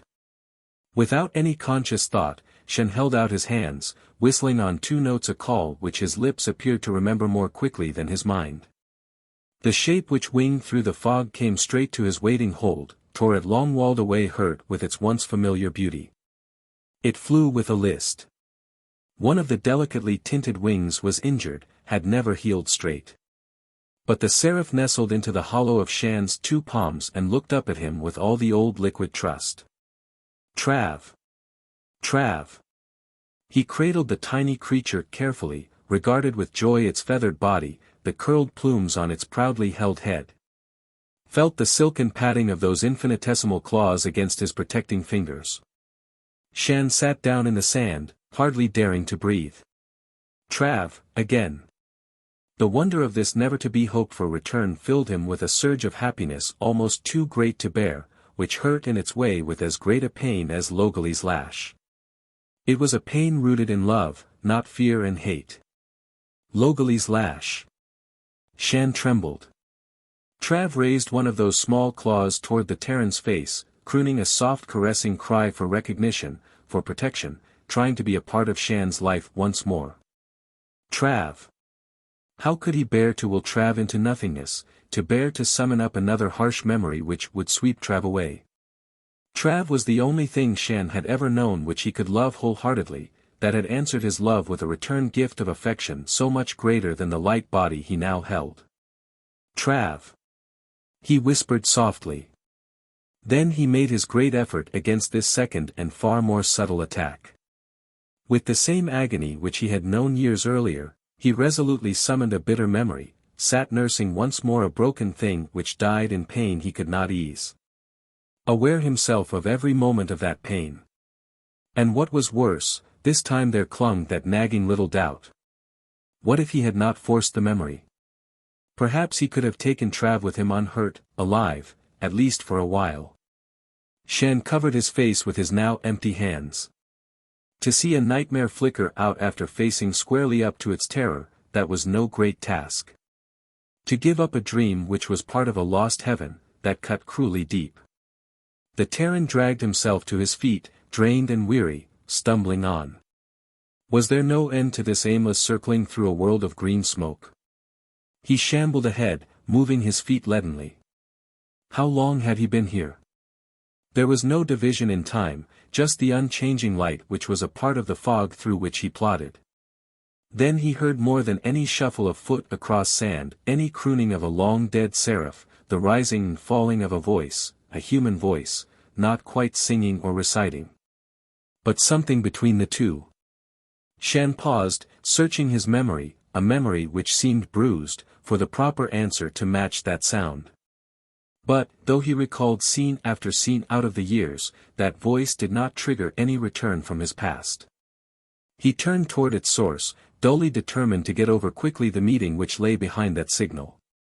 Only, though he walked on and on, Shann did not appear any closer to the man behind the voice, nor was he able to make out separate words composing that chant, a chant broken now and then by pauses. So that the Terran grew aware of the distress of his fellow prisoner. For the impression that he sought another captive came out of nowhere and grew as he cast wider and wider in his quest. Then he might have turned some invisible corner in the mist, for the chant broke out anew in stronger volume, and now he was able to distinguish words he knew. Where blow the winds between the worlds, and hang the suns in dark of space. For power is given a man to use. Let him do so well before the last accounting. The voice was hoarse, cracked, the words spaced with uneven catches of breath, as if they had been repeated many times to provide an anchor against madness, form a tie to reality. And hearing that note, Shann slowed his pace. This was out of no memory of his, he was sure of that. Blow the winds between the worlds, and hang the suns in dark of. That harsh croak of voice was running down, as a clock runs down for lack of winding. Shann sped on, reacting to a plea which did not lay in the words themselves. Once more the mist curled back, provided him with an open space. A man sat on the sand, his fists buried wrist deep in the smooth grains on either side of his body, his eyes set, red-rimmed, glazed, his body rocking back and forth in time to his labored chant. The dark of space. Thorvald. Shann skidded in the sand, went down on his knees. The manner of their last parting was forgotten as he took in the officer's condition.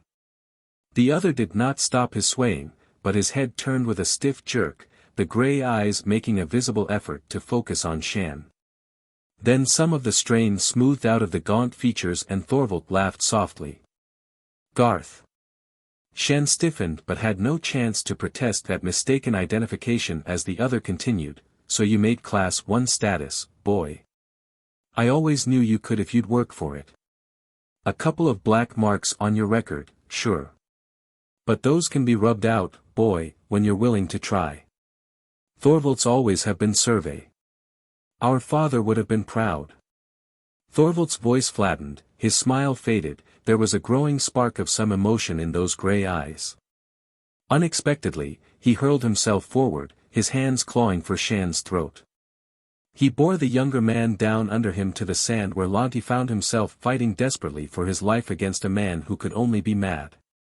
Shann used a trick learned on the dumps, and his opponent doubled up with a gasp of agony to let the younger man break free. He planted a knee on the small of Thorvald's back, digging the officer into the sand, pinning down his arms in spite of the other's struggles. Regaining his own breath in gulps, Shann tried to appeal to some spark of reason in the other. Thorvald. This is Lantee, Lantee, his name echoed in the mist-walled void like an unhuman wail. Lantee? No, Throg. Lantee, Throg, killed my brother. Sand puffed out with the breath, which expelled that indictment.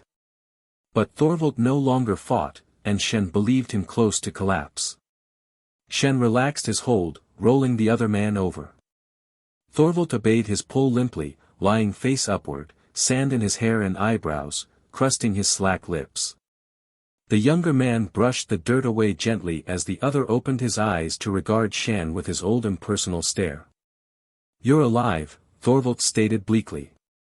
Garth's dead. You ought to be dead too. Shann drew back, rubbed sand from his hands, his concern dampened by the other's patent hostility. Only that angry accusation vanished in a blink of those grey eyes. Then there was a warmer recognition in Thorvald's expression.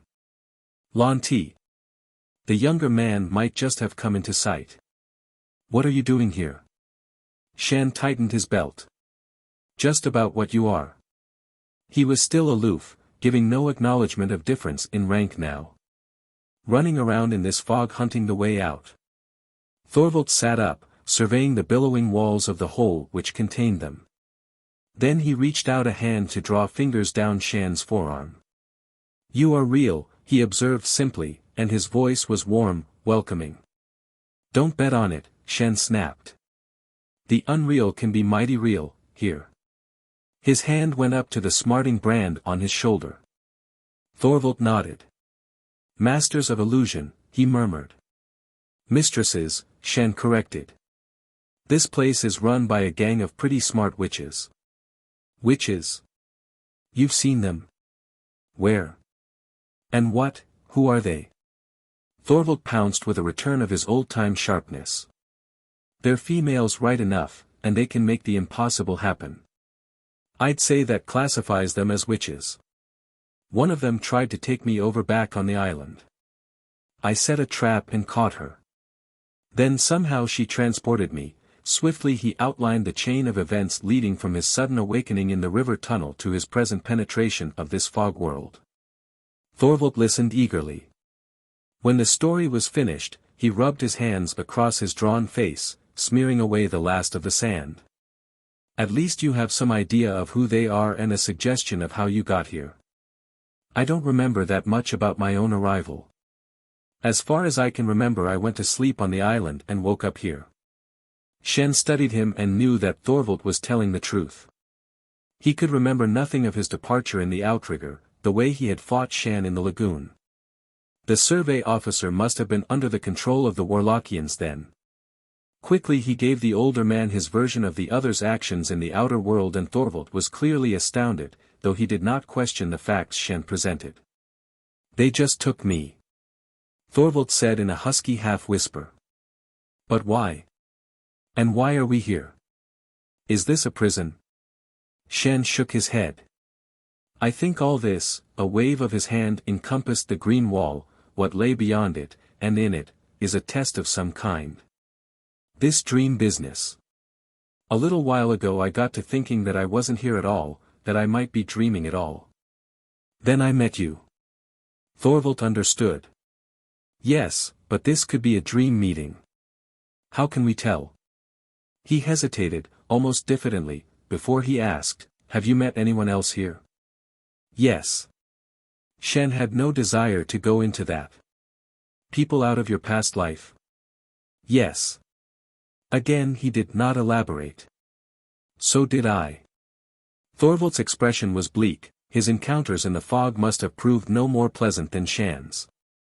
That suggests that we do trigger the hallucinations ourselves. But maybe we can really lick it now. How? Well, if these phantoms are born of our memories, there are about only 2 or 3 we could see together, maybe a Throg on the rampage, or that Hound we left back in the mountains. And if we do sight anything like that, we'll know what it is. On the other hand, if we stick together and one of us sees something that the other can't, well, that fact alone will explode the ghost. There was sense in what he said. Shann aided the officer to his feet. I must be a better subject for their experiments than you, the older man remarked ruefully. They took me over completely at the first. You were carrying that disc, Shann pointed out. Maybe that acted as a focusing lens for whatever power they used to make us play trained animals. Could be. Thorvald brought out the cloth-wrapped bone coin. I still have it. But he made no move to pull off the bit of rag about it. Now, he gazed at the wall of green. Which way? Shann shrugged. Long ago he had lost any idea of keeping a straight course through the murk. He might have turned around any number of times since he first walked blindly into this place. Then he pointed to the packet Thorvald held. Why not flip that? He asked. Heads, we go that way. He indicated the direction in which they were facing. Tails, we do a right about face. There was an answering grin on Thorvald's lips. As good a guide as any we're likely to find here. We'll do it. He pulled away the twist of cloth and with a swift snap, reminiscent of that used by the Warlockian witch to empty the bowl of sticks, he tossed the disc into the air. It spun, whirled, but, to their open-jawed amazement, it did not fall to the sand. Instead it spun until it looked like a small globe instead of a disc. And it lost its dead white for a glow of green.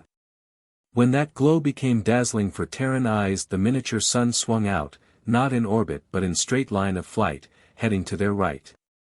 With a muffled cry, Thorvald started in pursuit, Shann running beside him. They were in a tunnel of the fog now, and the pace set by the spinning coin was swift. The Terrans continued to follow it at the best pace they could summon, having no idea of where they were headed. But each with the hope that they finally did have a guide to lead them through this place of confusion and into a sane world where they could face on more equal terms those who had sent them there. Chapter 14. Escape. Something ahead. Thorvald did not slacken the pace set by the brilliant spot of green they trailed. Both of the Terrans feared to fall behind, to lose touch with that guide. Their belief that somehow the traveling disc would bring them to the end of the mist and its attendant illusions had grown firmer with every foot of ground they traversed. A dark, fixed point, now partly veiled by mist, lay beyond, and it was toward that looming half-shadow that the spinning disc hurtled. Now the mist curled away to display its bulk, larger, blacker and 4 or 5 times Thorvald's height. Both men stopped short, for the disc no longer played Pathfinder. It still whirled on its axis in the air, faster and faster, until it appeared to be throwing off sparks. But the sparks faded against a monolith of dark rock unlike the native stone they had seen elsewhere. For it was neither red nor warmly brown, but a dull, dead black. It could have been a huge stone slab, trimmed, smoothed, set up on end as a monument or marker, except that only infinite labor could have accomplished such a task. And there was no valid reason for such toil as far as the Terrans could perceive. This is it. Thorvald moved closer. By the disc's action, they deduced that their guide had drawn them to this featureless black steel with the precision of a beam-controlled ship. However, the purpose still eluded them. They had hoped for some exit from the territory of the Veil, but now they faced a solid slab of dark stone, neither a conventional exit or entrance, as they proved by circling its base. Beneath their boots was the eternal sand, around them the fog. Now what? Shann asked. They had made their trip about the slab and were back again where the disc whirled with unceasing vigor in a shower of emerald sparks. Thorvald shook his head, scanning the rock face before them glumly. The eagerness had gone out of his expression, a vast weariness replacing it. There must have been some purpose in coming here, he replied, but his tone had lost the assurance of moments earlier. Well, if we strike away from here, we'll just get right back in again. Shann waved a hand toward the mist, waiting as if with a hunter's watch upon them. And we certainly can't go down. He dug a boot toe into the sand to demonstrate the folly of that. So, what about up? He ducked under the spinning disc to lay his hands against the surface of the giant slab. And in so doing he made a discovery, revealed to his touch although hidden from sight. For his fingers, running aimlessly across the cold, slightly uneven surface of the stone, slipped into a hollow, quite a deep hollow.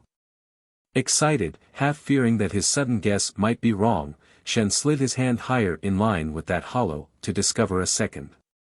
The first had been level with his chest, the second perhaps 18 inches or so above. He jumped, to draw his fingers down the rock, with damage to his nails but getting his proof.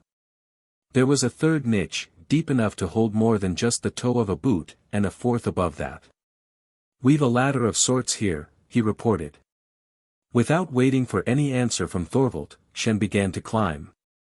The holds were so well matched in shape and size that he was sure they could not be natural.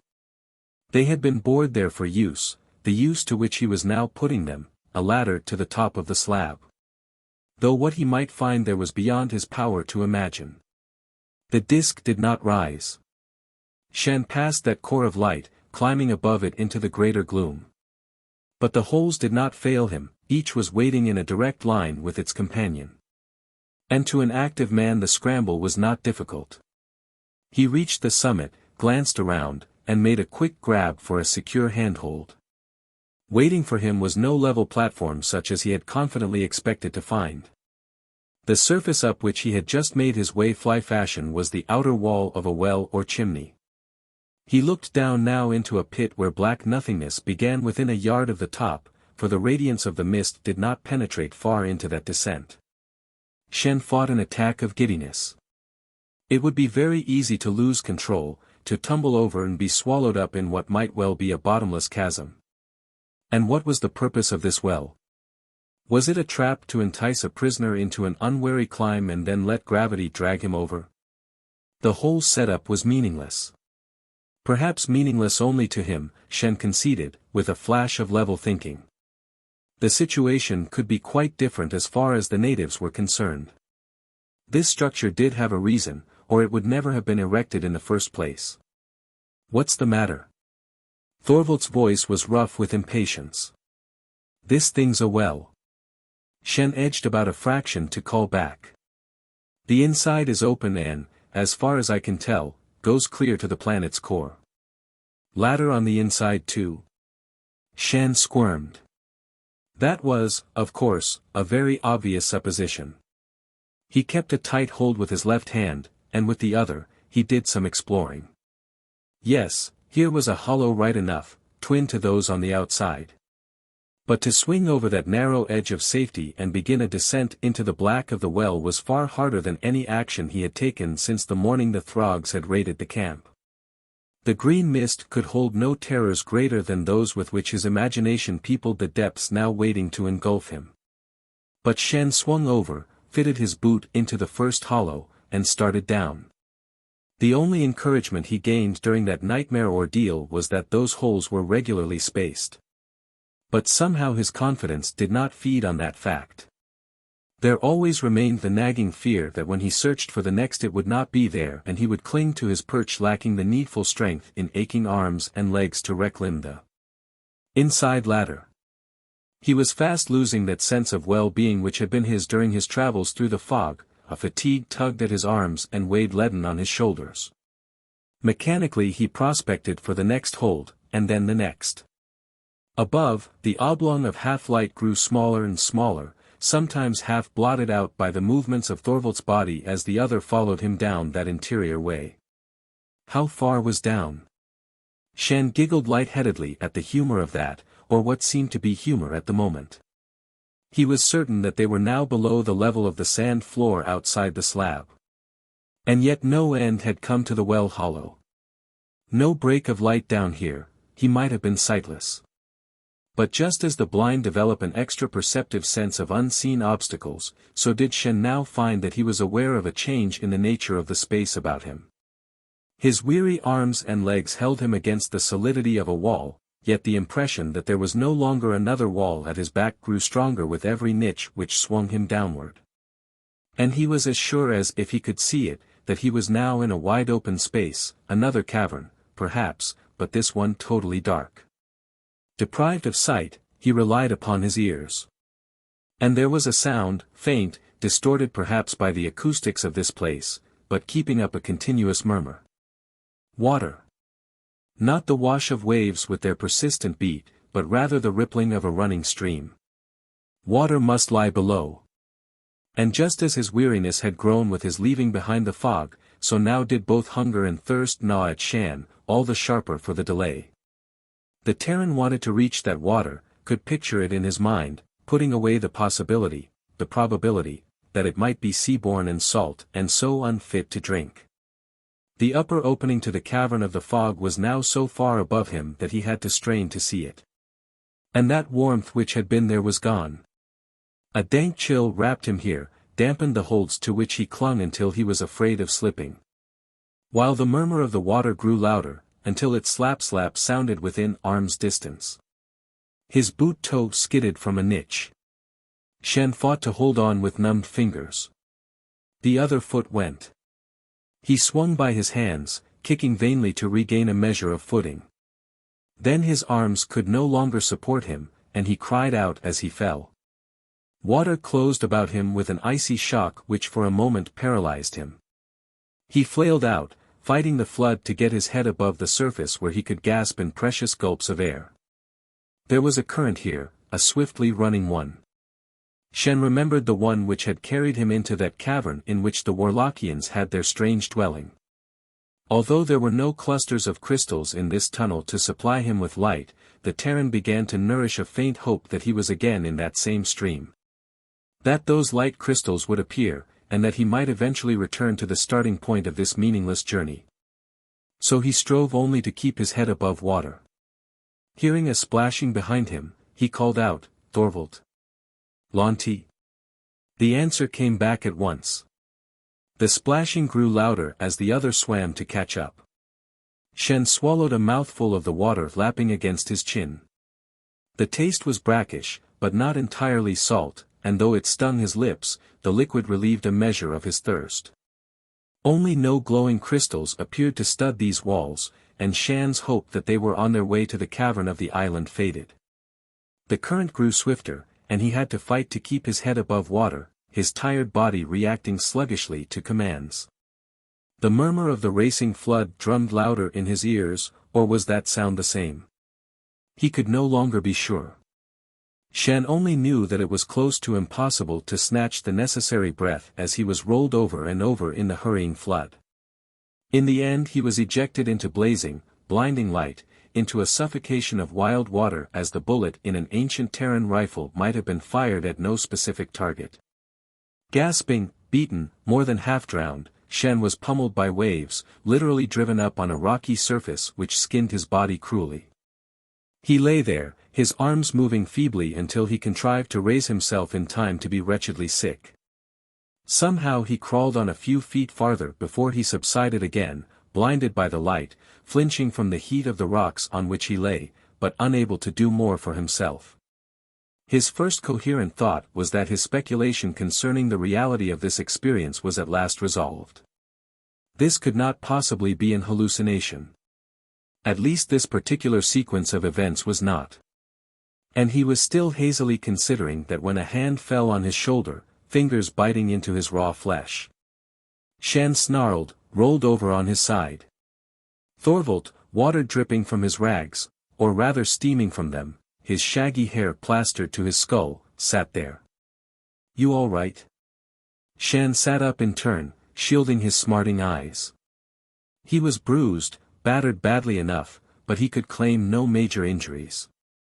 "I think so. Where are we?"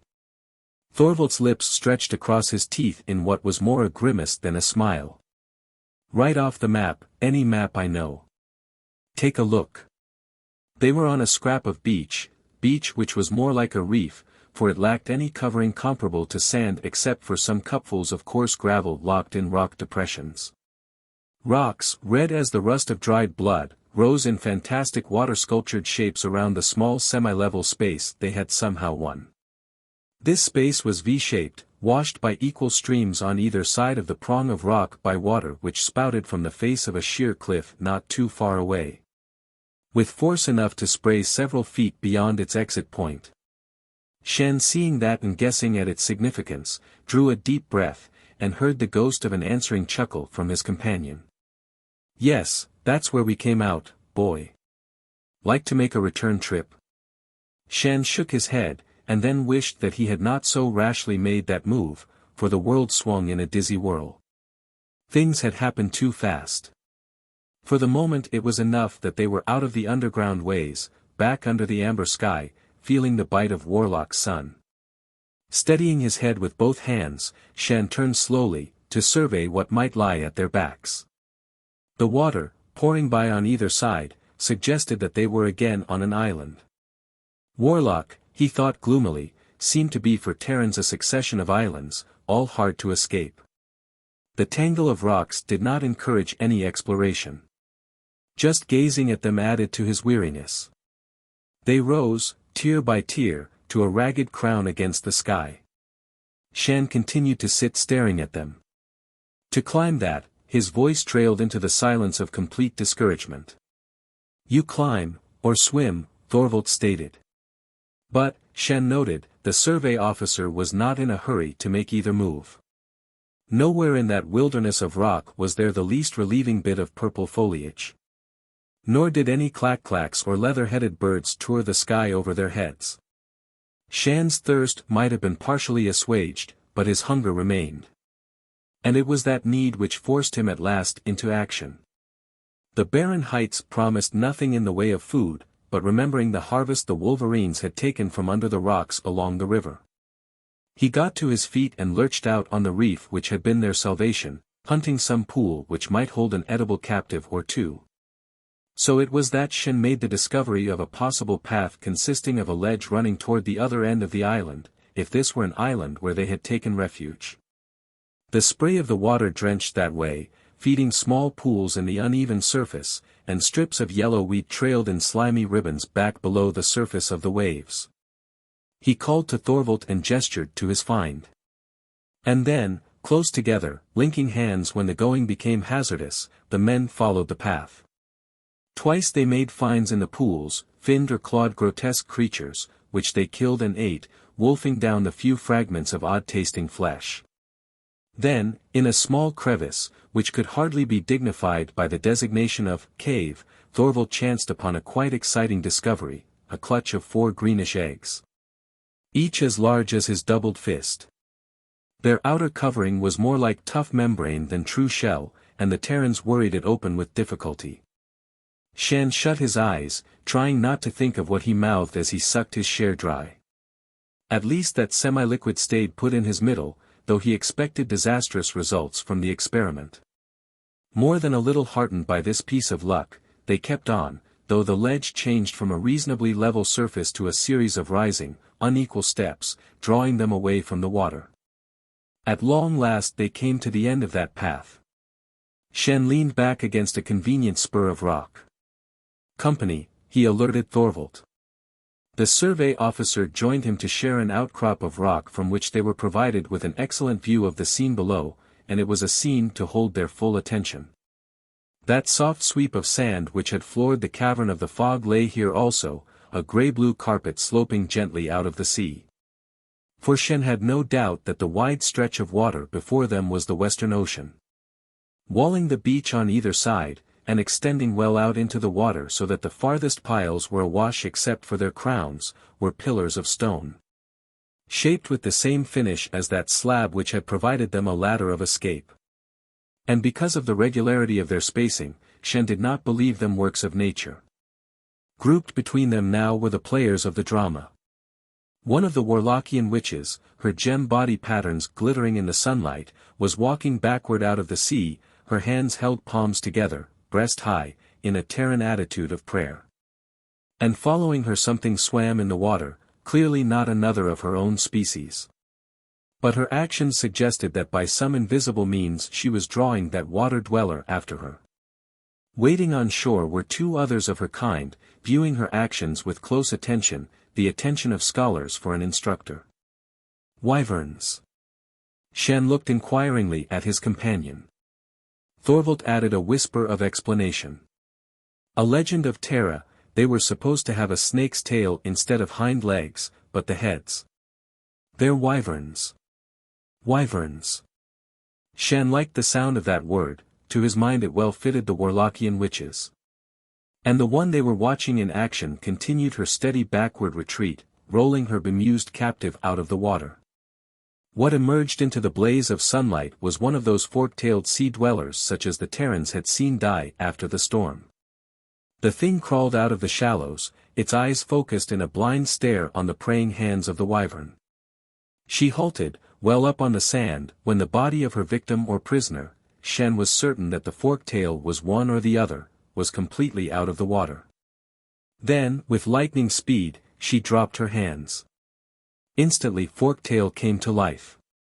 Fang jaws snapped. Aroused, the beast was the incarnation of evil rage, a rage which had a measure of intelligence to direct it into deadly action. And facing it, seemingly unarmed and defenseless, were the slender, fragile wyverns.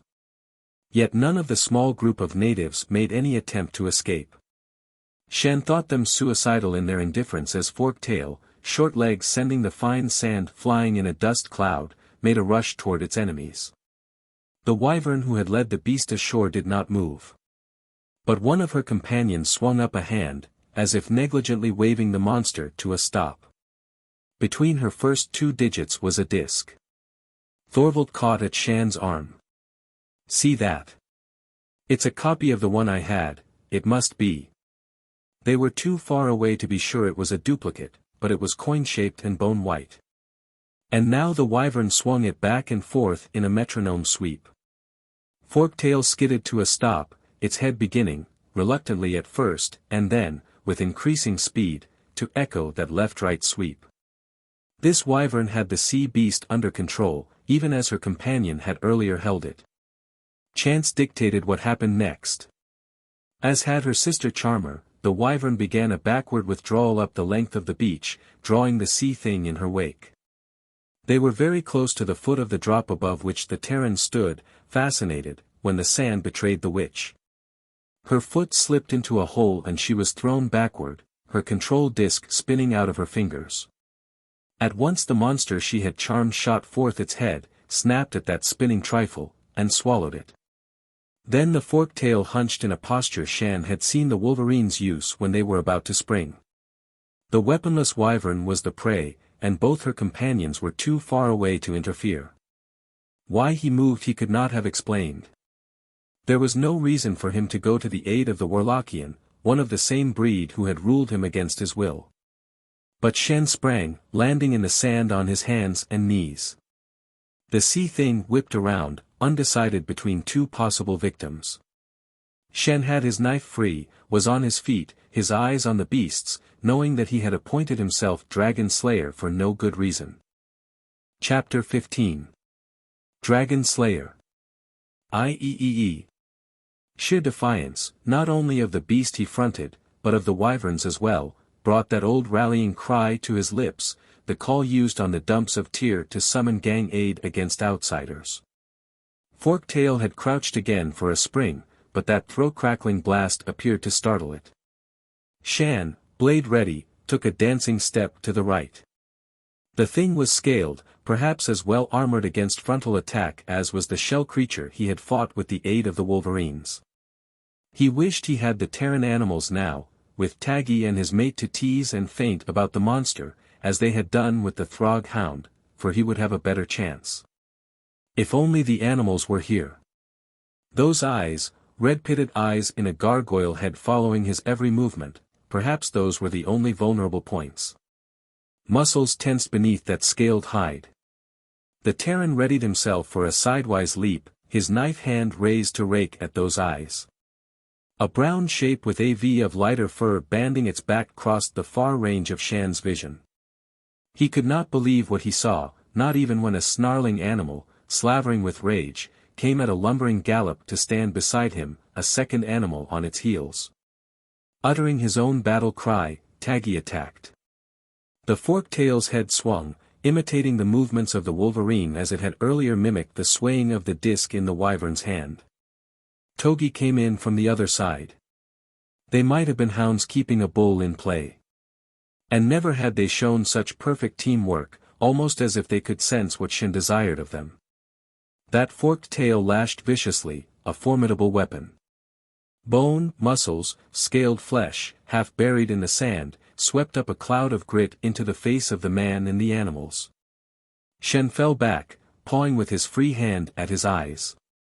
The Wolverines circled warily, trying for the attack they favored, the spring to the shoulders, the usually fatal assault on the spine behind the neck. But the armored head of the forked tail, slung low, warned them off. Again the tail lashed, and this time Taggi was caught and hurled across the beach. Togi uttered a challenge, made a reckless dash, and raked down the length of the forked tail's body, fastening on that tail. Weighing it to earth with her own poundage while the sea creature fought to dislodge her.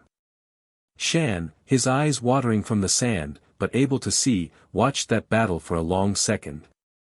Judging that forked tail was completely engaged in trying to free its best weapon from the grip of the Wolverine.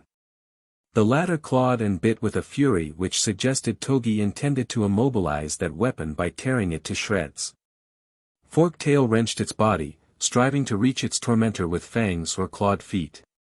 And in that struggle to achieve an impossible position, its head slewed far about, uncovering the unprotected area behind the skull base which usually lay under the spiny collar about its shoulders. Shann went in. With one hand he gripped the edge of that collar, its serrations tearing his flesh, and at the same time he drove his knife blade deep into the soft underfolds, ripping on toward the spinal column. The blade nicked against bone as the forktail's head slammed back, catching Shann's hand and knife together in a trap. The Terran was jerked from his feet, and flung to one side with the force of the beast's reaction. Blood spurted up, his own blood mingled with that of the monster. Only Togi's riding of the tail prevented Shann's being beaten to death. The armored snout pointed skyward as the creature ground the sharp edge of its collar down on the Terran's arm. Shann, frantic with pain, drove his free fist into one of those eyes. Forktail jerked convulsively, its head snapped down again and Shann was free. The Terran threw himself back, keeping his feet with an effort. Forktail was writhing, churning up the sand in a cloud. But it could not rid itself of the knife Shann had planted with all his strength, and which the blows of its own armored collar were now driving deeper and deeper into its back. It howled thinly, with an abnormal shrilling. Shann, nursing his bleeding forearm against his chest, rolled free from the waves of sand it threw about, bringing up against one of the rock pillars. With that to steady him, he somehow found his feet and stood weaving, trying to see through the rain of dust. The convulsions which churned up that concealing cloud were growing more feeble. Then Shann heard the triumphant squall from Togi, saw her brown body still on the torn tail just above the forking. The Wolverine used her claws to hitch her way up the spine of the sea monster, heading for the mountain of blood spouting from behind the head. Forktail fought to raise that head once more. Then the massive jaw thudded into the sand, teeth snapping fruitlessly as a flood of grit overrode the tongue, packed into the gaping mouth. How long had it taken, that frenzy of battle on the blood-stained beach? Shann could have set no limit in clock-ruled time. He pressed his wounded arm tighter to him, lurched past the still-twitching sea-thing to that splotch of brown fur on the sand, shaping the Wolverine's whistle with dry lips. Togi was still busy with the kill, but Taggi lay where that murderous tail had thrown him. Shann fell on his knees, as the beach around him developed a curious tendency to sway. He put his good hand to the ruffled back fur of the motionless Wolverine. Taggi. A slight quiver answered. Shann tried awkwardly to raise the animal's head with his own hand. As far as he could see, there were no open wounds, but there might be broken bones, internal injuries he did not have the skill to heal. Taggi. He called again gently, striving to bring that heavy head up on his knee. The furred one is not dead. For a moment Shann was not aware that those words had formed in his mind, had not been heard by his ears. He looked up, eyes blazing at the wyvern coming toward him in a graceful glide across the crimson sand. And in a space of heartbeats his thrust of anger cooled into a stubborn enmity. No thanks to you, he said deliberately aloud. If the wyvern witch wanted to understand him, let her make the effort, he did not try to touch her thoughts with his. Taggi stirred again, and Shann glanced down quickly. The Wolverine gasped, opened his eyes, shook his miniature bare head, scattering pellets of sand. He sniffed at a dollop of blood, the dark, alien blood, spattered on Shann's breeches. And then his head came up with a reassuring alertness as he looked to where his mate was still worrying the now quiet Forktail. With an effort, Taggi got to his feet, Shann aiding him. The man ran his hand down over ribs, seeking any broken bones. Taggi growled a warning once when that examination brought pain in its wake, but Shann could detect no real damage. As might a cat, the Wolverine must have met the shock of that whip-tail stroke relaxed enough to escape serious injury. Taggi had been knocked out, but now he was able to navigate again. He pulled free from Shann's grip, lumbering across the sand to the kill. Someone else was crossing that strip of beach. Passing the wyvern as if he did not see them, Thorvald came directly to Shann. A few seconds later he had the torn arm stretched across his own bent knee, examining the still bleeding hurt. "That's a nasty one," he commented. Shann heard the words and they made sense, but the instability of his surroundings was increasing, while Thorvald's handling sent sharp stabs of pain up his arm and somehow into his head, where they ended in red bursts to cloud his sight. Out of the reddish mist which had fogged most of the landscape there emerged a single object, a round white disk. And in Shann's clouded mind a well-rooted apprehension stirred. He struck out with his one hand, and through luck connected. The disk flew out of sight.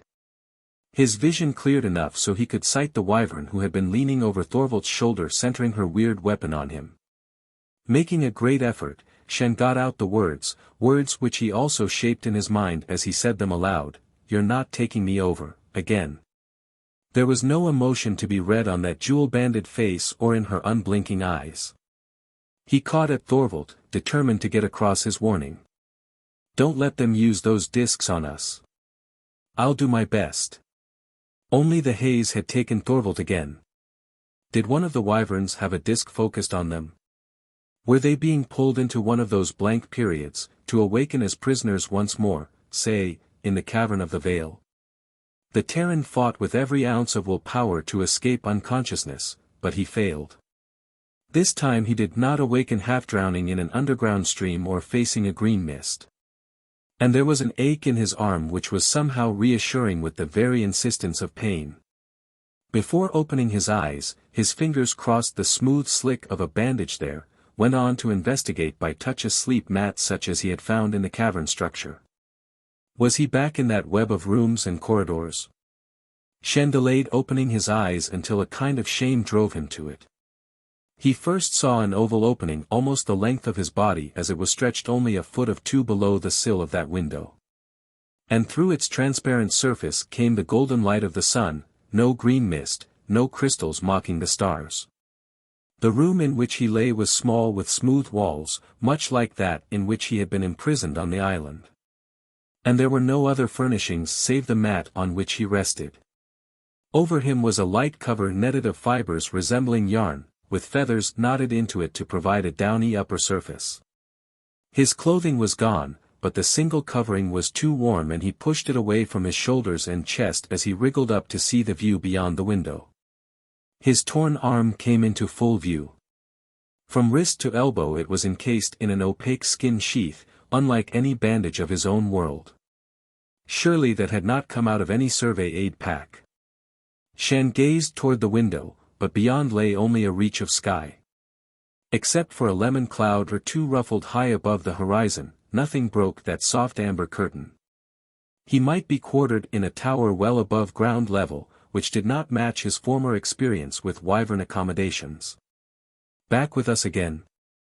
Thorvald, one hand lifting a door panel, came in. His ragged uniform was gone, and he wore only breeches of a sleek green material and his own scuffed and battered boots. Shann settled back on the mat. "Where are we?" "I think you might term this the capital city," Thorvald answered. "In relation to the mainland, we're on an island well out to sea, westward." "How did we get here?" "That climb in the slab, the stream underground." Had it been an interior river running under the bed of the sea? But Shann was not prepared for the other's reply. "By wishing." "By what?" Thorvald nodded, his expression serious. "They wished us here. Listen, Lantee, when you jumped down to mix it with that fork-tailed thing, did you wish you had the Wolverines with you?" Shann thought back. His memories of what had occurred before that battle were none too clear. But, yes, he had wished Taggi and Togi present at that moment to distract the enraged beast. "You mean I wished them?" The whole idea was probably a part of the wyvern jargon of dreaming, and he added, "Or did I just dream everything?" There was the bandage on his arm, the soreness under that bandage. But also there had been Logali's lash brand back in the cavern, which had bitten into his flesh with the pain of a real blow. "No, you weren't dreaming. You happened to be tuned in one of those handy little gadgets our lady friends here use. And, so tuned in, your desire for the Wolverines being pretty powerful just then, they came." Shann grimaced. This was unbelievable. Yet there were his meetings with Log Ally and Trav. How could anyone rationally explain them? And how had he, in the beginning, been jumped from the top of the cliff on the island of his marooning into the midst of an underground flood without any conscious memory of an intermediate journey? How does it work? He asked simply. Thorvald laughed. You tell me. They have these discs, one to a wyvern, and they control forces with them.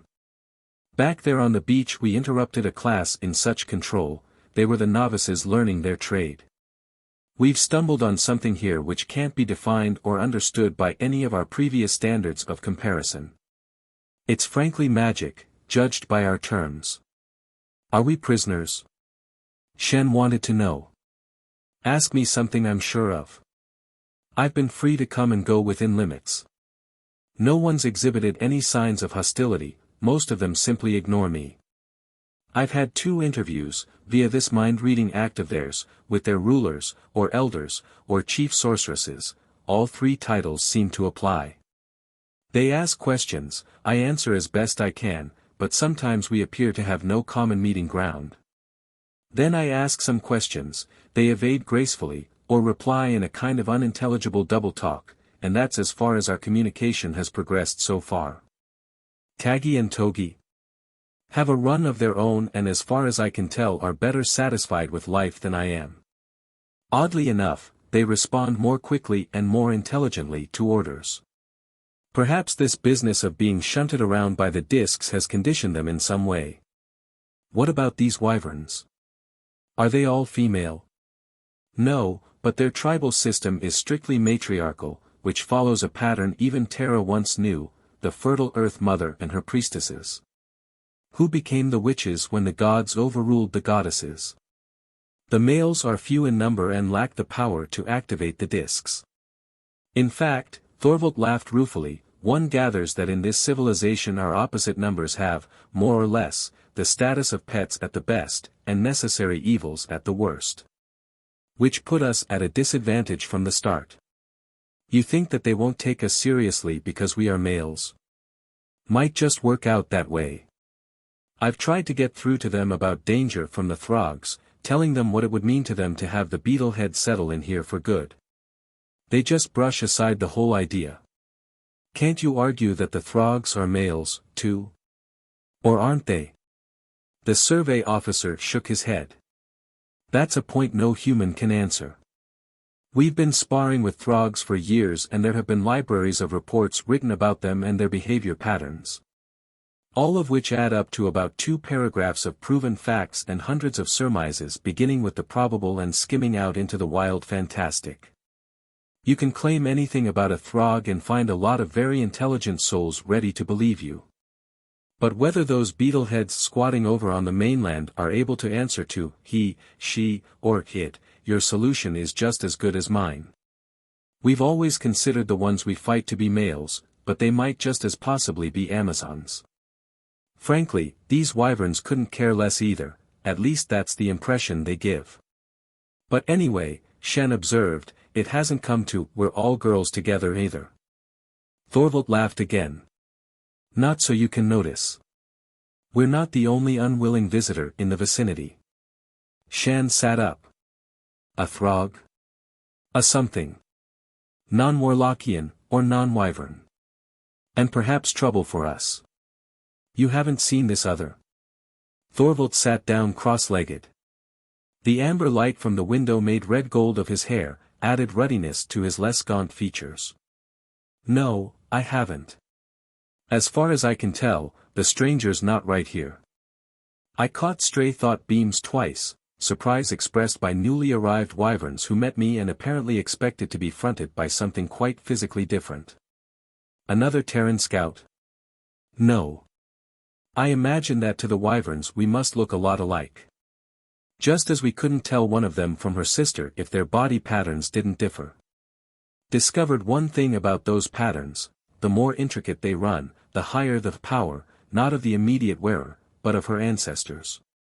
They're marked when they qualify for their disc and presented with the rating of the greatest witch in their family line as an inducement to live up to those deeds and surpass them if possible. Quite a bit of logic to that. Given the right conditioning, such a system might even work in our service. That nugget of information was the stuff from which survey reports were made. But at the moment the information concerning the other captive was of more value to Shann. He steadied his body against the wall with his good hand and got to his feet. Thorvald watched him. I take it you have visions of action. Tell me, Lantee, why did you take that header off the cliff to mix it with Forktail? Shann wondered himself. He had no reason for that impulsive act. I don't know. Chivalry. Fair wyvern in distress, the other prodded. Or did the backlash from one of those discs draw you in? I don't know. And why did you use your knife instead of your stunner? Shann was startled. For the first time he realized that he had fronted the greatest native menace they had discovered on Warlock with the more primitive of his weapons. Why had he not tried the stunner on the beast? He had just never thought of it when he had taken that leap into the role of Dragon Slayer. Not that it would have done you any good to try the ray, it has no effect on Forktail. You tried it? Naturally. But you didn't know that, or did you pick up that information earlier? No, answered Shann slowly. No, I don't know why I used the knife. The stunner would have been more natural. Suddenly he shivered, and the face he turned to Thorvald was very sober. How much do they control us? He asked, his voice dropping to a half-whisper as if the walls about them could pick up those words and relay them to other ears. What can they do? A good question. Thorvald lost his light tone. Yes, what can they feed into our minds without our knowing? Perhaps those discs are only window dressing, and they can work without them. A great deal will depend upon the impression we can make on these witches. He began to smile again, more wryly. The name we gave this planet is certainly a misnomer. A warlock is a male sorcerer, not a witch. And what are the chances of our becoming warlocks ourselves? Again Thorvald's smile faded, but he gave a curt little nod to Shann as if approving that thought. That is something we are going to look into, and now. If we have to convince some stubborn females, as well as fight Throgs, well, he shrugged, we'll have a busy time. Chapter 16. Third Prisoner. Well, it works as good as new. Shann held his hand and arm out into the full path of the sun. He had just stripped off the skin case bandage, to show the raw seam of a half-healed scar, but as he flexed muscles, bent and twisted his arm, there was only a small residue of soreness left. Now what, or where, he asked Thorvald with some eagerness. Several days' imprisonment in this room had made him impatient for the outer world again. Like the officer, he now wore breeches of the green fabric, the only material known to the wyverns, and his own badly worn boots. Oddly enough, the Terran's weapons, stunner and knife, had been left to them, a point which made them uneasy. Since it suggested that the wyverns believed they had nothing to fear from clumsy alien arms. Your guess is as good as mine, Thorvald answered that double question. But it is you they want to see, they insisted upon it, rather emphatically in fact. The wyvern city existed as a series of cell-like hollows in the interior of a rock-walled island. Outside there had been no tampering with the natural rugged features of the escarpment, and within, the silence was almost complete. For all the Terrans could learn, the population of the stone-walled hive might have been several thousand. Or just the handful that they had seen with their own eyes along the passages which had been declared open territory for them. Shann half expected to find again a skull-walled chamber where witches tossed colored sticks to determine his future. But he came with Thorvald into an oval room in which most of the outer wall was a window. And seeing what lay framed in that, Shann halted, again uncertain as to whether he actually saw that, or whether he was willed into visualizing a scene by the choice of his hostesses. They were lower now than the room in which he had nursed his wound, not far above water level. And this window faced the sea. Across a stretch of green water was his red-purple skull, the waves lapping its lower jaw, spreading their foam in between the gaping rock fringe which formed its teeth. And from the eye hollows flapped the clack-clacks of the sea coast, coming and going as if they carried to some imprisoned brain within that giant bone case messages from the outer world. "My dream," Shann said. "Your dream." Thorvald had not echoed that, the answer had come in his brain. Shann turned his head and surveyed the wyvern awaiting them with a concentration which was close to the rudeness of an outright stare, a stare which held no friendship. For by her skin patterns he knew her for the one who had led that triumvir who had sent him into the cavern of the mist. And with her was the younger witch he had trapped on the night that all this baffling action had begun. "We meet again," he said slowly. "To what purpose?" "To our purpose, and yours. I do not doubt that it is to yours." The Terran's thoughts fell easily now into a formal pattern he would not have used with one of his own kind. "But I do not expect any good to me." There was no readable expression on her face, he did not expect to see any. But in their uneven mind touch he caught a fleeting suggestion of bewilderment on her part, as if she found his mental processes as hard to understand as a puzzle with few leading clues. "We mean you no ill, Star Voyager. You are far more than we first thought you, for you have dreamed false and have known. Now dream true, and know it also." "Yet," he challenged, "you would set me a task without my consent." "We have a task for you, but already it was set in the pattern of your true dreaming. And we do not set such patterns, Starman. That is done by the greatest power of all. Each lives within her appointed pattern from the first awakening to the final dream. So we do not ask of you any more than that which is already laid for your doing." She arose with that languid grace which was a part of their delicate jeweled bodies and came to stand beside him, a child in size, making his Terran flesh and bones awkward, clod-like in contrast. She stretched out her 4-digit hand, her slender arm ringed with gemmed circles and bands, measuring it beside his own, bearing that livid scar. "We are different, Starman, yet still are we both dreamers. And dreams hold power. Your dreams brought you across the dark which lies between sun and distant sun. Our dreams carry us on even stranger roads. And yonder," one of her fingers stiffened to a point, indicating the skull, "there is another who dreams with power, a power which will destroy us all unless the pattern is broken speedily. And I must go to seek this dreamer."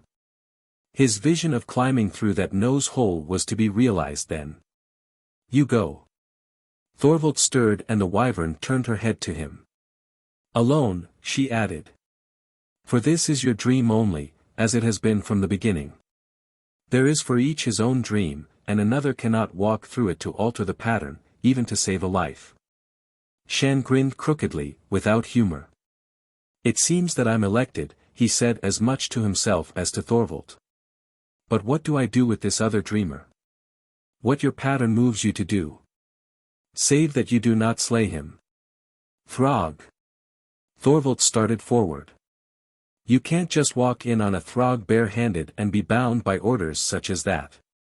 The wyvern must have caught the sense of that vocal protest, for her communication touched them both.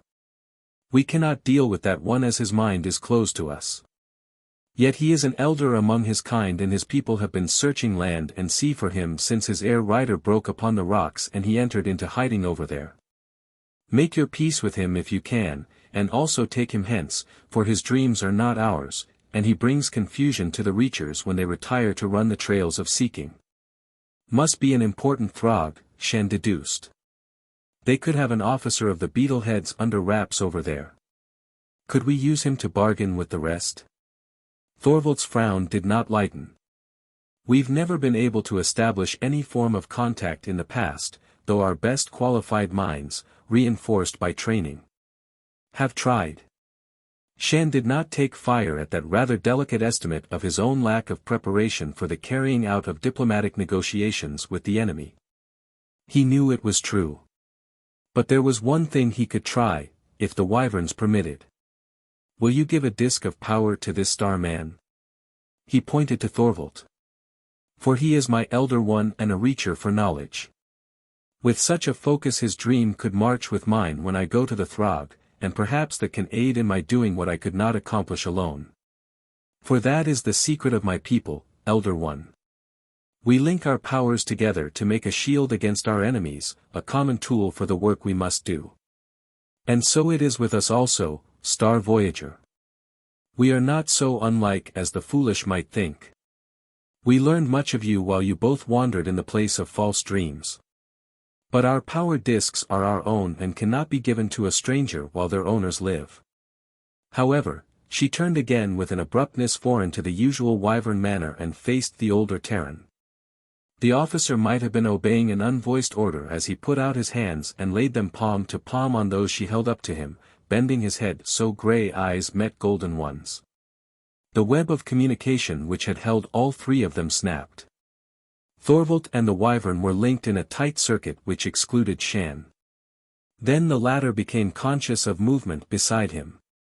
The younger wyvern had joined him to watch the clack-clacks in their circling of the bare dome of the Skull Island. "Why do they fly so?" Shann asked her. "Within they nest, care for their young. Also they hunt the rock creatures that swarm in the lower darkness."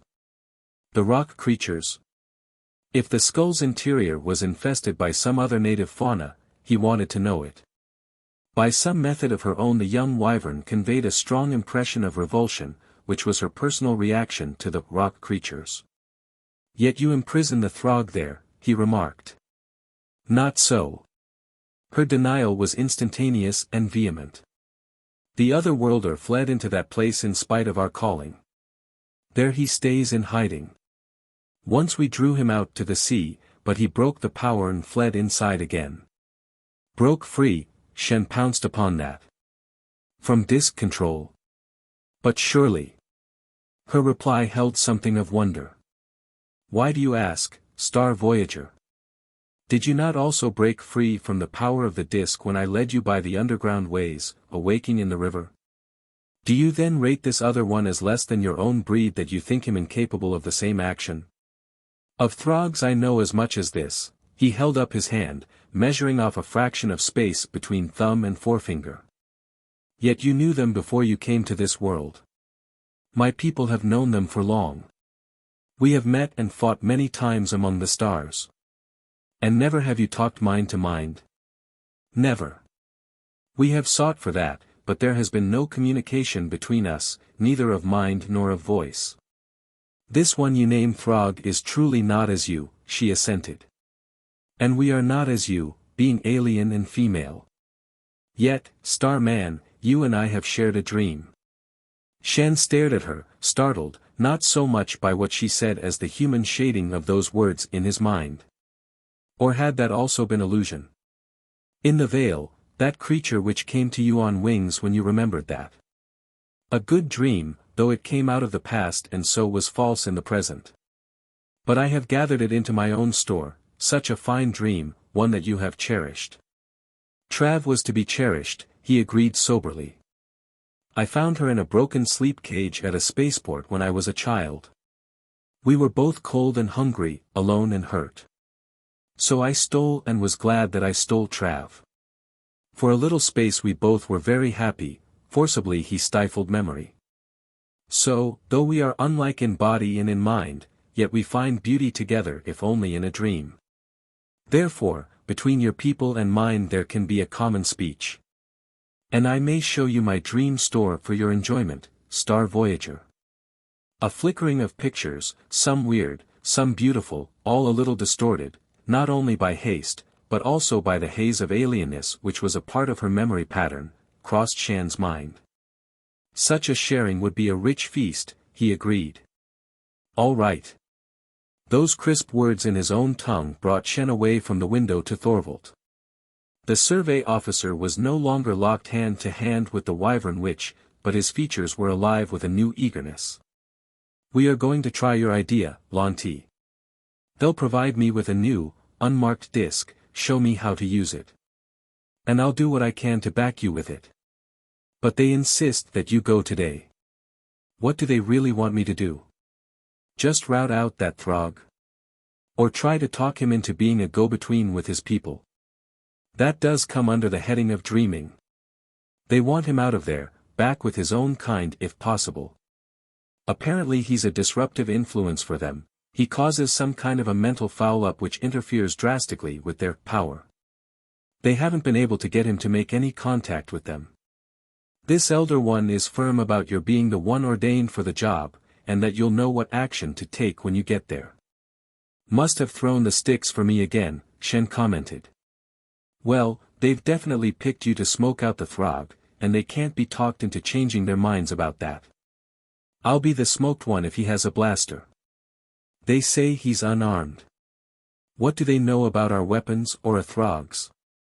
The other one has no arms. Wyvern words in his mind again. This fact gives him great fear. That which he has depended upon is broken. And since he has no weapon, he is shut into a prison of his own terrors. But an adult Throg, even unarmed, was not to be considered easy meat, Shann thought. Armored with horny skin, armed with claws and those crushing mandibles of the beetle mouth, a third again as tall as he himself was. No, even unarmed, the Throg had to be considered a menace. Shann was still thinking along that line as he splashed through the surf which broke about the lower jaw of the Skull Island, climbed up one of the pointed rocks which masqueraded as a tooth, and reached for a higher hold to lead him to the nose slit, the gateway to the alien's hiding place. The clack-clacks screamed and dived about him, highly resentful of his intrusion. And when they grew so bold as to buffet him with their wings, threaten him with their tearing beaks, he was glad to reach the broken rock edging his chosen door and duck inside.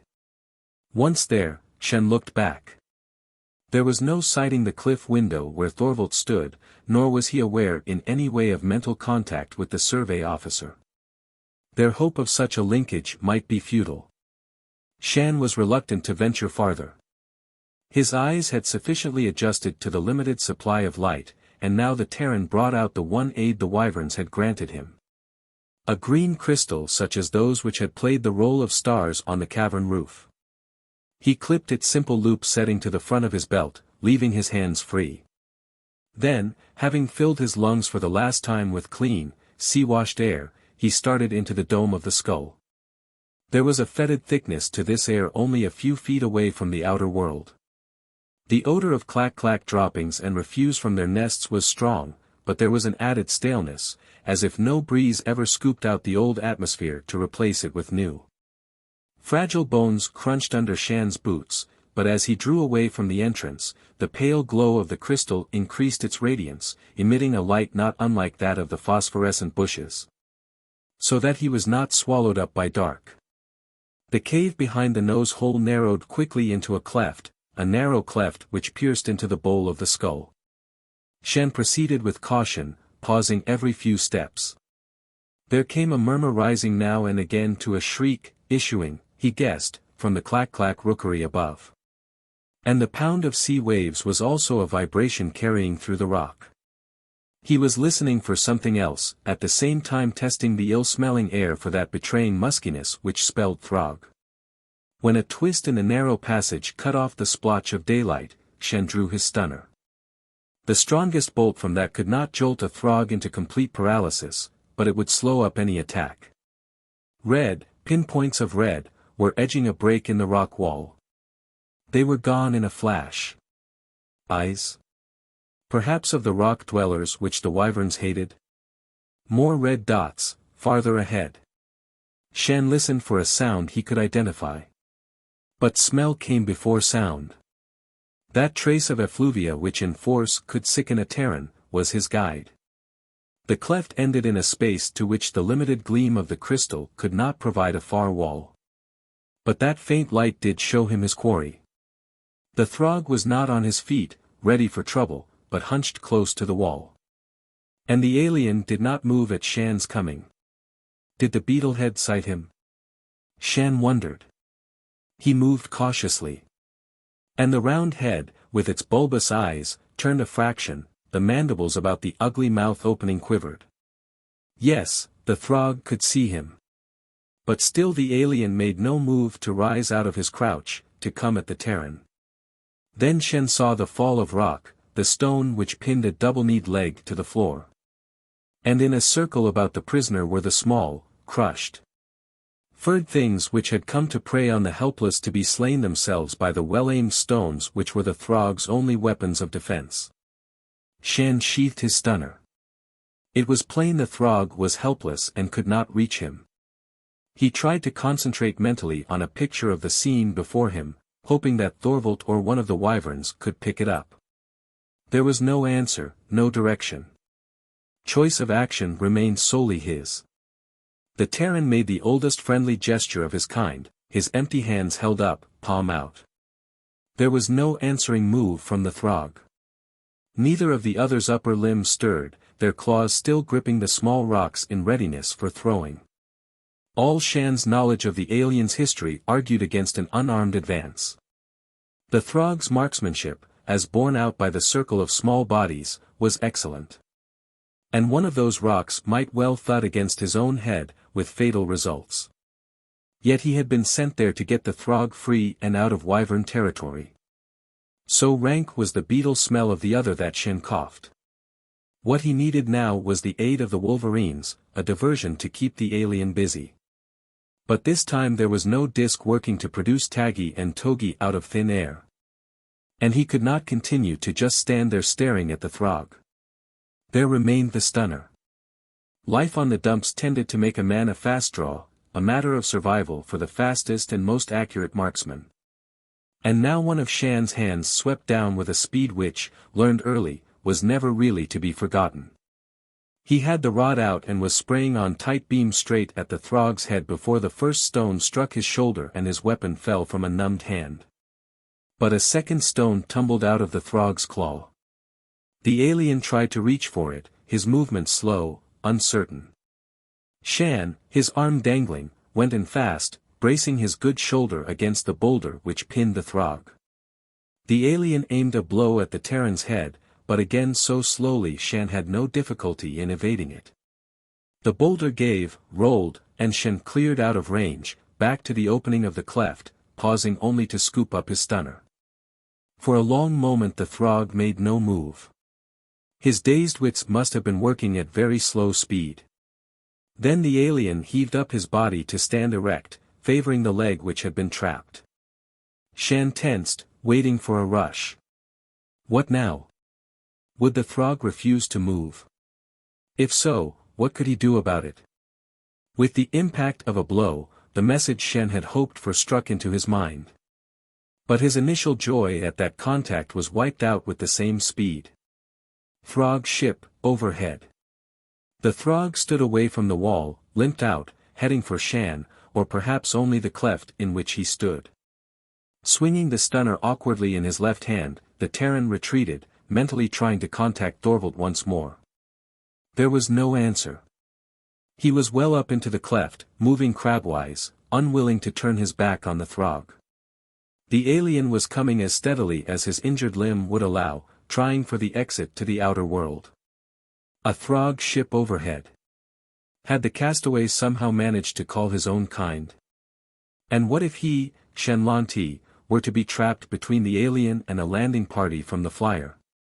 He did not expect any assistance from the wyverns, and what could Thorvald possibly do? From behind him, at the entrance of the nose slit, he heard a sound which was neither the scolding of a clack-clack nor the eternal growl of the sea. Chapter 17. Throg Justice. The musty stench was so strong that Shann could no longer fight the demands of his outraged stomach. He rolled on his side, retching violently until the sour smell of his illness battled the foul odor of the ship. His memories of how he had come into this place were vague. His body was a mass of dull pain, as if he had been scorched. Scorched. Had the Throgs used one of their energy whips to subdue him? The last clear thing he could recall was that slow withdrawal down the cleft inside the skull rock, the Throg not too far away, the sound from the entrance. A Throg prisoner. Through the pain and the sickness the horror of that bit doubly deep. Terrans did not fall alive into Throg hands, not if they had the means of ending their existence within reach. But his hands and arms were caught behind him in an unbreakable lock, some gadget not unlike the Terran force bar used to restrain criminals, he decided groggily.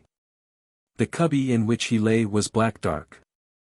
But the quivering of the deck and the bulkheads about him told Shann that the ship was in flight. And there could be but two destinations, either the camp where the Throg force had taken over the Terran installations or the mothership of the raiders. If Thorvald's earlier surmise was true and the aliens were hunting a Terran to talk in the transport, then they were heading for the camp. And because a man who still lives and who is not yet broken can also hope, Shann began to think ahead to the camp and a faint, thin chance of escape. For on the surface of Warlock there was a thin chance, in the mothership of the Throgs none at all. Thorvald, and the Wyverns. Could he hope for any help from them?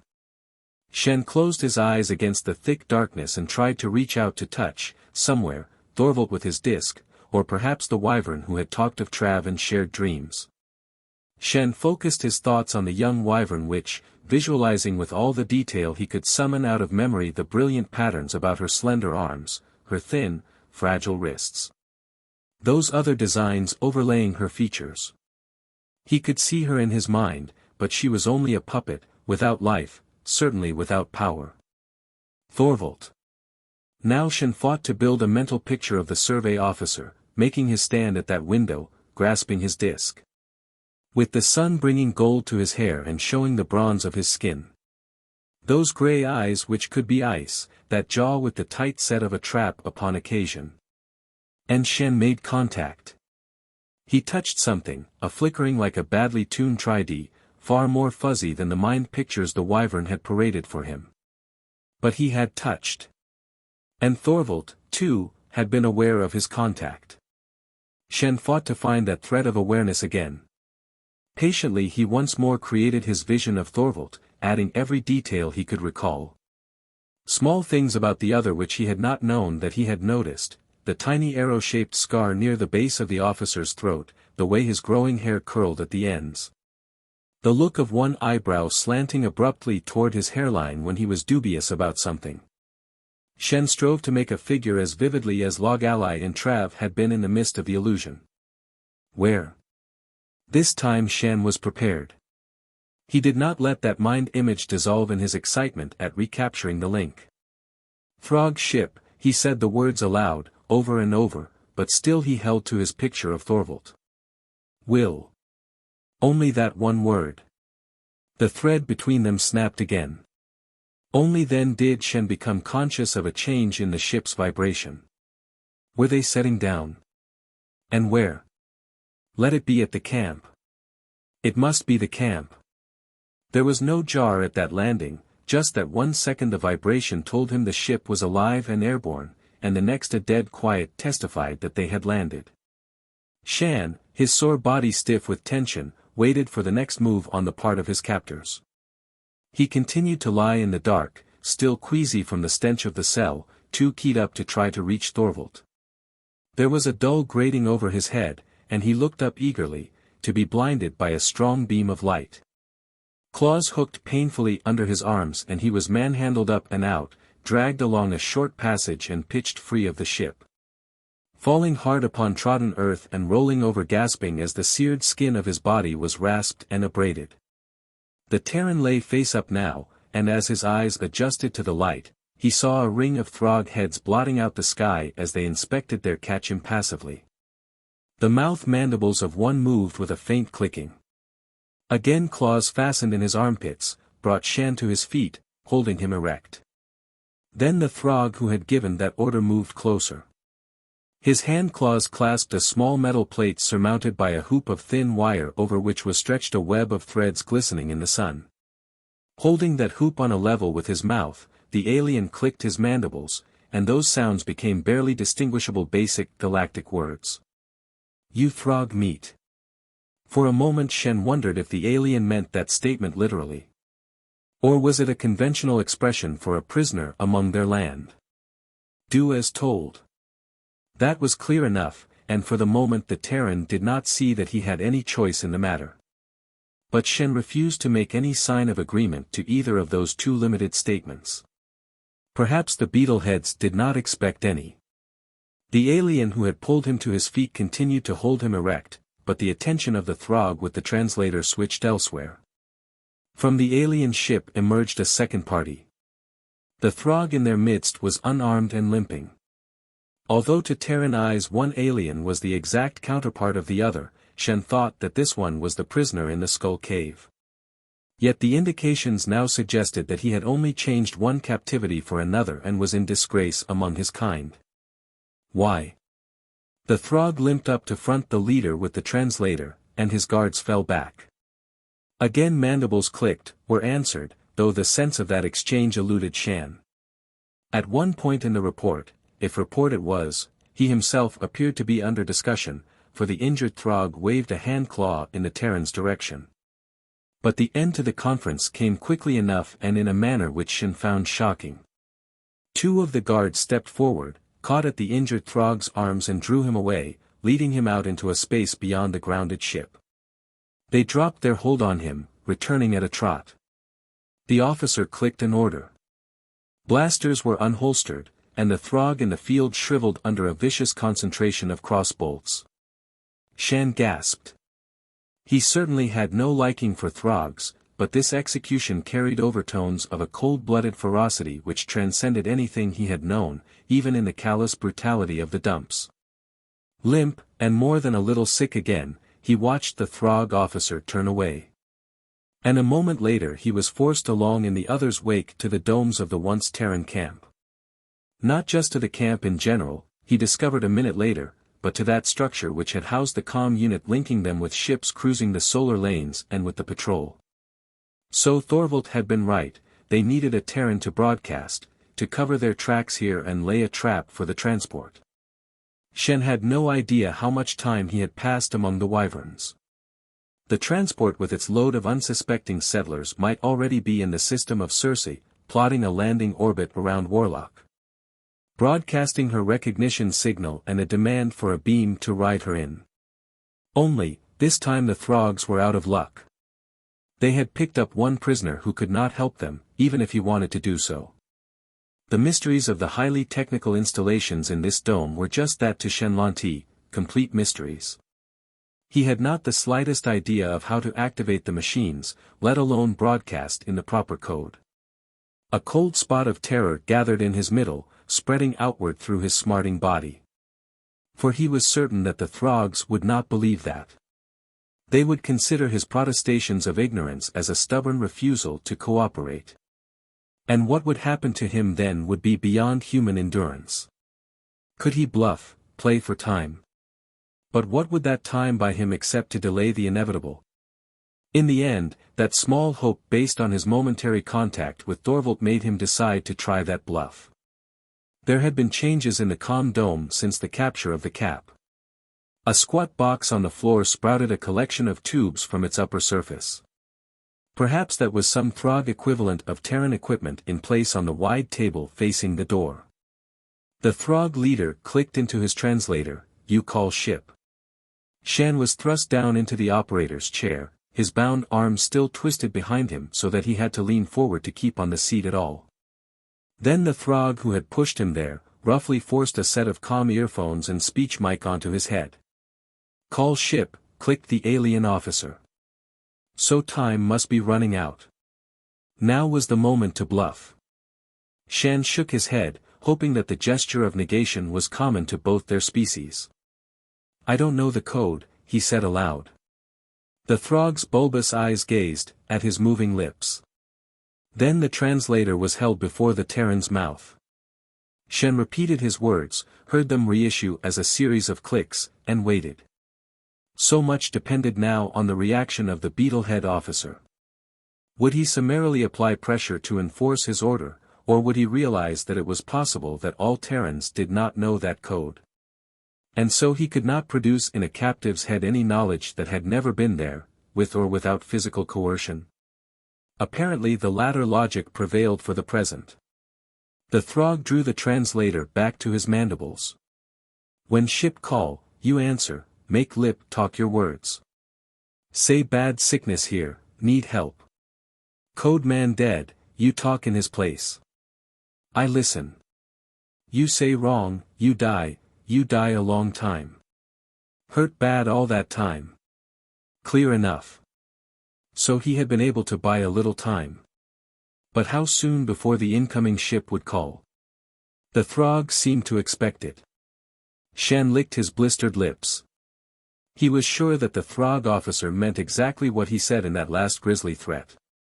Only, would anyone, Throg or human, live very long in this camp if Shann got his warning through? The transport would have been accompanied on the big jump by a patrol cruiser, especially now with Throgs littering deep space the way they were in this sector. Let Shann alert the ship, and the cruiser would know, swift punitive action would be visited on the camp. Throgs could begin to make their helpless prisoner regret his rashness. Then all of them would be blotted out together, prisoner and captors alike, when the cruiser came in. If that was his last chance, he'd play it that way. The Throgs would kill him anyhow, he hadn't the least doubt of that. They kept no long-term Terran prisoners and never had. And at least he could take this nest of devil beetles along with him. Not that the thought did anything to dampen the fear which made him weak and dizzy. Shann Lantee might be tough enough to fight his way out of the dumps, but to stand up and defy Throgs face to face like a video hero was something else. He knew that he could not do any spectacular act. If he could hold out to the end without cracking he would be satisfied. 2 more Throgs entered the dome. They stalked to the far end of the table which held the comm equipment, and frequently pausing to consult a Terran work tape set in a reader, they made adjustments to the spotter beam broadcaster. They worked slowly but competently, testing each circuit. Preparing to draw in the Terran transport, holding the large ship until they had it helpless on the ground. The Terran began to wonder how they proposed to take the ship over once they did have it on planet. Transports were armed for ground fighting. Although they rode in on a beam broadcast from a camp, they were prepared for unpleasant surprises on a planet's surface, such were certainly not unknown in the history of survey. Which meant that the Throgs had in turn some assault weapon they believed superior, for they radiated confidence now. But could they handle a patrol cruiser ready to fight? The Throg technicians made a last check of the beam, reporting in clicks to the officer. The alien gave an order to Shann's guard before following them out. A loop of wire rope dropped over the Terran's head, tightened about his chest, dragging him back against the chair until he grunted with pain. 2 more loops made him secure in a most uncomfortable posture, and then he was left alone in the calm dome. An abortive struggle against the wire rope taught him the folly of such an effort. He was in deep freeze as far as any bodily movement was concerned. Shann closed his eyes, settled to that same concentration he had labored to acquire on the Throg ship. If there was any chance of the Wyvern communication working again, here and now was the time for it. Again he built his mental picture of Thorvald, as detailed as he had made it in the Throg ship. And with that to the forefront of his mind, Shann strove to pick up the thread which could link them. Was the distance between this camp and the secret city of the Wyverns too great? Did the Throgs unconsciously dampen out that mental reaching as the Wyverns had said they did when they had sent him to free the captive in the skull? Drops gathered in the unkempt tight curls on his head, trickled down to sting on his tender skin. He was bathed in the moisture summoned by an effort as prolonged and severe as if he labored physically under a hot sun at the top speed of which his body was capable. Thorvald. Thorvald. But not standing by the window in the Wyvern stronghold. Thorvald with the amethyst of heavy Warlockian foliage at his back. So clear was the new picture that Shann might have stood only a few feet away. Thorvald there, with the Wolverines at his side. And behind him sun glinted on the gem-patterned skin of more than one Wyvern. Where? That demand from the survey officer, curt, clear, so perfect the word might have rung audibly through the dome. The camp. Shann hurled that back, frantic with fear that once again their contact might fail. They want me to call in the transport. He added that. How soon? Don't know. They have the guide beam set. I'm to say there's illness here, they know I can't code. All he could see now was Thorvald's face, intent, the officer's eyes cold sparks of steel, bearing the impress of a will as implacable as a Throg's. Shann added his own decision. I'll warn the ship off, they'll send in the patrol. There was no change in Thorvald's expression. Hold out as long as you can. Cold enough, no promise of help, nothing on which to build hope. Yet the fact that Thorvald was on the move, away from the Wyvern City, meant something. And Shann was sure that thick vegetation could be found only on the mainland. Not only was Thorvald ashore, but there were wyverns with him. Could the officer have persuaded the witches of Warlock to forsake their hands-off policy and join him in an attack on the Throg camp? No promise, not even a suggestion that the party Shann had envisioned was moving in his direction. Yet somehow he believed that they were. There was a sound from the doorway of the dome. Shann opened his eyes. There were Throgs entering, one to go to the guide beam, two heading for his chair. He closed his eyes again in a last attempt, backed by every remaining ounce of his energy and will. Ships in range. Throgs here. Thorvald's face, dimmer now, snapped out while a blow on Shann's jaw rocked his head cruelly, made his ears sing, his eyes water. He saw Throgs, Throgs only. And one held the translator. You talk. A tri-jointed arm reached across his shoulder, triggered a lever, pressed a button. The headset cramping his ear let out a sudden growl of sound, the comm was activated. A claw jammed the mic closer to Shann's lips, but also slid and ranged the webbed loop of the translator. Shann shook his head at the incoming rattle of code. The Throg with the translator was holding the other headset close to his own ear pit. And the claws of the guard came down on Shann's shoulders in a cruel grip, a threat of future brutality. The rattle of code continued while Shann thought furiously. This was it. He had to give a warning, and then the aliens would do to him just what the officer had threatened. Shann could not seem to think clearly. It was as if in his efforts to contact Thorvald, he had exhausted some part of his brain, so that now he was dazed just when he needed quick wits the most. This whole scene had a weird unreality. He had seen it like 1,000 times on fiction tapes, the Terran hero menaced by aliens intent on saving. Was it out of one of those fiction tapes he had devoured in the past that Shann recalled that scrap of almost forgotten information? The Terran began to speak into the mic, for there had come a pause in the rattle of code. He used Terran, not basic, and he shaped the words slowly. Warlock calling, trouble, sickness here, comm officer dead. He was interrupted by another burst of code. The claws of his guard twisted into the naked flesh of his shoulders in vicious warning. Warlock calling, he repeated. Need help. Who are you? The demand came in basic. On board the transport they would have a list of every member of the survey team. Lantee. Shann drew a deep breath. He was so conscious of those claws on his shoulders, of what would follow. This is Mayday. He said distinctly, hoping desperately that someone in the control cabin of the ship now in orbit would catch the true meaning of that ancient call of complete disaster. Mayday, Beatles, over and out. Chapter 18. Storm's ending. Shann had no answer from the transport, only the continuing hum of a contact still open between the dome and the control cabin miles above Warlock. The Terran breathed slowly, deeply, felt the claws of the Throg bite his flesh as his chest expanded. Then, as if a knife slashed, the hum of that contact was gone. He had time to know a small flash of triumph. He had done it, he had aroused suspicion in the transport. When the Throg officer clicked to the alien manning the landing beam, Shann's exultation grew.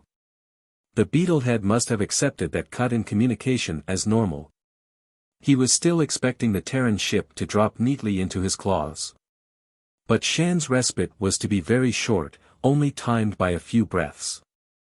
The Throg at the riding beam was watching the indicators. Now he reported to his superior, who swung back to face the prisoner. Although Shann could read no expression on the Beetle's face, he did not need any clue to the other's probable emotions. Knowing that his captive had somehow tricked him, the alien would now proceed relentlessly to put into effect the measures he had threatened. How long before the patrol cruiser would plan it? That crew was used to alarms, and their speed was 3 or 4 times greater than that of the bulkier transports. If the Throgs didn't scatter now, before they could be caught in one attack. The wire rope which held Shann clamped to the chair was loosened. And he set his teeth against the pain of restored circulation. This was nothing compared to what he faced. He knew that. They jerked him to his feet, faced him toward the outer door, and propelled him through it with a speed and roughness indicative of their feelings. The hour was close to dusk and Shann glanced wistfully at promising shadows, though he had given up hope of rescue by now. If he could just get free of his guards, he could at least give the beetleheads a good run. He saw that the camp was deserted. There was no sign about the domes that any Throgs sheltered there. In fact, Shann saw no aliens at all except those who had come from the calm dome with him. Of course. The rest must be in ambush, waiting for the transport to planet. What about the Throg ship or ships? Those must have been hidden also. And the only hiding place for them would be aloft. There was a chance that the Throgs had so flung away their chance for any quick retreat. Yes, the aliens could scatter over the countryside and so escape the first blast from the cruiser.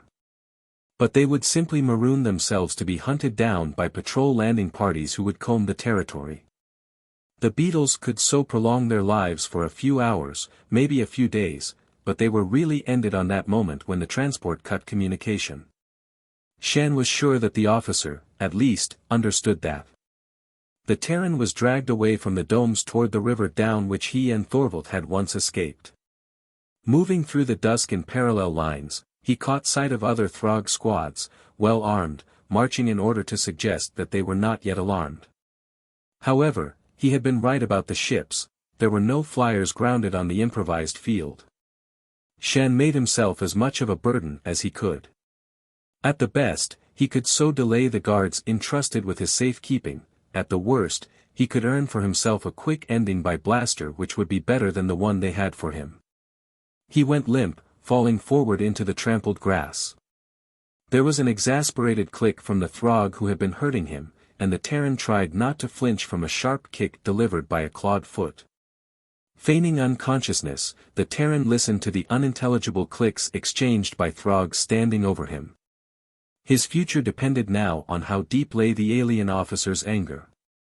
If the Beetlehead wanted to carry out his earlier threats, he would have to order Shann's transportation by the fleeing force. Otherwise his life might well end here and now. Claws hooked once more on Shann. He was boosted up on the horny carapace of a guard, the bonds on his arms taken off and his numbed hands brought forward, to be held by his captor so that he lay helpless. A cloak over the other's hunched shoulders. The ghost flares of bushes and plants blooming in the gathering twilight gave a limited light to the scene. There was no way of counting the number of Throgs on the move. But Shann was sure that all the enemy ships must have been emptied except for skeleton crews, and perhaps others had been ferried in from their hidden base somewhere in Circe's system. He could only see a little from his position on the Throg's back, but ahead a ripple of beetle bodies slipped over the bank of the river cut. The aliens were working their way into cover, fitting into the dapple shadows with a skill which argued a long practice in such elusive maneuvers. Did they plan to try to fight off a cruiser attack? That was pure madness. Or, Shann wondered, did they intend to have the Terrans met by one of their own major ships somewhere well above the surface of Warlock? His bearer turned away from the stream cut, carrying Shann out into that field which had first served the Terrans as a landing strip, then offered the same service to the Throgs. They passed two more parties of aliens on the move, manhandling with them bulky objects the Terran could not identify. Then he was dumped unceremoniously to the hard earth, only to lie there a few seconds before he was flopped over on a framework which grated unpleasantly against his raw shoulders. His wrists and ankles being made fast so that his body was spread-eagled. There was a click of orders, the frame was raised and dropped with a jarring movement into a base, and he was held erect, once more facing the Throg with the translator. This was it. Shann began to regret every small chance he had had to end more cleanly. If he had attacked one of the guards, even with his hands bound, he might have flustered the Throg into retaliatory blaster fire. Fear made a thicker fog about him than the green mist of the illusion. Only this was no illusion. Shann stared at the Throg officer with sick eyes, knowing that no one ever quite believes that a last evil will strike at him, that he had clung to a hope which had no existence. Lantee. The call burst in his head with a painful force. His dazed attention was outwardly on the alien with the translator, but that inner demand had given him a shock. Here. Thorvald. Where? The other struck in again with an urgent demand singing through Shann's brain. Give us a fixed point, away from camp but not too far. Quick. A fixed point, what did the survey officer mean? A fixed point. For some reason Shann thought of the ledge on which he had lain to watch the first Throg attack. And the picture of it was etched on his mind as clearly as memory could paint it. Thorvald, again his voice and his mind call were echoes of each other. But this time he had no answer. Had that demand meant Thorvald and the Wyverns were moving in, putting to use the strange distance-erasing power the witches of Warlock could use by desire? But why had they not come sooner? And what could they hope to accomplish against the now scattered but certainly unbroken enemy forces? The Wyverns had not been able to turn their power against one injured Throg. By their own accounting, how could they possibly cope with well-armed and alert aliens in the field? You die, slow, the Throg officer clicked, and the emotionless, toneless translation was all the more daunting for that lack of color. Your people come, see. So that was the reason they had brought him to the landing field. He was to furnish a grisly warning to the crew of the cruiser. However, there the Throgs were making a bad mistake if they believed that his death by any ingenious method could scare off Terran retaliation. I die, you follow, Shann tried to make that promise emphatic. Did the Throg officer expect the Terran to beg for his life or a quick death? Again he made his threat, straight into the web, hearing it split into clicks. Perhaps, the Throg returned. But you die the first. Get to it. Shann's voice scaled up. He was close to the ragged edge, and the last push toward the breaking point had not been the Throg speech, but that message from Thorvald. If the survey officer was going to make any move in the mottled dusk, it would have to be soon. Mottled dusk. The Throgs had moved a little away from him. Shann looked beyond them to the perimeter of the cleared field, not really because he expected to see any rescuers break from cover there. And when he did see a change, Shann thought his own sight was at fault. Those splotches of waxy light which marked certain trees, bushes, and scrubby ground-hugging plants were spreading, running together in pools. And from those center cores of concentrated glow, tendrils of mist lazily curled out, as a many-armed creature of the sea might allow its appendages to float in the water which supported it. Tendrils crossed, met, and thickened. There was a growing river of eerie light which spread, again resembling a sea wave licking out onto the field.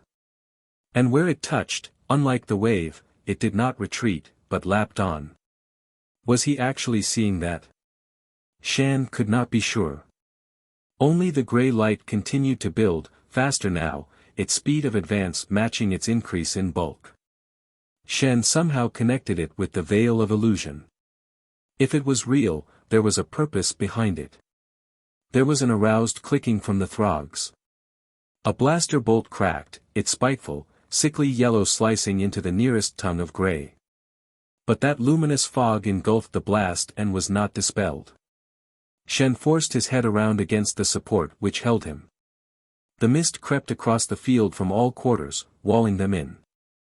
Running at the ungainly lope which was their best effort at speed were half a dozen Throgs emerging from the river section.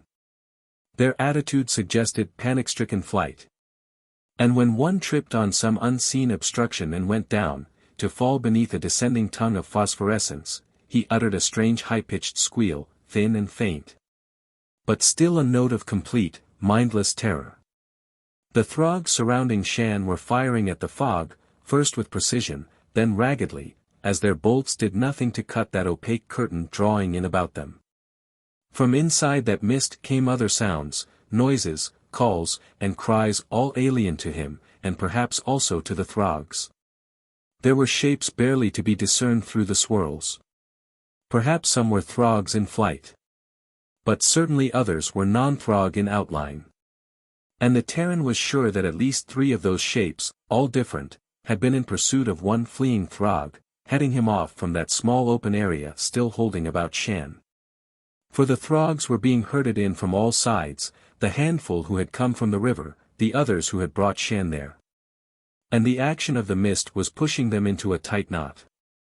Would they eventually turn on him, wanting to make sure of their prisoner before they made a last stand against whatever lurked in the fog? To Shann's continued relief, the aliens seemed to have forgotten him. Even when one cowered back against the very edge of the frame on which the Terran was bound, the beetlehead did not look at this helpless prey. They were firing wildly, with desperation in every heavy thrust of bolt.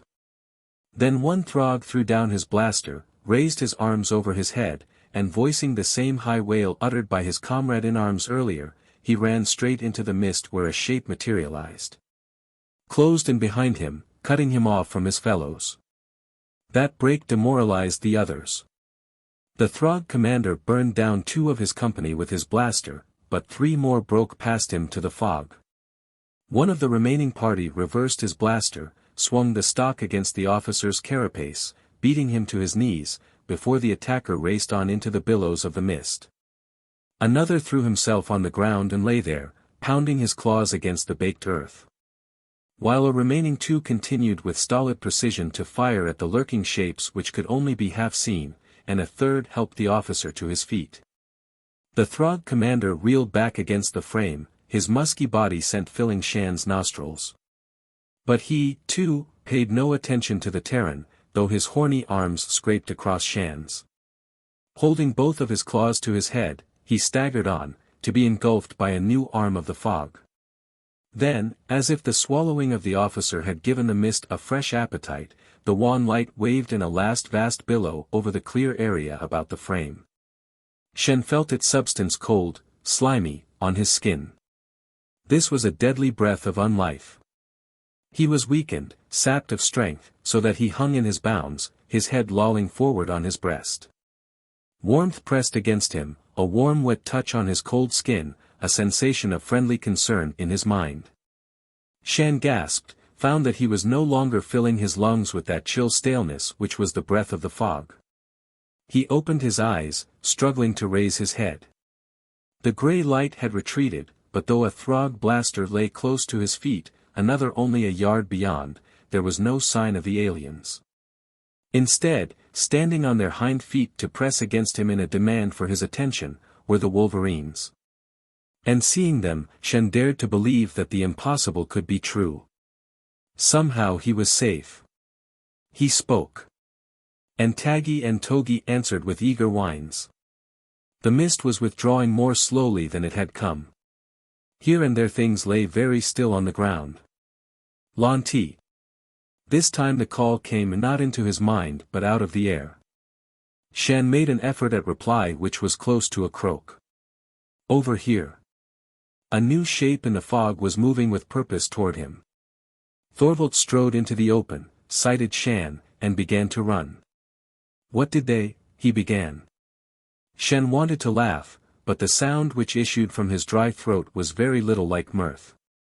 He struggled helplessly until he managed to get out some words which made sense. Hadn't started in on me yet. You were just in time. Thorvald loosened the wires which held the younger man to the frame and stood ready to catch him as he slumped forward. And the officer's hold wiped away the last clammy residue of the mist. Though he did not seem able to keep on his feet, Shann's mind was clear. What happened? He demanded. The power. Thorvald was examining him hastily but with attention for every cut and bruise. The beetleheads didn't really get to work on you. Told you that, Shann said impatiently. But what brought that fog and got the Throgs? Thorvald smiled grimly. The ghostly light was fading as the fog retreated, but Shann could see well enough to note that around the other's neck hung one of the wyvern discs. It was a variation of the Veil of Illusion. You faced your memories under the influence of that, so did I. But it would seem that the Throgs had ones worse than either of us could produce. You can't play the role of thug all over the galaxy and not store up in the subconscious a fine line of private fears and remembered enemies. We provided the means for releasing those, and they simply raised their own devils to order. Neatest justice ever rendered. It seems that the power has a big kick, in a different way, when a Terran will manages to spark it. And you did? I made a small beginning. Also I had the full backing of the elders, and a general staff of wyverns in support. In a way I helped to provide a channel for their concentration. Alone they can work magic. With us they can spread out into new fields. Tonight we hunted Throgs as a united team, most successfully. But they wouldn't go after the one in the skull. No. Direct contact with a Throg mind appears to short-circuit them. I did the contacting, they fed me what I needed. We have the answer to the Throgs now, one answer. Thorvald looked back over the field where those bodies lay so still. We can kill Throgs. Maybe someday we can learn another trick, how to live with them. He returned abruptly to the present. You did contact the transport. Shann explained what had happened in the calm dome. I think when the ship broke contact that way they understood. We'll take it that they did, and be on the move. Thorvald helped Shann to his feet. If a cruiser berths here shortly, I don't propose to be under its tail flames when it sets down. The cruiser came. And a mop-up squad patrolled outward from the reclaimed camp, picked up 2 living Throgs, both wandering witlessly. But Shann only heard of that later. He slept, so deep and dreamlessly that when he roused he was momentarily dazed. A survey uniform, with a cadet's badges, lay across the wall seat facing his bunk in the barracks he had left, how many days or weeks before. The garments fitted well enough, but he removed the insignia to which he was not entitled. When he ventured out he saw half a dozen troopers of the patrol, together with Thorvald, watching the cruiser lift again into the morning sky. Taggi and Togi, trailing leashes, galloped out of nowhere to hurl themselves at him in uproarious welcome. And Thorvald must have heard their eager whines even through the blast of the ship, for he turned and waved Shann to join him. Where is the cruiser going? To punch a Throg base out of this system, Thorvald answered. They located it, on which? But we're staying on here. Thorvald glanced at him oddly. There won't be any settlement now. But we have to establish a conditional embassy post. And the patrol has left a guard. Embassy post. Shann digested that. Yes, of course, Thorvald, because of his close contact with the wyverns, would be left here for the present to act as liaison officer in charge.